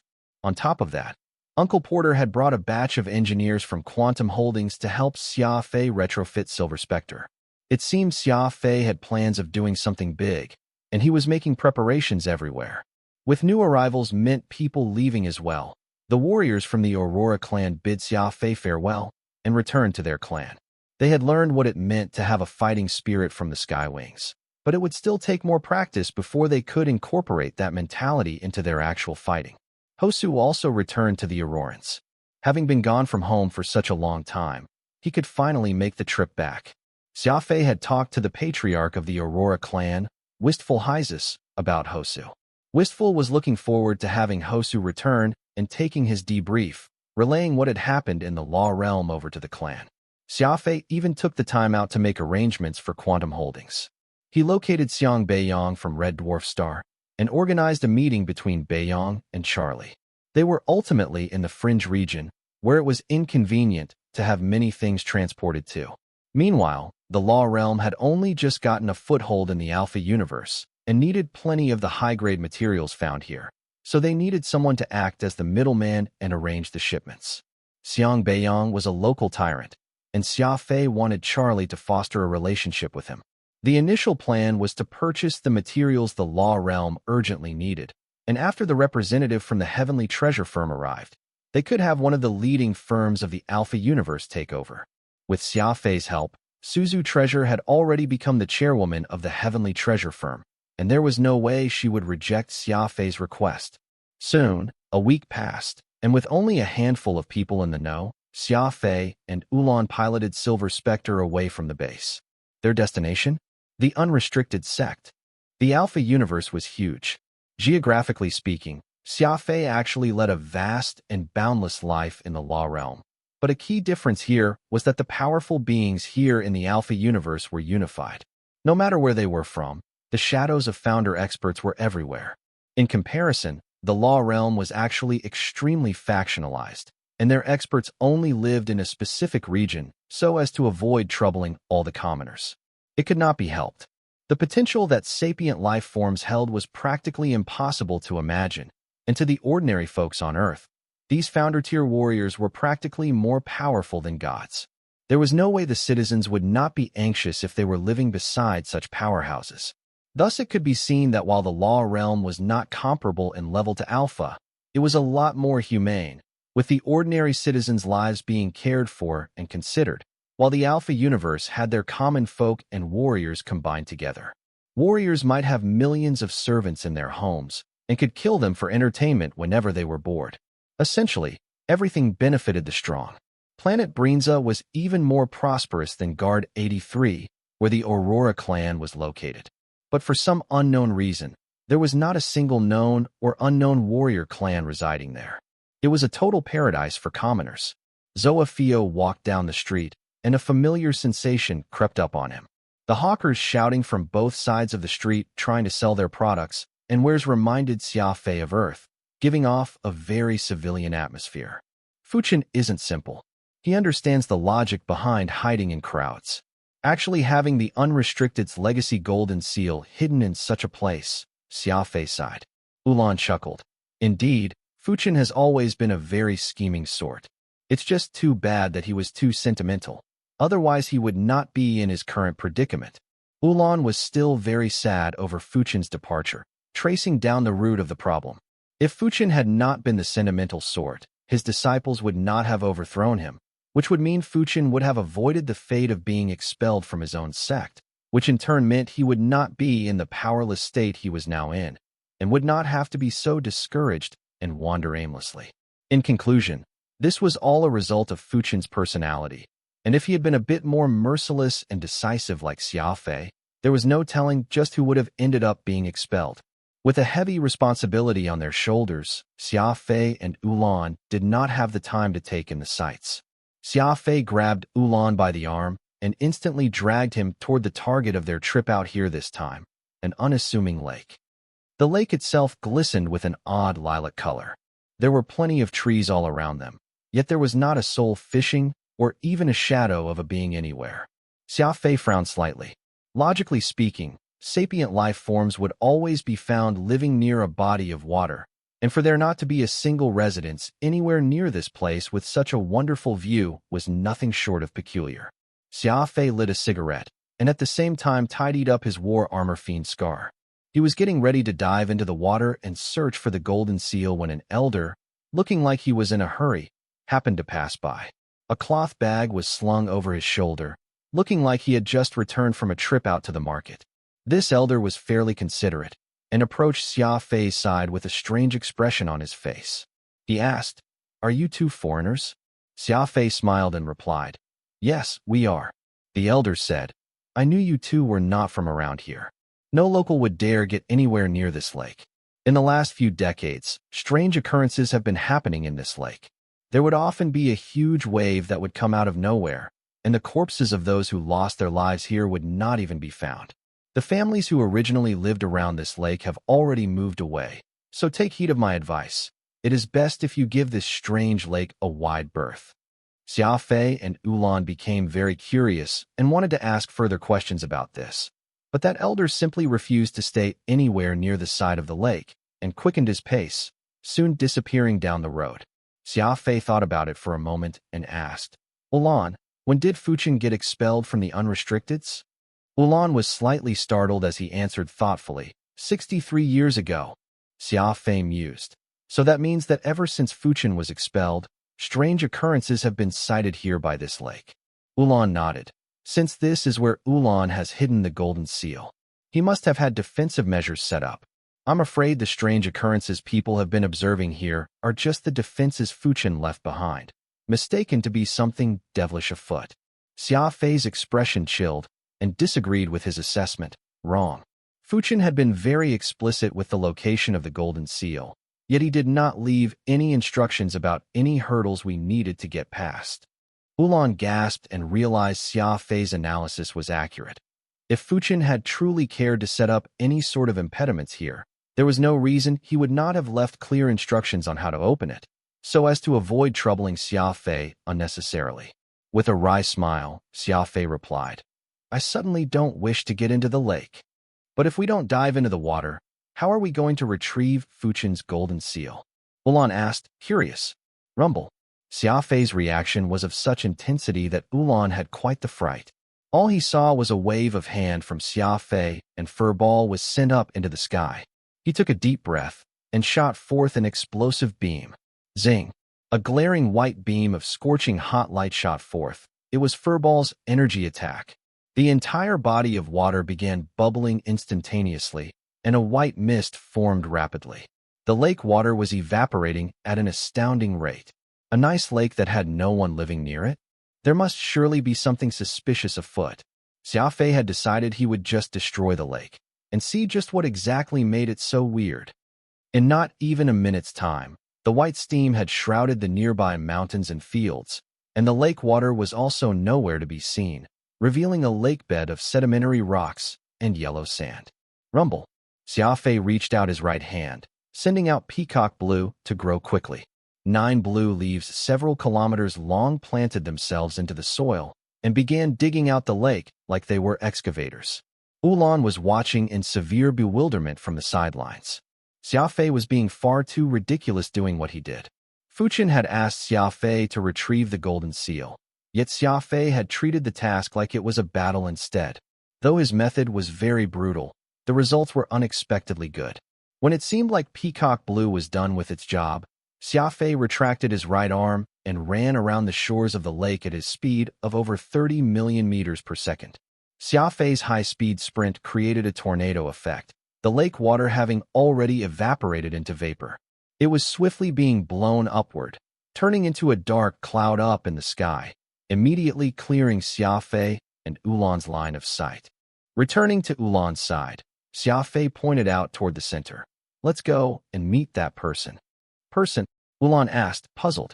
Xia Fei did not say another word more. He lifted his head and stepped forward. Xia Fei had already uncovered what was strange about the lake after Peacock Blue's activity, so there was no fear in his steps. Ulan was completely taken aback to find that a huge piece of granite had actually appeared at the bottom of the lake after all the soil had been cleared out. Countless complex lines were drawn on it, connecting every groove, and a soul vessel was contained in each groove. However, these soul weapons had all been artificially suppressed, so even if someone were to stand on top of them, they would not be able to sense the dark energy emanating from them. That's a concealed soul array, one of Fuchen's specialties, concealing any energy fluctuations completely. Unless someone were to see it with their very own eyes, there would actually be no way of sensing its presence. Ulan analyzed it after a cursory look. Fuchen was adept at soul arrays. Using this array Xia Fei was seeing right in front of him as an example. He had used a total of 72 soul vessels to formulate it, yet was able to keep it concealed such that it was not giving off even a hint of its aura at all. It was a clear demonstration of the old man's profound knowledge when it came to soul arrays. Xia Fei nodded and pointed toward the well in the middle of the array. Let's go. That person and Fuchin's golden seal are both inside that well. Fuchin taught me about concealed arrays before, and I've already sealed this array, so you don't have anything to worry about. Ulan was filled with curiosity by this point, and followed Xia Fei as he made his way toward the well. He peered his head over, and was so shocked that he lost his composure. Inside the well was a completely naked man with 4 arms. There were 5 soul locks around his neck, keeping him in place and unable to move an inch. There were some wounds across his body, looking like the digging by Peacock Blue before was what had caused them. A case was laid at the feet of this man. Xia Fei sent out a leaf from Peacock Blue to grab the case from the well. Without even sparing a glance for its contents, Xia Fei stored the box away in his spatial ring. That was when the person who had been chained up in the well looked up. Xia Fei and Ulan could see that this person's hair had already grown wild and long, most likely because he had been living down in that well for a very long time. His face was also a horrible mess, and it was hard to tell if it was the water or some disease. Master Ulan! Master Ulan! The man actually shouted out Ulan by name. Perhaps it was because this person had not spoken a word for a long time, but his voice was very hoarse when he shouted out loud. You know me? Ulan asked, pointing a finger to himself. Of course I do. I am Huang Pohe. I once visited you with my sect brother, the man shouted hoarsely. Ulan heard this man's name, and the expression on his face changed drastically. His eyes were now filled with nostalgia and commiseration. Xia Fei asked curiously, What's the story with him? Ulan said sorrowfully. When Fuchin was expelled, the only one who spoke up for Fuchin was this man, Fuchin's youngest sect brother. In those days, Fuchin enjoyed wandering about, and would always bring along 3 people with him. In addition to his 2 direct disciples Basalt and Lingxing, this man was the 3rd. All thanks to Fuchin taking special care of this young sect brother of his. Huang Pohe really demonstrated his brotherly kinship. When Fuchin found himself surrounded, he even pulled out his sword and went to his aid. Unfortunately, I lost contact with him after, and I even thought he had gotten himself killed at Lingxing and Basalt's hands. To think he would actually be trapped here. Just mentioning Fuchin's 2 heartless disciples caused Ulan to become angry. Xia Fei thought about it, and then shouted down the well. My name is Xia Fei, a new disciple that Fuchin has accepted into the sect. Technically, I ought to call you my sect uncle, but I wonder why you're trapped down there. Probably due to Huang Pohe having been trapped down there for too long and now seeing a glimmer of hope, he began spilling his gut out, and his hoarse voice did not sound as terrible as before after all that talking.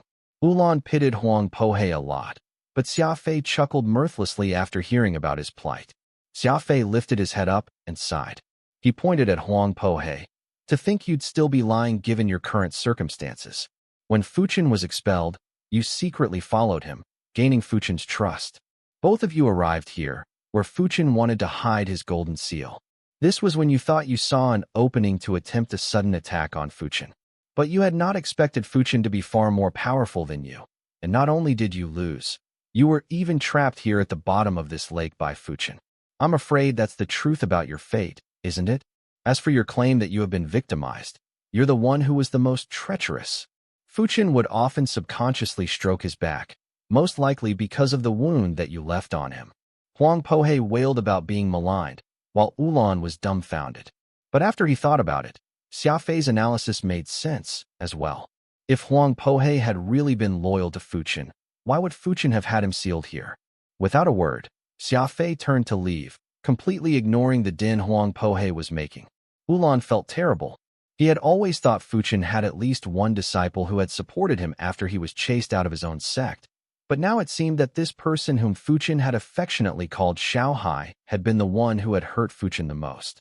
What would Fuchin do if he was here? Xia Fei asked suddenly. What else could he do? Fuchin having Xiao Hai sealed here was already the most severe punishment he could do to his own sect brother, Ulan sighed. Xia Fei nodded. He tossed Nirvana up into the air and said to Radix, Destroy this array. Leave no traces behind. And that man? Radix asked. Kill him, Xia Fei said with cold decisiveness. Ulan sucked in a mouth of cold air and protested. He's Ulan's favorite junior brother. Even if Xiaohai betrayed him, Fuchen still left him alive. Is it all right for you to kill him like that? Xia Fei did not even turn back and scoffed. I'm not Fuchen. Since he's an enemy, he shall die. Kaboom. An earth-splitting explosion went off behind him, and Ulan sighed repeatedly as he followed, thinking to himself, Fuchen, oh Fuchen. Just what are you trying to do, letting someone like Xia Fei into the unrestricted sect? Silver Spectre landed on a planet near the core region of the Alpha Universe. This planet was named Desire, and was where the unrestricted sect's headquarters was located. Xia Fei and Ulan disembarked from the warship. Ulan pointed to a mountain in the distance and said, That's Spirit Mountain, 199 kilometers in height, and occupies a good half of Desire. Starting at that icy river out there, everything is the exclusive territory of the unrestricted sect. Ulan had been here many times before, so he knew everything about the unrestricted sect and Desire like the back of his hand. It was just that things were a little different from what they were in the past, and Ulan could not help but feel a measure of sorrow about it. Xia Fei disguised Ulan, and the two headed along that icy river flowing with pieces of broken ice. This river circled the ice formation from the two poles on Desire, like a belt surrounding the Spirit Mountain. It acted sort of like a moat, the broken ice frozen up 9 months out of the year. From far away, they could see the entrance to the unrestricted Spirit Mountain. There was a long mountain trail up, flanked on both sides with dense coniferous forests. The huge gatehouse was almost 500 meters tall, with 3 very imposing words written on it that read, Unrestricted Soul Spirit. From this point on will be unrestricted territory. That is the only way up the mountain, Ulan whispered. How many guards will there be on our way up? Xia Fei asked. None. Though the unrestricteds are very famous, they actually don't have many men under them. Xia Fei was about to nod when Ulan added, Don't think of sneaking in. There once was a very powerful ancestor in the sect who turned the entire Spirit Mountain into an array. Risking it means certain death. Xia Fei was startled. A mountain that was 200 kilometers high and took up half the planet. To think it would actually be an entire array. Just what sort of skill and power did someone have to possess to form such a grand array? Everyone knew that arrays were something that became harder to control the bigger they were. The energy needed would scale as well, and would become an even more severe test to the person setting up the array. Not just anyone would be able to achieve such an astounding feat like this. They are the unrestricteds, all right. What breadth of spirit! Xia Fei muttered in awe.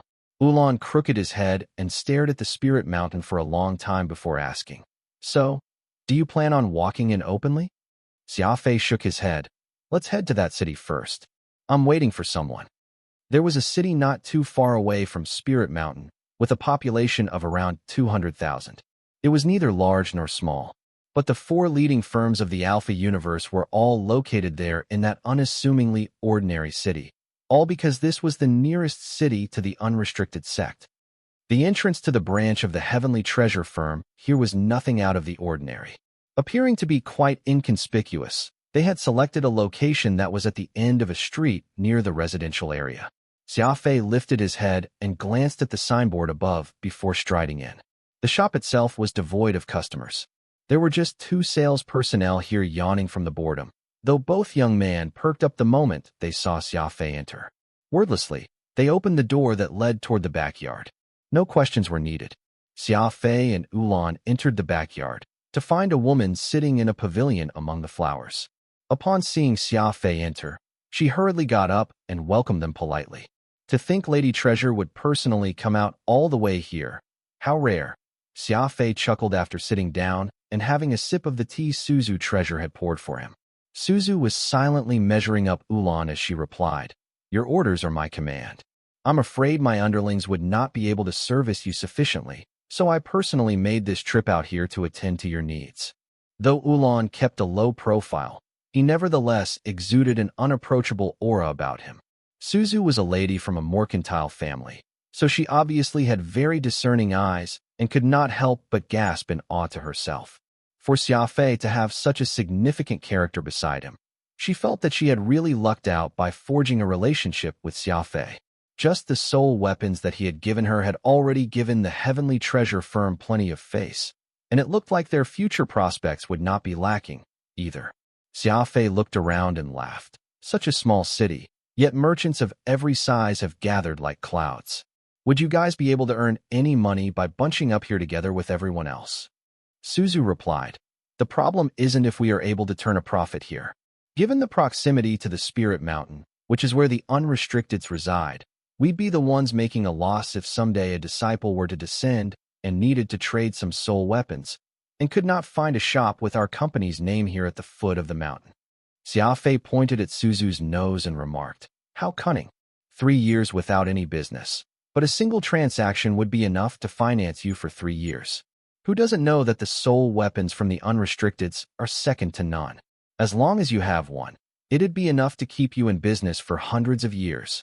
Though this was what Xia Fei said, he could not help but feel that Suzu had eyes but could not recognize Mount Tai.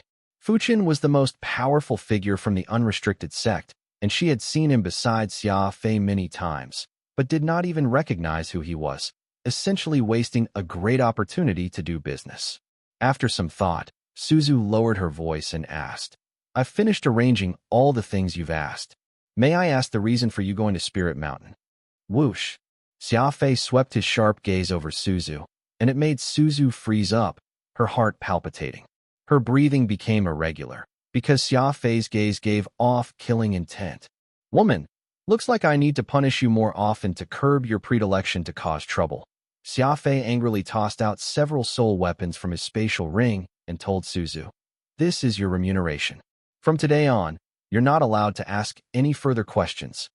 Leaving the heavenly treasure firm, Xia Fei and Ulan got themselves lodging at a small hotel and focused on cultivating daily. Recently, Xia Fei had sensed that his soul marks were in fluctuation again.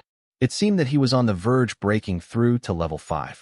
As for his 2 extremely difficult powers, the law of primal chaos and the law of speed, they had not made any rapid progress. During the 4th night, Ulan fell asleep, sprawled on the table. His mood had been terrible lately, and Xia Fei could hear him sighing repeatedly at night. For one, he was feeling very sad over Fuchin's departure, and second, he was even more worried about Xia Fei and himself. Fuchin had made Xia Fei take over the unrestricteds, letting Ulan as the witness. While it seemed simple, it had practically forced the 2 of them upon a mountain of swords. Seeing as how those unrestricteds had even forced their own sect master out of their sect, even a fool could tell just what would befall Xia Fei and Ulan. Xia Fei was actually struggling to understand Fuchin's intentions as well, but because he was also more determined, no amount of thoughts lingering in his mind affected Xia Fei's cultivation and sleep. Smack! Xia Fei clapped Ulan on his shoulder. Ulan opened his eyes drowsily and mumbled, It's the middle of the night. What's the matter? We're leaving. We need to find somewhere with no one, and I need you to help guard me. Xia Fei said. Do you mean to say you're... Ulan was shocked, losing his grogginess in an instant. That's right, my 5th soul mark is about to form. Xia Fei replied calmly. Whoosh! Silver Spectre departed in the dead of the night, soon arriving at a desolate region of space and parking itself. Radix was the one controlling the ship, while Ulan stayed outside Xia Fei's cultivation room as guard, shaking his head unceasingly. Furball laid down outside the only window that could see in, staring at Xia Fei in excitement. As people got older, they tended to talk more, and this was especially the case for Ulan, an old man who had continuously suffered setbacks and was anxious from having no one he could talk to. As such, Ulan learned from Furball and simply watched from the window. But how was he to know that Furball had simply no respect for the elderly? The window was already small to begin with, and Furball was blocking more than half the view, making it impossible for Ulan to make out anything. Caca? Caca. All of a sudden, Furball began dancing in excitement. He could not speak, but he did let out this strange-sounding crowing from his throat. Tum! A wave of aurora-like light flashed past, and the entire cultivation room exploded in energy. It was completely bathed in glaring light. They could not see Xia Fei himself, but they could make out 5 distinct soul spirit marks spinning in the air. They surrounded him and formed a 5-pointed star. Their speed grew more and more ridiculous, to the point they were nothing more than a single glowing ring. They entered Xia Fei's seventh brain region, after which Xia Fei exhaled a long and relaxed sigh from inside the room. I did it. I finally did it. Xia Fei was laughing as he opened the door of his cultivation room. Ulan suddenly said something very untimely. If Fuchen was here, he would surely explain to you the benefits that come with having 5 soul marks, and even remind you not to let the speed of your advancement get to your head. Actually, I already know that Fuchen has been very proud this entire time, as you're far stronger than those 2 incompetent disciples of his. It's been barely a year since he met you until now, and yet you've actually managed to surge your way through the levels and reached level 5 now. While we can't say for sure if anyone will ever be able to beat your speed, it is at least unprecedented from what we know of our ancestors. Ulan sounded as if he was talking to himself as he nagged Xia Fei about this. Xia Fei had this uncomfortable feeling after hearing it. Though he did not officially share a master and disciple relationship with Fuchen, he at the very least respected him a great deal. Xia Fei patted Ulan on his shoulder and led him to the command deck, saying, "Fuchen's not around, so we ought to properly handle the matter he tasked us. I only blame myself for leveling too slowly. If I had already possessed at least 8 soul marks and a max law of speed, law of primal chaos, we would at least have an easier time." Ulan stuck his tongue out and shot back. "Why dwell on this? Anyway, if you've really attained such a degree of strength, I reckon Fuchen would never have let you take over the unrestricteds." "Why?" Xia Fei asked, curious. "What do you mean, why?" "The unrestricteds are the sorts that live off somebody while secretly helping people on the outside and bullying Fuchen to the miserable state he is now in. Given your temper, wouldn't you end up killing off the entire sect?" Ulan chuckled. Hearing that, Xia Fei came to a sudden halt with a distant look in his eyes, as if he was lost in thought. This change in his expression was so abrupt that it could not escape Ulan's eyes, who could not help but feel his goosebumps rise. "What crazy idea have you got now?" Ulan asked nervously. Xia Fei smiled, as a profound smirk appeared across his lips. Softly, he said, "Nothing much. I was just wondering about the soul that Fuchen has, called Wraith. It seems so evil, and I heard people in the clan say that you and Fuchen were ambushed the other day, and you pulled out a very malicious plant. Is there perhaps any connection between the two?" Ulan heaved a sigh of relief. "You scared me. So that's what you're wondering about.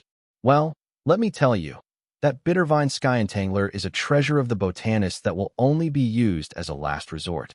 Unless I die, you better not have any designs on me, forever." Xia Fei was not rebuffed by his warning as a mischievous grin widened across his face. "Then may I ask, when will you die?" Early in the morning, before the morning mist had yet to part and the crisp air still carried the mild coolness, Ulan sent Xia Fei off from outside of the city. "This will be an arduous trip for you. I know Fuchen has taught you the trick to keep your cultivation hidden. You're very well versed when it comes to your own energy perception, and others will hardly spare you another glance in most circumstances, but this world is vast, and experts are plenty. You mustn't let down your guard for even a moment, and if it's not the right time, come back quickly. At worst, we'll not risk our lives for that old monster Fuchen's wishes. There's no sense of us throwing our lives away here like that." Ulan lectured him sincerely. Xia Fei smiled. "Relax. There's no such thing as immortal souls among the unrestricteds, so why would someone as afraid to die as me not act cautiously?" The more Xia Fei said this, the more Ulan could see the persistent nature in his heart. It was not wrong to call Xia Fei ruthless and black-hearted, but that was only when he was dealing with his enemies. He would become a completely opposite person when dealing with those he called friends. Ulan was afraid of Xia Fei's temper, which would disregard even his close relatives when angered, and that he just might kill everyone that he disliked from the unrestricted sect once he climbed up Spirit Mountain. That would be terrible. No matter the case, Xia Fei was definitely making a trip up Spirit Mountain, and there was no way Ulan could convince him otherwise. Ulan only let Xia Fei go after he spent what seemed like half a day instructing him. Whoosh! Like a bolt of lightning, Xia Fei sprinted toward the foot of the mountain. He arrived a little early at the meeting place that they had determined, so Xia Fei lit himself a cigarette and idled by a lake. "You seem different today," Radix suddenly spoke up. Xia Fei asked, "Why are you as naggy as Ulan?" "What's different about me?" Radix shook his head. I can't quite put my finger on it. Ever since you received Fuchen's letter, you've been pondering all this while contemplating. But you were different after last night. It was almost as though you had thought something through. Xia Fei threw the question back at him. Isn't it good that I've thought things through? That's true for others, but it's the exact opposite for you. Only the gods know just what crazy idea you have come up with. Radix sulked. Xia Fei laughed wordlessly. He cleverly stowed his half-lit cigarette in hand and said, Someone's coming. Hide well. A group of men soon appeared from the side of the river. They were all dressed like laborers, but carried no tools on them, which indicated that they had spatial rings, and so were considered much more affluent than your usual commoners. Are you the sculptor that's replacing Pang San? The fat middle-aged man shouted from a distance. Xia Fei quickly jogged up and answered, That's right. I'm Pang Xiaofei, a distant relative of Pang Duyi. The fat man turned his head around. Su Manzi. Give him clothes to change into. All of us need to keep our wits about us when we enter Spirit Mountain, and make sure you identify who are your own comrades. Though it is against the rules for us to bring an outsider up the mountain, we can't do anything about the fact that Long Sen suddenly became ill. After all, we can't just carry on without a sculptor, right? If we fail to accomplish the work we have up the mountain in time, we will be in deep trouble. Someone quickly brought a uniform for Xia Fei to change into, and Xia Fei followed the group of men on their way up the mountain. Xia Fei had very discerning eyes and was quite the talker. Adding to the fact that he had an affable smile, he very quickly became fast friends with the laborers. Ergu, my uncle only asked me to substitute for him for work, but he didn't tell me what we'd be doing. Is the money good? Xia Fei asked in a low voice. Kong Ergu shook his head. It's good money, but it's not easily earned. A group of spiritualists lives up on this mountain. It will soon be the anniversary when their ancestral grandmaster first established the mountain, so they ought to commemorate that day a bit. In the past, we'd go up the mountain every year and clean their courtyards, making repairs on what needed them. These spiritualists are rich and are generous to boot. It's a very decent job, and we're the closest laborers here on this planet. We practically depend on this day to make our living. Later, for some unknown reason, the original sect master that was always all smiles left, and now, the people in charge are just sterner than the last. While the money stayed the same, there are now more and more issues. Anything we do poorly will result in quite the tongue-lashing. Even seeing Ergu's voice trail off, Xia Fei asked urgently, Death? Ergu had a terrible expression on his face and whispered back, What do you think the reason is that our leader Fatty Jean let you join our team so easily? We are indeed short-handed. Just last year alone, we lost half our men. Xia Fei frowned. He had not even entered the unrestricted sect's territory, and Xia Fei was already forming a bad impression of them. The Skywing clan was tyrannical, but they had never bullied commoners, much less killed them. Arriving before the gatehouse, the team stopped and waited for someone to come receive them. Xia Fei looked up and saw the glorious inscribed board that represented the unrestricteds, muttering to himself, Why is it that the longer I look at those words, the more I despise them? Fuchen was in tears. Half his body was submerged in sea water as he faced the craggy wall of a cave, crying loudly like a child. It was a horrible sight. So you've already thought it through? An aged voice echoed from deeper in the cave. Whoosh. Fuchen wiped away his tears and revealed an easy smile, responding loudly, Yes, I've already thought things through. Then why did you just cry? That same old voice asked again. I wanted to cry, so I did. I don't need to tell you the reason, Fuchen replied. Oh, it looks like you indeed have some matters that you still can't let go of. It was really hard to get you to cry in the past, since you just endure no matter how big a problem you ended up facing, the old voice commented somewhat happily. But that does not mean you've thought things through. It only means you've finally set aside some burdens you didn't need to bear. Trying to promote yourself to an annihilator with just that will be very tough. Fuchen remarked, Honestly, I don't care if I succeed in my promotion or not. All I want is to retrieve that thing my master left with you. The voice wavered slightly as it answered, I can give it to you, but you must prove that you're worthy of it. And since you've already lost all your powers, you can't use it, even if I give it to you. Fuchen answered, That is why I'm here to make a trade with you. A trade, you say? That voice laughed. Interested? You dare ask for a trade with this old monster? Are you unafraid that I'll take your life? Fuchin had a serious expression on his face as he answered, My master once said that some people may seem cute, but their hearts are frightening. Conversely, some people may look scary, when really they have a lovable heart. You belong to the latter, and I believe in my master. A boisterous laughter thundered from that old voice. All right. It's not often I come across someone who isn't afraid of me, and is also a disciple of someone I once knew. I can give you what you want, but you might not be able to give me what I want in return for it. Speak, Fuchin replied simply.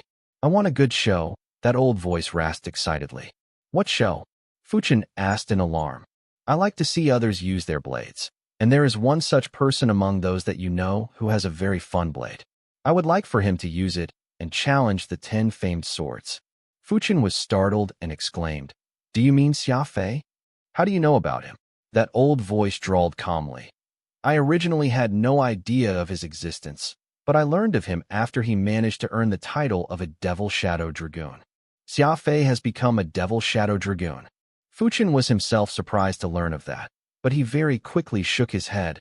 Oh dear, since Xia Fei is a dragoon, then that would mean that his capabilities are far greater than I had imagined, and I've asked him to take over the unrestricted sect. That old voice from deep inside the cave rumbled. See, you're still unable to let go. Fuchin argued his case. Xia Fei is very clever and will not go into a fight without preparations. I left the golden seal for him, in hopes that he would one day take over the unrestricted sect, not right now. I originally felt that if he realized he lacked the strength, not only would he not be in a rush to charge up Spirit Mountain, he would instead work harder for the goals I've set for him. But it's different if he's a dragoon. Perhaps he has already stormed his way into the Spirit Mountain by now. Turning his head around, Fuchin muttered, No good. This will cause serious losses on both sides. I need to hurry back. Plus, I can't agree to let Xia Fei challenge any one of the 10 famed swords with Nirvana. It still doesn't have the ability right now. That old voice coughed drily several times before saying, First, you won't ever find me again after you leave. Second, while Nirvana lacks the ability to challenge the 10 famed swords, that does not mean it won't be able to in the future. But, Fuchin was hesitant. No buts. Either you stay, or you never come back. Besides, given your current state, what use is it for you to head back? Your master's right. You have too many things in your heart, so it is no wonder you stagnated as a peak founder for so many years. It's all because you don't understand the true meaning of becoming an annihilator. It was the first time the old voice had spoken at such length in one go. Meanwhile, Fuchin remained in the seawater, unable to make a decision. Xia Fei will surely be causing a ruckus, Fuchin said to himself uneasily. Fuchin had truly wronged Xia Fei. He had thought that if Xia Fei was not stirring up trouble in his life, then he would be walking down the road that led to trouble, when really, Xia Fei was just cleaning up a courtyard. It was going to be the anniversary of the day when the forebears of the Unrestricteds first established their sect soon, so they had sought out a team of laborers from below the mountain to tidy up the place and make repairs to the old structures around. In the Alpha universe, the older the building, the better it was. Only by looking old enough could it then join the long and storied history that the sect had been through, which was why there were countless clans out there who still lived in those old-fashioned, ancient buildings. They were very dismissive of high-tech buildings, as it was only poor people who lived in such places here in the Alpha universe. Xia Fei was now Peng Xiaolong, a sculptor with the team who specialized in the restoration of the damage some of these old-fashioned sculptures and carvings had weathered. The Unrestricteds did not allow these laborers to live on the mountain, so early every morning they would gather by the gatehouse entrance and take a dedicated transport that would ferry them up, and then send them back down the mountain at night. Such a style of work was not beneficial to Xia Fei, because there would be many eyes during the day and Xia Fei would be busy with his work, so he rarely had any chance to eavesdrop on the conversations others were having, or even get anywhere near the buildings that Xia Fei was most intrigued by. Instead, it was Ulan who was very happy with the circumstances. To him, the most important thing was for no accidents to befall Xia Fei, and as for Fuchin's favor, he was of the belief that if they truly could not do it, then it was fine if they temporarily shelved the idea. At present, there were 3 people managing the sect. Aside from Fuchin's 2 despicable disciples, Basalt and Ling Xing, There was also Fuchin's elder sect brother, He Wuji. Rumors were one thing, and seeing was believing. Xia Fei needed to see the 3 strongest warriors in the sect with his own eyes before he could figure out just what was going on with the sect and how best for him to strike. On the 3rd night, Ulan was waiting outside the city for Xia Fei. He was very happy, walking up to pat Xia Fei on his shoulder. We've already agreed that 3 days is the limit. Now that you've already returned, why don't we just go head on back tonight? Fuchin's decision here is far too crazy, and it isn't that we can't help him, but we lack the means to do so. Zing. The expression on Ulan's entire face twisted instantly, because Xia Fei had turned into the annoying fur ball after he clapped him on the back. Crap. This is his substitution technique. Ulan's voice cracked. Crap. This is his substitution technique. Ulan's voice cracked. The one who had returned was not Xia Fei, but Furball. That meant that Xia Fei had taken the risk to stay behind on Spirit Mountain overnight. Ulan kicked the ground hard as he wailed. Xia Fei. Oh, Xia Fei. I now know why you always find yourselves in problematic predicaments. You're pretty much the type that will always get yourself into trouble. You were not allowed to stay on the mountain, so you insisted on doing just that. Even if you have me and Furball as backup, you cannot withstand the full might of the unrestricted sect. Furball was also howling in dissatisfaction. In his mind, Xia Fei leaving to fight without bringing him along saddened the beast greatly. Exotic beasts defended their masters loyally, and no matter how cunning and crafty Furball was, he was ultimately completely loyal when it came to Xia Fei. It was late in the night, and also a moonless darkness. The cold wind picked up as Ulan gazed out into the murky night sky and sighed. A night where there's no moon and the winds howl. Perfect for killing. Xia Fei, you better not run into any problems. Breath control. Xia Fei was like a ghost in the night on the mountain peak's varied and complex terrain. He glued himself to the rock wall and used the darkness as cover while he crept about silently.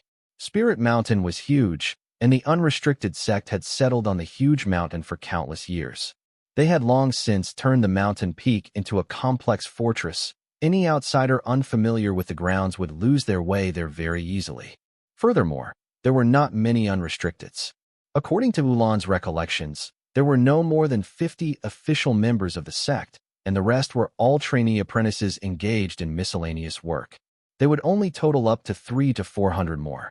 Considering the size of the mountain, it was hard to even catch a glimpse of anyone's shadow out here, with only 300 to 400 people about. The leaves and trees rustled and swayed in the wind with no one anywhere in sight, creating a strange atmosphere up here on the mountain peak. How about if I head over to the other side of Spirit Mountain and take a look? Having the both of us split up and cover more ground will allow us to move quicker as well, Radix suggested. Xia Fei shook his head. No way.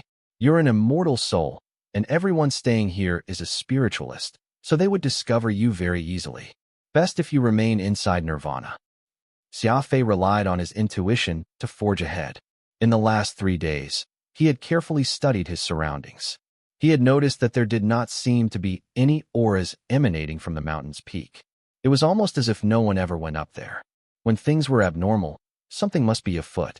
Xia Fei decided to head for the peak first and take a look there. Besides, he could get a better view of the area around if he went to a higher vantage point. Xia Fei had nearly reached the peak when he saw a single small parking apron situated ahead, as well as several old-fashioned buildings that were not particularly tall. Alpha Universe had various applications of spatial power, and it was not uncommon to find a large cave inside any random thatched hut. Xia Fei did not ignore the low-roofed old buildings around him, knowing that. After some thought, Xia Fei decided to move toward the 3-story house that was closest to his present position. There was a layer of snow on the ground, and he even needed to cross a coverless platform to make his way over. He needed to hold his breath and dart over in one go. Whoosh! Just as Xia Fei was preparing to accelerate, the sound of beating wings suddenly came from somewhere above in the air. Xia Fei nimbly came to a halt and remained motionless. He saw a black gale pick up, and the snow on the ground stirred up several meters. A black shadow that looked to be larger than a human being suddenly landed from the skies above. Thump! Xia Fei froze up the moment after he made out this figure in the darkness. This was none other than the holy beast Lone Gleam Eagle. The very same creature whose nose that fur ball had bitten off when they first encountered it in the collapsed expanse of the Founders. Whoosh! Xia Fei broke out in cold sweat immediately.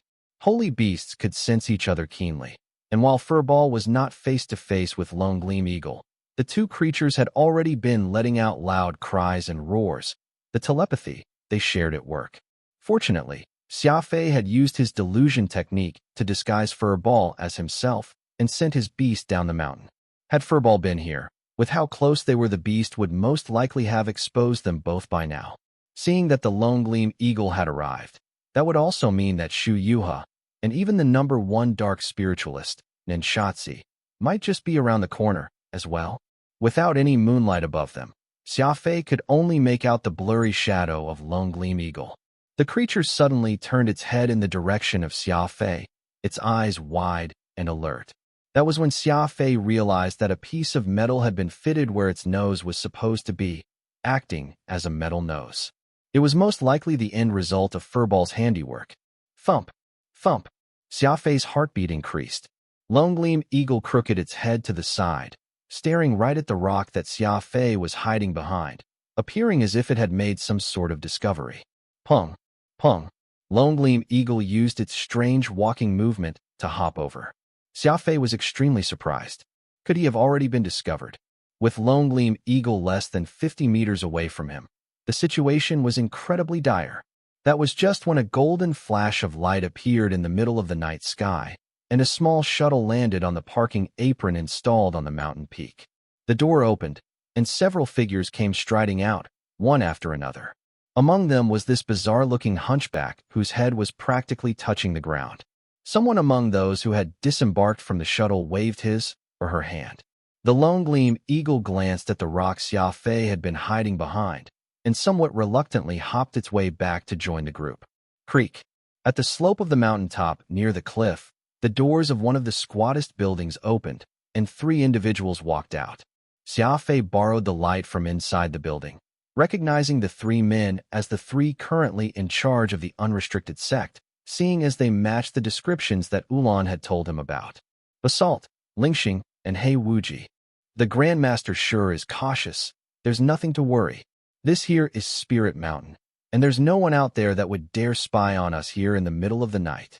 Hei Wuji reassured them in a loud voice. Stopping opposite the 3 men, the handful of dark spiritualists nodded to each other and had the holy beast Lone Gleam Eagle, 2 of their own, as well as that hunchbacked man, stay back to take care of the shuttle, while the remaining 3 approached the unrestricteds. Creak! The doors shut once more, and the mountain peak was shrouded in the darkness again. Let's go? These people are far too strong. They have 5 spiritualists with peak cultivation alone. Then there's also that holy beast, and that strange hunchbacked man.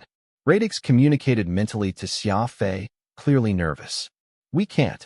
Xia Fei firmly refuted Radix's suggestion. The dark spiritualists suddenly paying a visit to the unrestricted means there must surely be a conspiracy going on. I need to make sense of things. But they're already guarding the approach, and there's no foliage or cover anywhere around. So how will you get anywhere near that building? Even if you succeed, how will you enter? Radix was nervous. Xia Fei's face was grim. From there, whoosh. As Xia Fei said this, he deftly shrank his body and fell down the cliff. The piercing cold winds battered against the sheer cliff face, but Xia Fei was like a nimble ape, sliding along the side of the cliff face. He soon spotted the inconspicuous squat building. What took Xia Fei by surprise was that while the building did not look anything particularly eye-catching from the outside, being built into the cliff itself, it actually looked like a castle embedded into the rocky cliff when he looked at it from behind. The small 1-story building he saw on the mountain peak was merely the entrance, and its interior was actually contained in the mountain cliff itself. There were countless rooms, their many windows all open on the cliff. At the moment, these windows were being lit one by one, almost as if Lingxing and the others were leading the dark spiritualists along a corridor. What's this? There another door here? Xia Fei gasped in astonishment. Xia Fei had actually uncovered somewhere that looked like a pier along the cliff face, built out of thin air. A good half of it had been covered in cold-resistant thorns, making it impossible to make out its existence from the outside. Xia Fei had nearly stepped onto thin air, but had actually accidentally stepped onto this aerial platform. How very well hidden. Even I was nearly fooled. I wonder if this door connects with the rest of the building. Xia Fei wondered to himself. The metal door was not large, looking more like a secret entrance that large residences might have used. Xia Fei pushed the door lightly, and over an inch of dust fell off. Evidently, it had been many years since this door was last opened. The platform was very small, and aside from the door, all that was there was the rocky cliff. Xia Fei probed about with his hand and located the mechanism to open the door. However, this door was not opened via a secret code or even mechanically operated, but instead relied on a very rare matter scanner. No way. Will this work with it? Xia Fei was momentarily startled before pulling out the golden seal that Fuchen had entrusted to him from his spatial ring. Xia Fei had been slightly disappointed when he retrieved this seal from the lake when there was just this token inside that case, and no secret martial technique manual. On further thought, it made perfect sense. There was no way Fuchen could know that Xia Fei would be able to retrieve the token back then, so there was no way he would have prepared any gift prior. Upon closer inspection, Xia Fei discovered that the composition of this seal was very unique. As someone who had studied artifice, Xia Fei had an intimate understanding of the attributes of metal, but he was completely unable to tell the composition of the seal. He had been immediately reminded of the seal after he set eyes on the out-of-place material scanner. Could the composition of this thing be the internal passcode for the unrestricted sect? Xia Fei thought to himself, before proceeding to press the metal seal to the scanner. Zing! Countless red lights flashed. After it made a complete scan of the token, he heard a soft tone, and the door cracked open. Sure enough, the unrestricted do not rely on fingerprints or a secret key that utilizes dark energy. Instead, it uses this seal with its unique composition. It seems their sect's ancestor was very clever. Metal composition is something that is the most stable and the hardest to recreate. Xia Fei commented to himself as he pushed the door open and ducked inside. Whoosh! Xia Fei accelerated, hurrying and hoping to eavesdrop and learn just what the dark spiritualists and the three unrestricted would be talking about. Strange. Very strange. There was a white crystal mirror inlaid on the wall of the cloister. It was the sort of crystal that could penetrate through the wall and see what was happening behind the walls. There was one for every room, corridor, and even the toilets. Xia Fei instantly felt his skin crawl. This was a place the holder of the golden seal could enter, which meant that there was a sect master a long time ago that would secretly watch every move of their disciples from here in this secret space. GDMT, I'm afraid the unrestricted sect isn't as noble as Fuchen claimed. At the very least, we know that their past sect master was very treacherous, actually constructing something so weird to monitor his own disciples. Xia Fei cursed to himself. Xia Fei was only paying attention to the scenes depicted within these crystals and did not take much note of his surroundings. He was moving quickly, sprinting through the internal corridor nonstop. The building was shaped like a double-layered square, most likely designed to make it more convenient to spy on the people. That made it all the more easier for Xia Fei. He quickly found the three unrestricteds who were leading Nanshatsi, Shu Yuha, and a middle-aged man that Xia Fei had not seen before along the corridor. None of them spoke a word as they walked, their eyes darting all over, bereft of trust in one another. Lingxing pushed open a door and made a welcoming gesture as everyone filed in. Xia Fei quickly changed to another crystal and saw that the room was furnished like a parlor, seemingly far from the mountain peak. It seemed this was going to be where they were going to conduct their secret meeting. The men all sat down at their seats, leaving the youngest, Basalt, to serve tea. However, no one drank any, an indication of the suspicion they still held among them. Xia Fei widened his eyes and was ready to eavesdrop on what these people were about to discuss, when he heard a persistent scratching sound coming from behind him. Is there a mouse? Xia Fei wrinkled his eyebrows and turned around to look. Is there a mouse? Xia Fei wrinkled his eyebrows and turned around to look. Xia Fei got the shock of his life when he turned round to find out what was making the noise. It was not a mouse, but a walking corpse. It was hunched over, and its shuffling feet were making the scratching sound. Could this be the custodian slave that Ulan was talking about? Xia Fei thought quickly. Though Fuchen was an unrestricted, he did not speak much about the sect due to the fact that he was expelled. Instead, It was Ulan who spoke at length about the rumors. What Xia Fei was most intrigued by were those stories that talked about the unrestricted pavilion, as well as the custodian slaves. There were rumors among the spiritualists that the unrestricted sect had constructed a great library, called the Unrestricted Pavilion, which expressly collected the techniques spiritualists used, very similar to the Tibetan scripture pavilion. While most major sects would have their own secret library, the Unrestricted Pavilion was different from the rest. It was rumored that the place was not defended against outsiders with traps, but by two soulless custodian slaves. Everyone knew that every sapient life form would have a soul, also called dark energy. The moment someone lost their soul, then their flesh would naturally die off. Custodian slaves were freaks that had their physical bodies enhanced to a powerful extreme and were able to survive even without a soul of their own. They were incapable of using dark energy and would rely solely on their physical strength to vanquish their foes. This was a very fascinating rumor, especially to a speedster like Xia Fei. Out of all the different types, it was speed warriors like himself who needed physical endurance the most. After all, their top was already close to light speed, and without a powerful and resilient body, there was no way they could endure. Taking Xia Fei as an example, despite his fairly normal looks, every single muscle in his body, right down to his very cells, would tighten when he began moving, becoming even firmer than steel. Thus, Xia Fei very naturally became curious about the custodian slaves, wanting to know how they had managed to train their undying flesh. His mind raced. Xia Fei did not have much difficulty entering the corridor because he had the sect master's golden seal. Anyone could enter, and these undying monsters were consistent with how Ulan had described them. It was clear that he was in the unrestricted pavilion, and these creatures were none other than the custodian slaves. Xia Fei was able to think really fast, yet these two custodian slaves were even faster. They darted over, lunging from both the left and right towards Xia Fei. Their forearms were enmeshed, looking to hug and hold Xia Fei. Crafty approach. With a low grunt, Xia Fei shrank to half his height nearly instantly and began to move in a strange footwork that allowed him to slip right out from their grasping arms. The custodian slaves failed to grab hold of Xia Fei, and the two crisscrossed each other.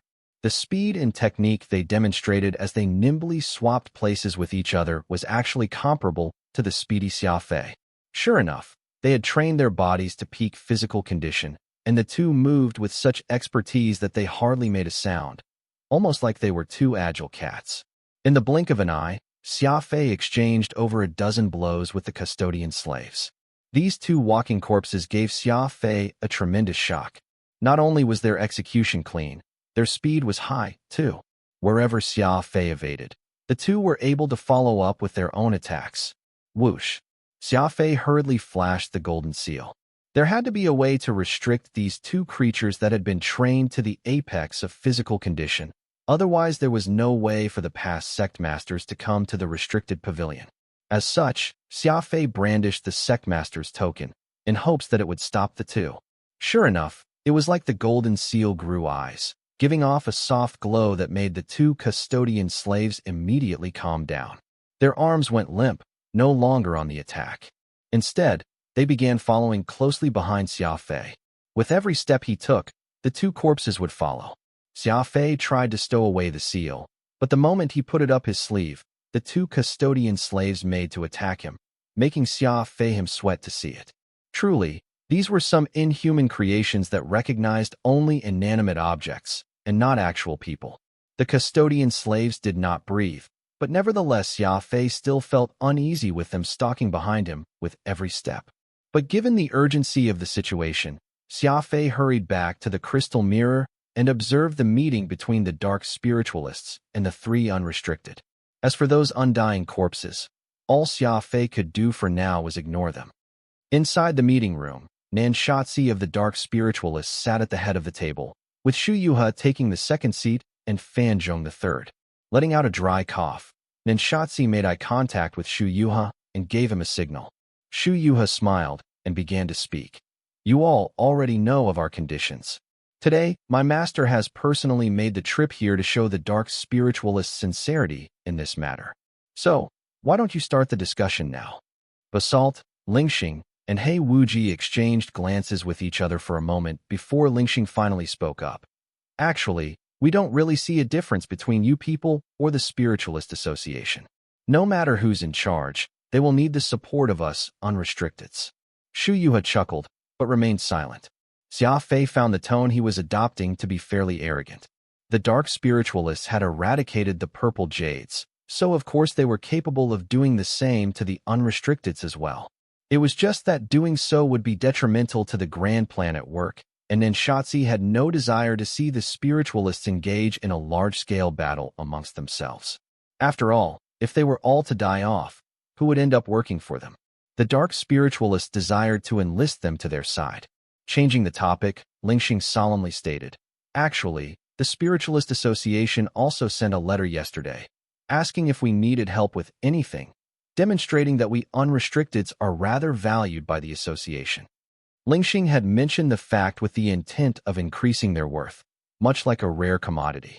Everyone knew that when the unrestricteds first rebelled, they chose to ally themselves with the Spiritualist Association. That was why both sides were doing what they could to win over the major powers across the Alpha universe. As the unrestricted sect was self-proclaimed to be the orthodox spiritualists among all spiritualists, they of course received more attention. Shu Yuha furrowed his brow in mild dissatisfaction. "Why don't you just state your conditions plainly? We're all very busy."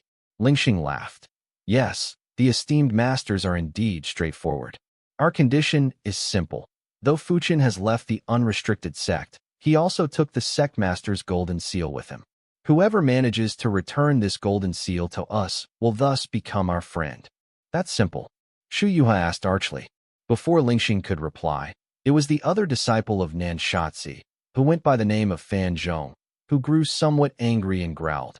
"No matter what, Fuchin is still a master to you and Basalt. We spiritualists emphasize respecting your elders the most, so how could you call him by his first name?" Lingxing chuckled indifferently. Fuchin asked for it. He lacked the ability, yet still hogged the sect master position, refusing to retire. "Not only will I call him by name, I'd even subject him to death by 1,000 swords." The younger Basalt interjected. "He'd be getting off too easily by just killing him. Just from the demanding requirements he mad of us back in the day, we ought to chop him into minced meat and have him buried along the trail up the mountain. Let millions trod all over him for tens of millions of years." Zing! Xia Fei's hair practically exploded when he heard this. Xia Fei was very special, and he had never officially had a master to call his own. From Phantom to Old Qin Mang, Uncle Porter to Fuchin, he had treated them all as good teachers and friends, and showed the utmost respect to them all. Though he would not verbally say this, it was the thought that counted. These two disciples of Xia Fei were truly despicable, actually returning the kindness of their master with such viciousness. Wanting Fuchin to be trod upon for tens of millions of years, Xia Fei wanted to just charge in there and kill those two BSDRDS right now. Xia Fei was enraged. His killing intent and inner demon were surging. He did not realize that the two custodian slaves behind him suddenly showing interest towards Xia Fei, sniffing the air lightly at his agitation. Forcing himself to curb his own anger, Xia Fei continued watching the meeting. Fan Zhong's face had gone stern by now. It seemed he was bothered by the words Lingxing and Basalt had uttered. He Wuji had been silent this entire time, and now was the moment when he pretended to be an elder and scoffed. "There's a reason why my two sect nephews have such a deep-seated hatred toward my junior sect brother. Originally, we should not be telling outsiders about what happened to the unrestricted sect, since that would be akin to airing our dirty laundry out in the open, but Fuchin was really too much. Not only did he hold on to the seat of sect master and ostracize us, his disciple and sect brother, he even killed our youngest sect brother, Huang Pohe, someone who protected him in every way after we worked together to chase him off the mountain. Huang Pohe had always respected Fuchin deeply, being a loyal follower of his since he was younger. For Fuchin to be able to kill off even someone like that, I now suspect that the sudden death of the master all those years back might even have been a ploy for Fuchin to seize power. Someone of his moral caliber, killing him 1,000,000 times over would hardly be enough. Fuchin's senior sect brother was even more devious. Lingxing or Basalt were despicable, but at least they did not put some unforgivable accusation on his head. But He Wuji had no such qualms, directly making the claim that Fuchin had done in his own master. There was no need to mention just how furious Xia Fei was feeling, hissing under his breath. What kind of person was Fuchin? These BSDRDS had him expelled from the mountain, yet Fuchin did not harm even a finger of theirs, willing to swallow his anger and quietly leave. Would someone like that murder their own master? As for the one called Huang Pohe, we've seen him with our own eyes. He was nothing more than a white-eyed wolf. He was the one who heavily wounded Fuchin, yet Fuchin still could not bear to finish him off. Radix was also furious. He had been deathly loyal to Xia Fei's grandfather. It was the same now that it was to Xia Fei, and he despised villains like He Wuji. Right? Only someone like you would do something like that. How could Fuchin be someone that would do that? Xia Fei turned around to roll his eyes at Radix, complaining, "Are you praising me or mocking me?"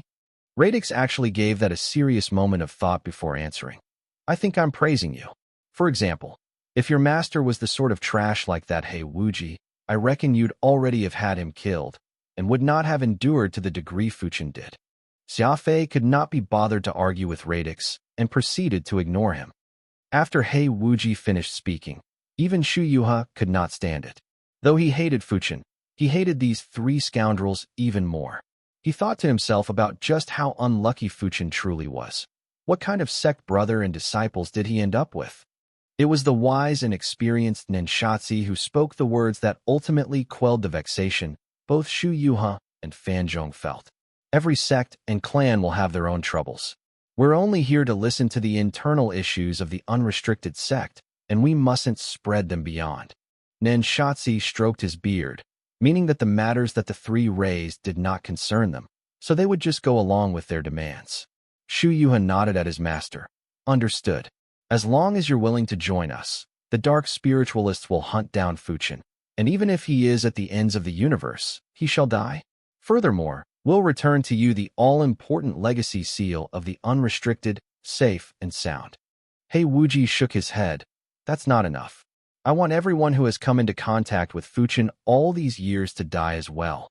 Shu Yuha nodded. "Okay, Ulan will die, and that little friend he has recently made that goes by the name of Xia Fei will die too." He Wuji shook his head. "Not just Ulan. All the spiritualists of botany where Ulan resided can't live, either. As for that person called Xia Fei, I know that a portion of his clan is located in the core region of Guard 83, and another portion in the fringe region. They must all die too. Is there a need to be so extreme?" Shu Yuha asked, curious. Lingxing, Basalt, and He Wuji nodded in unison. "Fuchin might have left behind things that would be detrimental to us, and we cannot take that risk. That is why Ulan, Xia Fei, and anyone related to him and their clans or sects must die." Screw them. The moment Xia Fei heard this from the cloister, his two eyes went bloodshot. Ulan, Xia Fei, and anyone related to him and their clans or sects must die. Hearing that sentence, Xia Fei's eyes immediately shone blood red, and his killing intent exploded. Everyone had their bottom line, and people targeting Xia Fei or the people around him was definitely something that went well past his bottom line. Xia Fei felt a rush of relief now that he was infuriated. With a cold snort, Xia Fei did not say anything.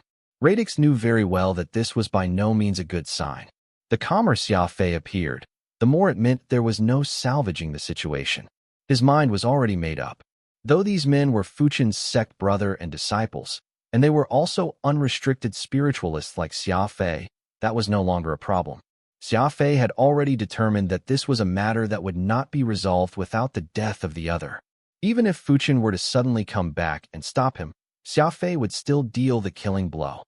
Inside the room, Shu Yuha and Fan Zhong were staring at Nenshatsi. They felt that Lingxing and the others were making a somewhat unreasonable demand, and so they sought their master's opinion. They saw Nenshatsi nod his head slightly, so Shu Yuha replied with knitted eyebrows, "Okay, we'll agree to your condition. However, we need to postpone this matter.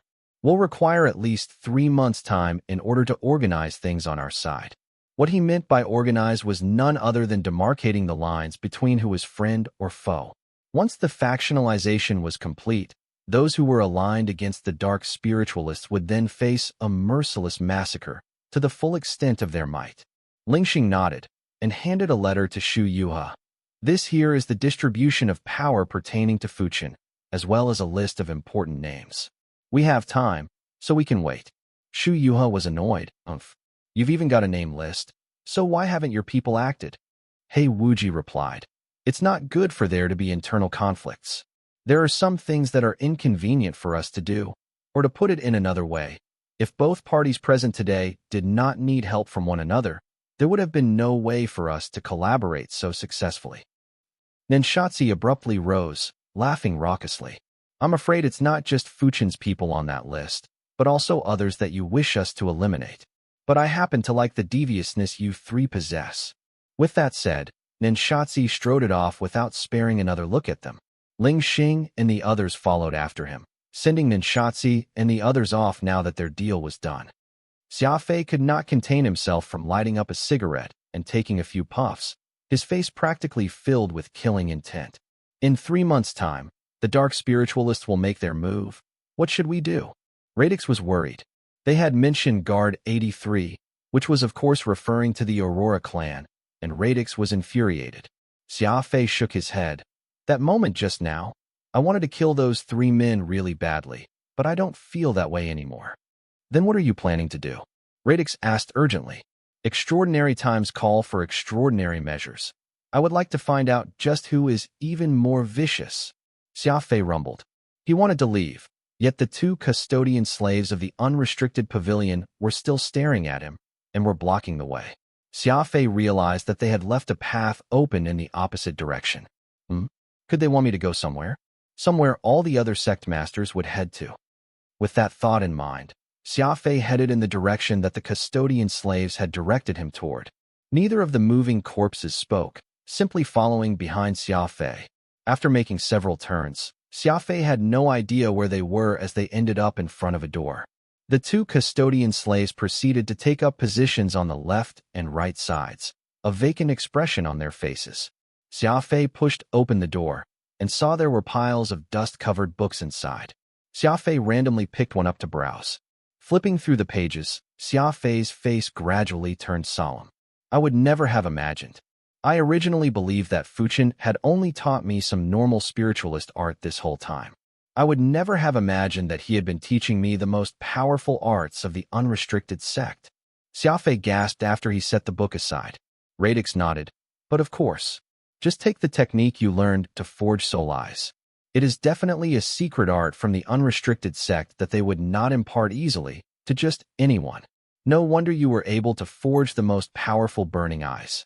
It was because the things you've been learning were never normal from the start. Xia Fei was silent. He took out the burning eyes from his spatial ring and examined it. It was a completely red eyeball, like a burning cloud. It also seemed to be a transparent ruby, sparkling enticingly. Xia Fei had actually learned more than half of the secret manuals here. It just went to show how attentively Fuchin had been teaching Xia Fei while they were journeying together. He quietly stored all the manuals into his spatial ring, prodding Radix to ask curiously, "What are you doing? Isn't it written plainly on the wall here that you're not allowed to take these tomes out from the unrestricted pavilion?" Xia Fei scoffed, "So what? As long as I set my eyes on it, it belongs to me." In no time at all, Xia Fei cleared out the entire library. He was now holding onto a manual called Chilled Ligament Ghost Valley, reading it avidly and letting out a low whistle. "What is that?" Radix asked, curious. "This here is the only book in the entire unrestricted pavilion that has nothing to do with spirituality. It seemed to be a book about how to forge one's body. I reckon the 2 outside have learned this and ultimately lost their souls. Their bodies are fine, which is why they are the soulless corpses you see them as now." Xia Fei flipped through and read the manual so quickly that it took him just several minutes before he finished it cover to cover. When he was done, he marveled as he exclaimed, "Sure enough, this is what is called a secret manual. This book basically deciphered the composition of sapient life, and aside from the 7th brain region, everything is under control. This thing is very important. I must take it back and study it thoroughly." "What grade is that manual?" Radix had to ask. According to the book itself, this body cultivation technique is the cloud beyond the summit, Xia Fei said matter-of-factly. The cloud beyond the summit. The highest grade attainable by body cultivation is Law God. So this is a cultivation technique that is even higher than Law God tier. That's far too ridiculous. Everyone knows that Law God is the apex point of body cultivation. So how could there be another tier above that? Radix was extremely shocked. In some sense, body cultivation and spirit cultivation ran parallel with each other. After they perfected their physical form, cultivators would begin to strengthen their soul power. This chilled ligament Ghost Valley claimed that it was a cultivation technique that is even greater than Law God. How rare. Xia Fei chuckled. You clearly don't understand the meaning of cloud beyond the summit. Let me give you an example. Body cultivation is akin to a person coming of age into adulthood, and their body has been strengthened and is capable of standing their own. But you failed to consider one aspect.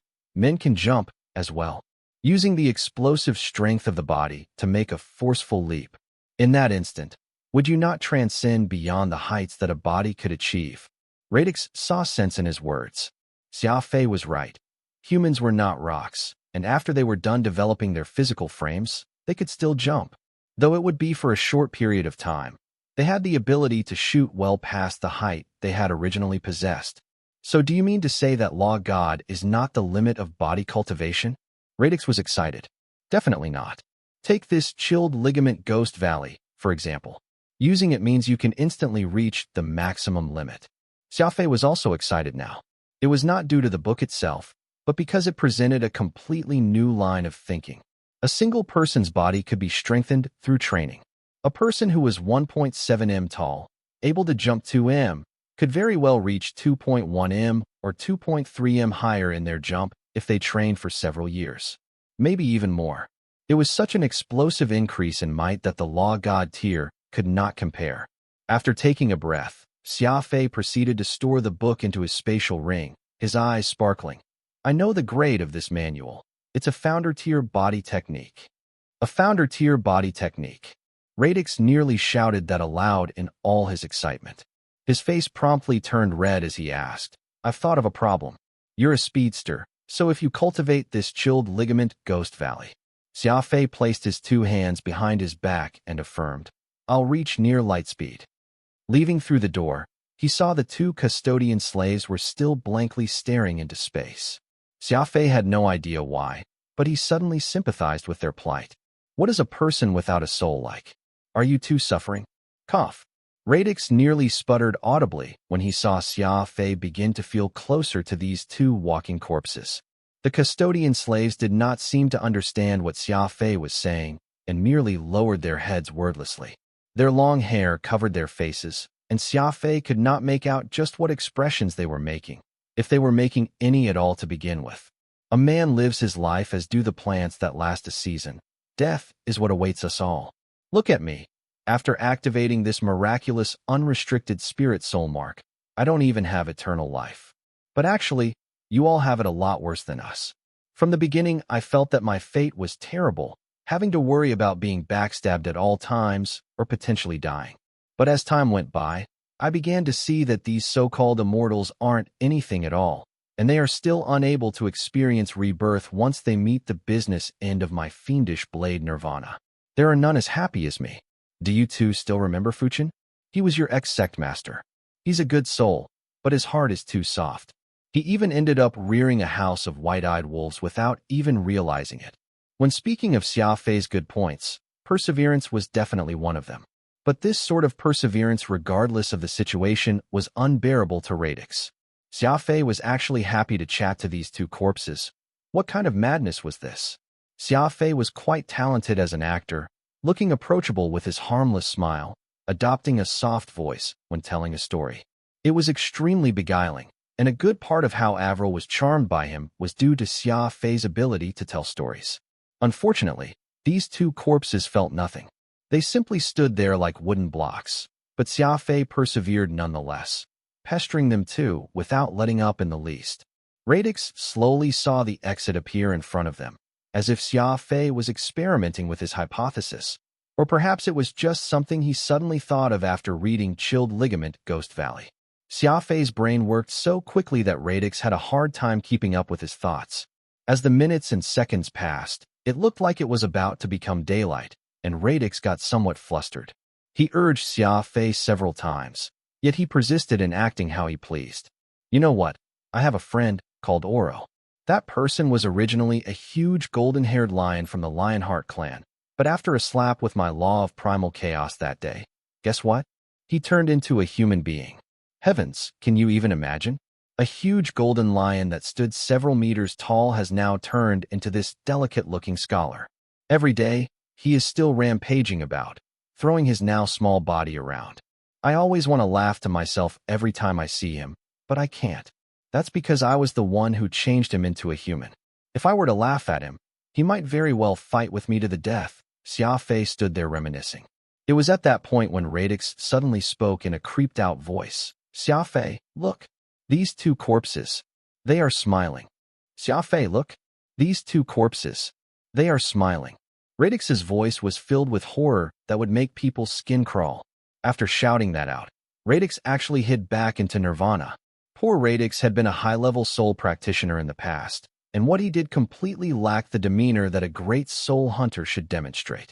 Xia Fei was also shocked, but he was not horrified by this development. Instead, he let out a sigh of relief. Upon closer inspection, Xia Fei saw that the jaws of the corpses were hung at a nearly imperceptible angle, and their eyes appeared to be slightly less hard. It did look like the two were smiling. Even faith could move mountains. Xia Fei had talked about Fuchin and the experiences he had encountered, but had hardly gotten a reaction from these two. But apparently these two enjoyed jokes. Upon talking about the most embarrassing occurrence that had happened to the old demon Oro, these two corpses actually understood what he had said. Take care, two of you. Xia Fei is taking his leave now. In the future when I have the chance, I'll be sure to pay you two a visit. I know you two possess the most invincible bodies, but it is seriously far too cold up here on Spirit Mountain, so I'll be sure to return with a few more sets of clothing. Radix was grinning after he heard this. Honestly, Radix thought that he was rather bold, but he realized that he was incomparable to Xia Fei. Treating a living corpse as a friend? How ridiculous was that? Radix had seen plenty of inexplicable things after becoming a soul, and he had not been afraid before. But Radix found these two corpses to be unacceptable because they lacked souls. Seeing their hollow expressions like hell's abyss, he could feel his own spirit escaping from inside him. Only God knew what thoughts were running through Xia Fei's mind, forever thinking about these things that people could not make sense of, even wanting to become friends with something like an undying corpse. Turning to leave, the two corpses yet followed Xia Fei at their even pace until the door was shut. Neither smiled nor spoke again. Dawn was breaking soon, and there was heavy snow on the mountain peak. There was also a complex look in Xia Fei's eyes. Though tonight has been a dangerous excursion, we've at least managed to ascertain two things, Xia Fei said calmly. What two things? Radix asked on cue. First, there are some more people who do not need to continue to keep their lives. Second, custodian slaves are actually living beings and have only lost their souls. Their circumstances are very similar to yours. You lost your physical form, while they have conversely lost their souls. So there's no need for you to treat them like monsters, because in their view, you're a crippled monster just like them. Xia Fei continued. Radix was momentarily stunned, and an inexplicable emotion overcame him. So what you're saying is you do not mind those crippled custodian slaves? Radix asked him. Xia Fei shook his head. Not only do I not mind their existence, I even admire them. Because they are crippled, the souls these custodian slaves have are even purer than humans. This was like how a school will have both good and bad students. It is great if they can study well, but having bad results isn't everything. As long as they are living entities, then they should be treated fairly. Comparing Fuchin's elder sect brother and his disciples to the two living corpses, the latter are not lacking at all. In fact, it is the former that deserves to die. Xia Fei's two eyes revealed a murderous glint the moment he said this, his killing intent radiating threateningly. Radix suddenly recalled the mech race, and how those robots had no souls, but Xia Fei had similarly treated them as fellow compatriots, even winning their utmost respect and admiration. Radix was shocked. He suddenly understood why Xia Fei had mastered the Beast Spirit Codex so quickly. It was precisely because he had always believed that all life is equal. He treated the exotic beast furball like his own brother, the same as the immortal soul Radix, the plant peacock blue, and even the frightening corpses. Xia Fei respected them all. A human, a beast, a spirit, a bug, the fiendish blade, and then there was the fiend armor. It was the inheritance of the fiends, and as a 100% human, he yet possessed the most monstrous lineup. They were also different. No one other than Xia Fei could do it. "You're finally back," Ulan exclaimed after Xia Fei opened the door, hurrying over to greet him. Furball harumphed coldly, facing the wall as he intentionally made a show of ignoring Xia Fei. This creature looked rather adorable even when it was being petty, and Xia Fei could not help but laugh at the show. Ulan glanced and said, "It's about time for the team to gather again. Are you not heading up the mountain again?" Xia Fei smiled, and his pupils were tinged red as he replied, "I've already met with Suzu Treasure before coming here. She'll deal with that accordingly, and I won't be heading up the mountain during the day from today on, because there's no such need anymore."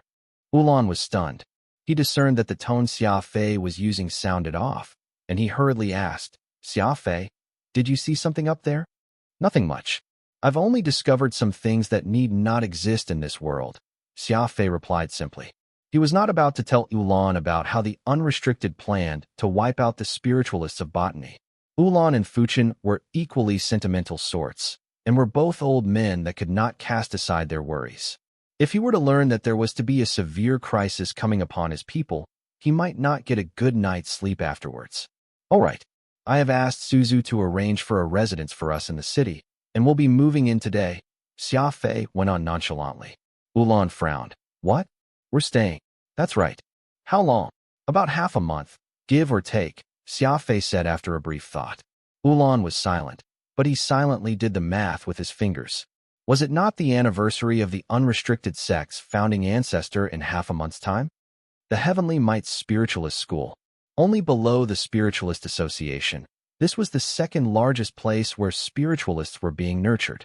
The Unrestricteds and the Purple Jade were spiritualist sects that could also raise spiritualists, but the relationships they used were as master and disciple. Meanwhile, the Heavenly Might's Spiritualist School and the Spiritualist Association were educational institutes, so no matter their background, anyone could become a student of the two major organizations as long as they had the potential. It was completely different from the two lofty spiritualist sects, where ordinary folks were never accepted. Qiu Yang went into seclusion the moment he returned. There was no way to stop the rumors flying in the school when it happened, but it seemed like Qiu Xingbang was very determined in his decision to do this, not showing his face for many days even after Qiu Yang was secluded, relying on his underlings to send over his 3 meals each day. Everyone knew how fond Qiu Xingbang was of his son, and everyone could not help but speculate if Qiu Yang had gotten himself into some major trouble. This day, the Heavenly Might's Spiritualist School welcomed 3 special guests. They were the Venus of the Eternal Night's old donkey, Cloud Knight, and her 2 precious grandchildren, Zesser Knight and Anzu Knight. Qiu Xingbang personally came to receive them, showing enough face to Cloud Knight. He was different from the patriarchs of other major clans, having a stubborn attitude and doing things with a carefree spirit. But he was a very forthright person and willing to go out on a limb for his friends. Qiu Xingbang liked this about him, and so he was treating Cloud Knight with extra courtesy. In the guest hall, tea and snacks were served, with Qiu Xingbang breaking formality by having them sit around a round table. There was no position of importance when seated at a round table, so such an arrangement made it clear how much he was keen on establishing a bosom relationship with them. "I heard that your son was sent into seclusion?" Cloud Knight asked openly. This was how he acted, and he would gladly broach a subject, even if it concerned the other's private affairs. "Yes, he showed incompetence, so some disciplining was in order," Qiu Xingbang replied with a chuckle. "You can't have too strict demands on your children. Look at these 2 from my clan. They follow me so closely every day. I've never said I would discipline them, and all I ask is for us to be wholehearted with each other. We were also willful children in the past, and children ought to be a little carefree, and we have to let them be wild," Cloud Knight reproached him. Qiu Xingbang disagreed with how Cloud Knight did things, but he had no choice. He was a famed stubborn mule of the Alpha universe, known for his straightforwardness, and he would never give anyone any leeway. Qiu Xingbang could only pretend to not hear what he had advised. "2 of you, go find Qiu Yang and play. I have some words to be had with Principal Qiu here." Cloud Knight motioned. Qiu Xingbang was startled. He originally wanted to oppose this order, but considered the temper of the old donkey of Venus of the eternal night, and decided to endure it once more. Zesser and Anzu Knight were unhappy to comply. This was especially true for Anzu, who had always been at odds with Qiu Yang, and they had nothing in common with one another. But no one ever went against the will of Cloud Knight, and not showing face to their grandfather while outside would most likely mean punishment when they got back. As such, someone led the two to see Qiu Yang. After they both left, Cloud Knight offered a respectful salute to Qiu Xingbang. My deepest gratitude to you. Had it not have been for your advice this time, my two grandchildren would not have gone to the collapsed expanse of the Founders, and would not have achieved what they have today. My trip out here today is specifically to have them express their thanks. This here is just a token of my appreciation, and I beseech Principal Qiu to accept it. With that said, Cloud Knight pushed a box across the table. There was no way of knowing just what was inside, but given how generous he was, the gift he would give would definitely be something of significance. Qiu Xingbang felt bad deep down. He had originally let the Knight's siblings go so that they would be cannon fodder for Qiu Yang, and it was definitely not out of the kindness of his heart. Now that it was Qiu Yang who had returned from the collapsed expanse of the Founders with nothing to show for it, and it was instead the siblings who had benefited from the trip, there was really no need to mention how awkward he was feeling right now. He customarily rejected the offer at first, before finally accepting it and asking, "Seeing our children make a good showing naturally gladdens us elders. Being given a gift on top of that is entirely unexpected. But may I ask what the boon that Zesser and Anzu received from the collapsed expanse of the Founders?" Cloud Knight acted all mysterious as he said in a low voice, "I don't mind sharing this with you. Anzu didn't really get anything out of the trip and has merely increased by 1 level, but Zesser could very well have attained enlightenment to spirituality." "She's now a spiritualist?" Qiu Xingbang was shocked. "That's right. While it isn't good to spread the word now, since she's still just a novice, Zesser's soul mark is slowly changing. I'm afraid that she'd get anxious, so I haven't told her. Who knows, it might not be long before a spiritualist joins the ranks of the Venus of the eternal night." Cloud Knight beamed. Spiritualists were respected and few in number. They were considered rare, even among a major clan like the Venus of the eternal night. Though the unrestricted sect and their spirit mountain were renowned across the universe, there were actually no more 20 to 30 of them who were really spiritualists, and among them, most were just low-level spiritualists without much potential. Even inside somewhere as large as Heavenly Might, the number of spiritualists was only in the several hundreds, with only about 30 who were considered decent. That was evidence enough to show just how rare spiritualists were in this day and age, and this was especially true for high-level spiritualists, who were even rarer than phoenix feathers. Though the brat Zesser Knight looked weak, she actually had quite a lot of potential, easily attaining 4 soul marks despite her young age. If she were to evolve into a spiritualist, that would mean she would instantly become an intermediate spiritualist. Anyone would be envious if that were to happen. Qiu Xingbang had plenty of thoughts running through his head. His original plan had been none other than helping Qiu Yang become a spiritualist, then aiding his son in becoming like him, a dragoon. But now, it was Xia Fei who had the title of dragoon, while Zesser was turning into a spiritualist. The Qiu clan hardly had a part in any of this. Crack. Just thinking of this caused Qiu Xingbang's blood to boil, and the teacup in his hand shattered. Portentous clouds, heavy and dark, came bearing from the distance, as waves several dozen meters high crashed upon the shore with the great force of nature. Fuchen was naked, seated cross-legged on the rocks by the seashore. A determined look was on his face, but there was also hesitation mixed in as he let these waves batter upon him. "Is this really the only way for me to recover my powers?" Fuchen asked. "Yes. Unrestricteds like me don't have eternal life. What if I die as a result?"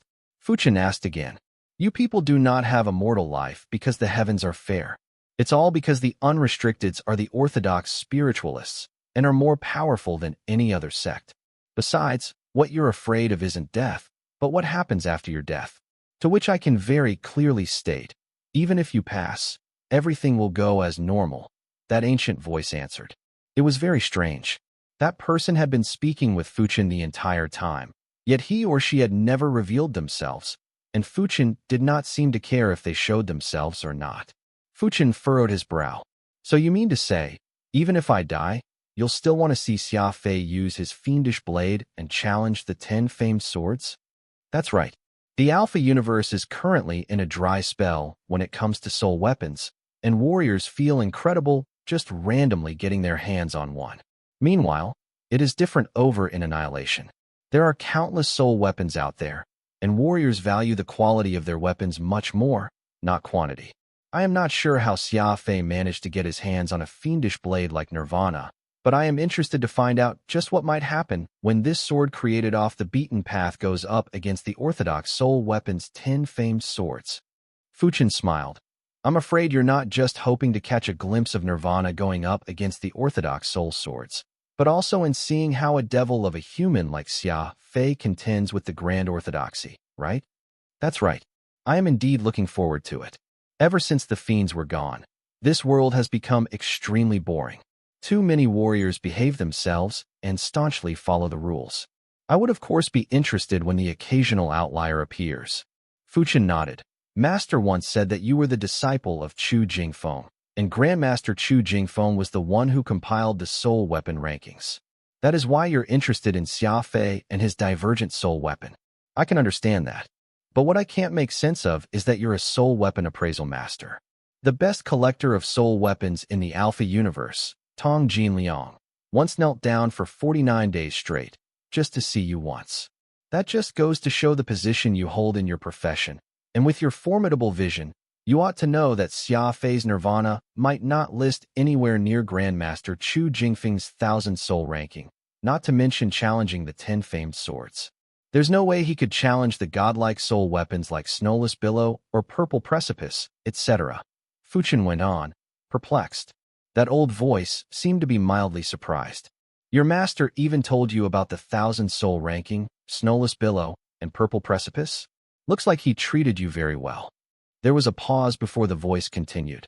First, your information is outdated. Snowless Billow and Purple Precipice are no longer ranked among the top 10 famed swords. Fuchin was startled as he exclaimed, What? My master gave me a simple rundown of the unique attributes that those two peerless soul weapons had back when, and I have not been able to sleep easily since. That's just how astounding they were to me. And you're now telling me that these two powerful soul weapons are no longer considered part of the 10 famed swords. Isn't that just a tad bit too excessive? Excessive, you say? Why don't you think about it? How many years has it been since your master died? And what your master learned about those two peerless soul weapons is second-hand knowledge from his master. So how many years has it been from then until now? You're truly a frog in the well. Had you made a good showing for yourself and managed to transcend to become an annihilator, you could make the trip up yourself and understand. While the Alpha universe has not made any progress these past few years, that does not mean Annihilator has not. Fuchin's face went pale, then pink. As someone who had once shown the greatest promise to promote into the Annihilator tier, Fuchin had stagnated for many, many years, and his disciples had even chased him out from his sect. Perhaps there would never be an even more useless sect master out there in the history of existence than himself. Second, the reason why I have my eye on Xia Fei and his fiendish blade Nirvana is precisely because of My Master. The old man had already cataloged Nirvana into his short list, and while it is now just a potential candidate and has yet to officially enter the 1,000 soul ranking, it isn't that far off from being one of the most powerful 1,000. But this is the Alpha universe. Being able to see a soul weapon that is shortlisted to enter the 1,000 soul ranking is enough to pique my interest and surprise me. Hearing this, Fuchin's mouth hung agape as he was rooted to the spot. Splash! A wave came crashing down on him, and the bitter seawater entered his mouth, yet he did not even notice. Xia Fei had been beside Fuchin for longer than just a day or two, yet he had not the slightest idea that Xia Fei actually carried a powerful weapon that could well be a candidate for the 1,000 soul ranking. Ridiculous. Absolutely ridiculous. But very soon, that voice said something else that only furthered Fuchin's astonishment. Third, Nirvana is not the only soul weapon Xia Fei owns that has been shortlisted for the 1,000 soul ranking. He has quite the eye, picking out 3 primary Annihilator-grade soul weapons when he made Evil Shadow Dragoon, Fiend Scar, Fiend Lock, and Fiend Tear. Due to the betrayal of the fiends, no matter how powerful their soul weapons were, my master would never put them into his rankings, or someone would surely express their displeasure to him. Fuchin closed his mouth with a snap, completely shocked as he asked, "So what you mean to tell me is that all three are qualified to enter the 1,000 soul ranking? Not only are they candidates, one of them has even entered the 1,000. Fuchin sprang up and exclaimed, "Which one was it?" He knew that Xia Fei had always advocated the notion that a warrior should go into any fight armed to the teeth, using everything in their arsenal. But Fuchin had never once imagined that among the many soul weapons Xia Fei had hidden in his spatial ring, there were even some that could directly enter the 1,000 soul ranking. This would be a top 1,000 soul weapon in the Annihilator universe. The old voice chuckled with glee and teased him. "You wish to know which one? Well, I'm not going to tell you." Heavenly Might's spiritualist school. Anzu Knight bit the bullet and entered the backyard where Qiu Yang was being held in seclusion. While it was called seclusion, this backyard was well over 17 acres. The place was bursting with vibrant flora and fauna, with water fountains galore. There was nothing lacking, and anyone here would be able to live a life far better than any commoner. Following along the flagstone bridge into the pavilion at the heart of the lake, he spotted Qiu Yang lying on a stone bench with his two hands behind his head, snoring soundly. Qiu Yang had originally portrayed himself to be a playboy, humorous, and merry, but this was all just an act. Right now, he was not in the mood to chat with the much younger Yi siblings, so he remarked coldly, "What are the two of you doing here?" Anzu coldly harumphed back, "Do you think we wish to be here? Zesser, let's go." Qiu Yang glanced over at them and got up. "Since you're already here, why leave in a rush? Come sit for a while. There are only 4 of us left out of the 6 celestial treasures. Every meeting counts." The knight's siblings were young, and were even younger when it came to affairs of the mind. They had no guile to them, so a casual statement from Qiu Yang was enough to strike right at their hearts. Actually, Anzu Knight was rather fond of the title of 6 celestial treasures. It was just the fact that he was ranked last that made him feel rather aggrieved inside.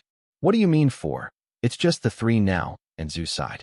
But the moment he said that, Zesser pinched her elder brother hard for his slip of tongue. Xia Fei had already said that he would kill anyone who spread word of his murder of Xiao Xiao. Zesser did not say anything, but she took Xia Fei's words to heart.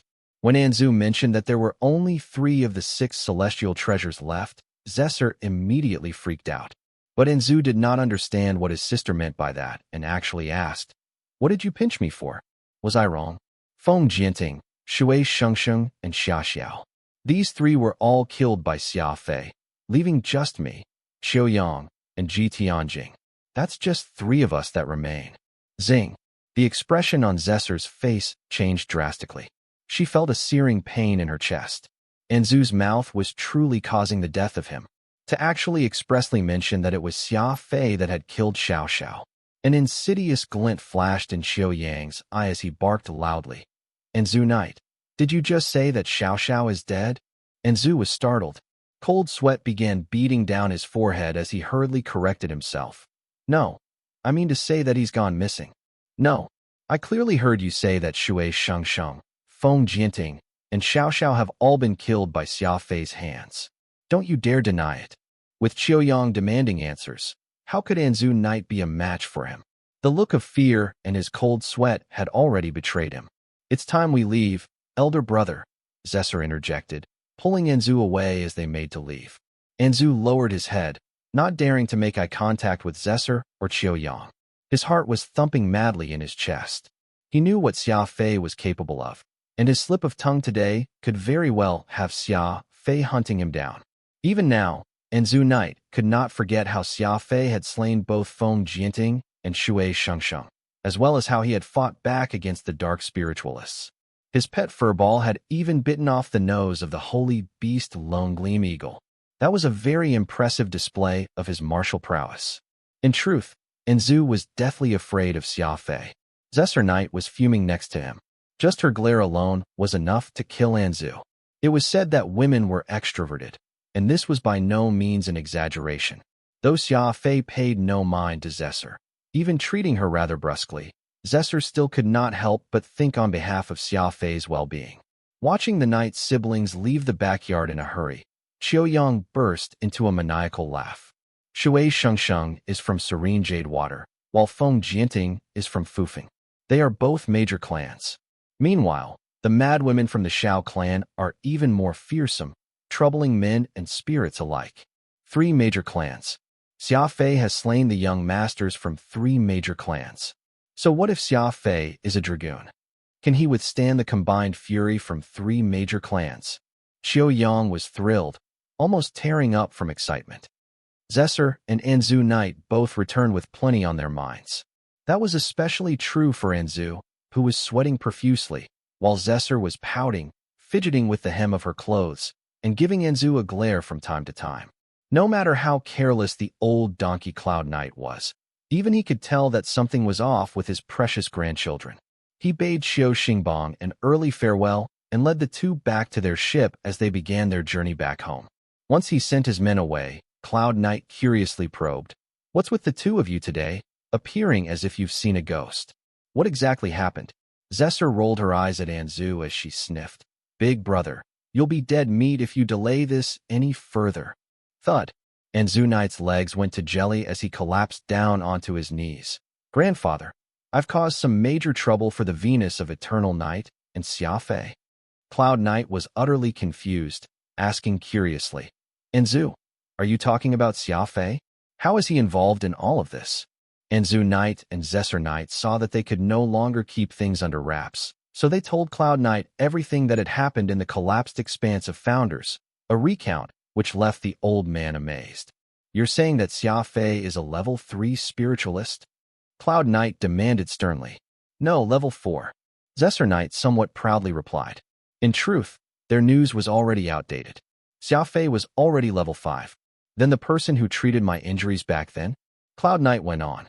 Zesser Knight replied, "Although Xia Fei said that it was his master who treated you, I saw Xia Fei perform craniotomy on Fuchen in the collapsed expanse of Founders with my own eyes, treating Fuchen's sealed brain region. Thus, I think it was actually Xia Fei who was the one who treated grandfather." Cloud Knight was stunned.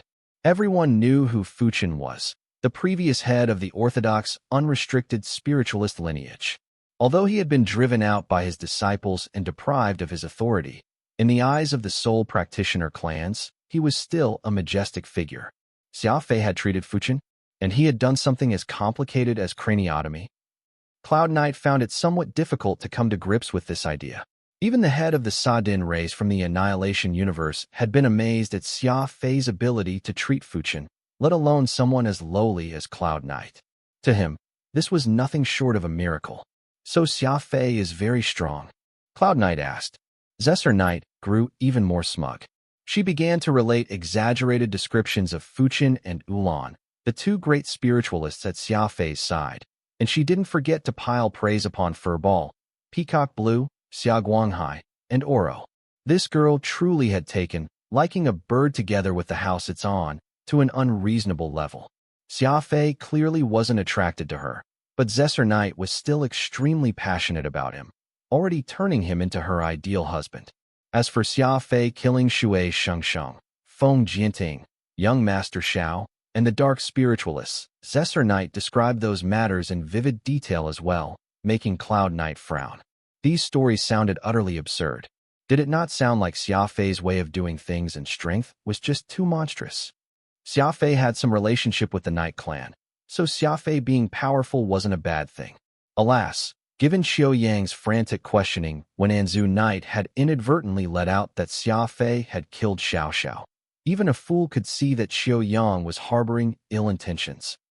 This gave Cloud Knight a headache, and he quickly asked, "You're sure that Xia Fei killed the 7th young Master Xiao?" Zesser Knight replied, "Xia Fei dealt Xiao Xiao a lethal blow, and though Xiao Xiao didn't die on the spot, I'm guessing that he would last 3 days at most. He should already be dead." Whoosh. Cloud Knight massaged his head. The Xiao clan had many widows, who were all crazy and unreasonable. No one wanted to provoke them, and by killing Xiao Xiao, Xia Fei had ended any hopes of negotiation with them. Once those madwomen found out, they would never let Xia Fei rest. And it was Anzu Knight who had leaked this matter. Given Xia Fei's temperament, it was one thing if he didn't lose anything, but once he suffered a loss, he wouldn't let the Knight clan go. There was also the Shui clan and the Fufeng clan, neither of whom were to be messed with. Shui Shengsheng and Feng Jianing had been the hopes of their respective clans, and Anzu Knight and Zesser Knight had both been near their inexplicable deaths. Thus, some of the anger from these two clans would be directed at them. The Knight clan was truly caught between a rock and a hard place. You guys can go. I need to think about this, Cloud Knight sighed, waving his hand. Zesser Knight quickly said, Grandfather, you had best not try and provoke Xia Fei again. He's your savior. Moreover, if I may be forgiven for saying something unpleasant, even if we came into conflict with the Shui, Fufeng, and Shao clans because of this incident, what about it? Can they really exterminate our Knight clan? The power of those three clans is all out in the open, and we know what they have, but we have no idea what's behind Xia Fei. Zesser Knight quickly closed the door after giving her warning. Cloud Knight was startled and shivered for a moment. Zesser Knight was a little young lady who had no idea of the overarching situation and only wanted to speak up for Xia Fei. If the Knight clan got into conflict with Xia Fei, she might lose any chance of seeing him again. But her words reminded Cloud Knight that while those three clans were powerful, and Cloud Knight knew of their strength, but who was Xia Fei? What were his trump cards? Cloud Knight had no idea. After a long time, Cloud Knight made a decision. Grabbing his communication device, he called Xia Fei. On the screen was the patriarch of the Aurora clan, Wistful Hyzus. The Heavenly Treasure Company was quite capable, and had needed only a few hours after receiving notice to finish refurbishing Xia Fei's courtyard, even installing the temporary media command center that Xia Fei had asked for. Xia Fei was using this system to speak with Wistful Hyzus. Xia Fei, what in the world did you do? Isn't this too risky? Wistful Hyzus sighed after listening to what Xia Fei had to say. Xia Fei shook his head. Only by taking on the greatest risk can one get the greatest reward. The Aurora clan is no longer the Aurora clan of my grandfather's era. Despite using all its strength, all it's managed to do is hold on to its second-tier status in the Chaos Society. Alpha is facing a period of great turmoil, and many clans will fall, but many clans might also rise up. At this time, you need to make a choice: preserve the past, or use all of the clan's strength to strive for a better tomorrow. Xia Fei's words were extremely motivating, and it was easy to tell that Wistful Hyzus was quite tempted. But the clan had tens of millions of people to think about, and whether they were sent to hell or heaven all hinged on Wistful Hyzus. This was a most immense responsibility. Gritting his teeth, Wistful Hyzus said, It's too much. I need to discuss this with the others before making a decision. Xia Fei nodded. I completely understand. And I also know that the people you spoke of ceased to exist long ago. There is something I must say to you now. The moment you choose to go to war, I will need the strength of the entire clan, including those old fellows who had gone off on their own. Wistful Hyzus exclaimed in shock. You need to disturb that many people? I do, Xia Fei firmly said. I know that the Aurora clan has many experts who have gone into seclusion to open up spots in the clan. But when lives are at stake, no one can stand alone. I need all of the secluded experts from across the generations of the clan to come back. Wistful Hyzus took a deep breath. Xia Fei had a grand plan in mind. But who was he planning to go to war with? He wanted all of the old monsters to come back? No matter what difficulties the Aurora clan had faced, it had never disturbed those secluded experts. Why had the clan kept those old monsters in seclusion? Because they were the clan's ultimate ace in the hole. They were not to be mobilized until the clan's life was on the line. Was now really the time to mobilize these old monsters? You don't need to answer me now. Discuss things with those old monsters first. But I will need your answer within 3 days. Xia Fei added coolly. In addition, I must be frank with you. Within 3 months, all of the clan's hidden monsters will return as long as they're still alive. I dare wager my head on this. And as for us, we'll just be showing our trump card a little earlier than the rest. Xia Fei ended the call and picked up a call from Xia Guqing. The Grand Ancestor seemed in high spirits, probably because of the thought of his freedom. Xia Fei shrugged and said, Venerable Sir will have to put off your retirement a little longer. Whoosh. Xia Guqing first became very dejected, scratching his head like a child whose candy had been taken away. But he quickly turned stern, asking gravely, So, a war is starting soon? Yes, very soon now. Xia Fei replied gravely. Xia Guqing rolled up his sleeves and asked, "Understood. What support do you need from the clan?" Xia Fei felt inexplicably moved. They were both his relatives, but the Skywings were far different from the Auroras. Xia Fei had almost worn his mouth out trying to persuade the Auroras, but he only needed to say one sentence to the Grand Ancestor to get the entire clan on his side. They were instantly ready to head to the front. Swallowing his emotions, Xia Fei said, "Split into 2 groups. Group 1 should be made up of all the high cultivation warriors of the clan who can break 10 million meters per second.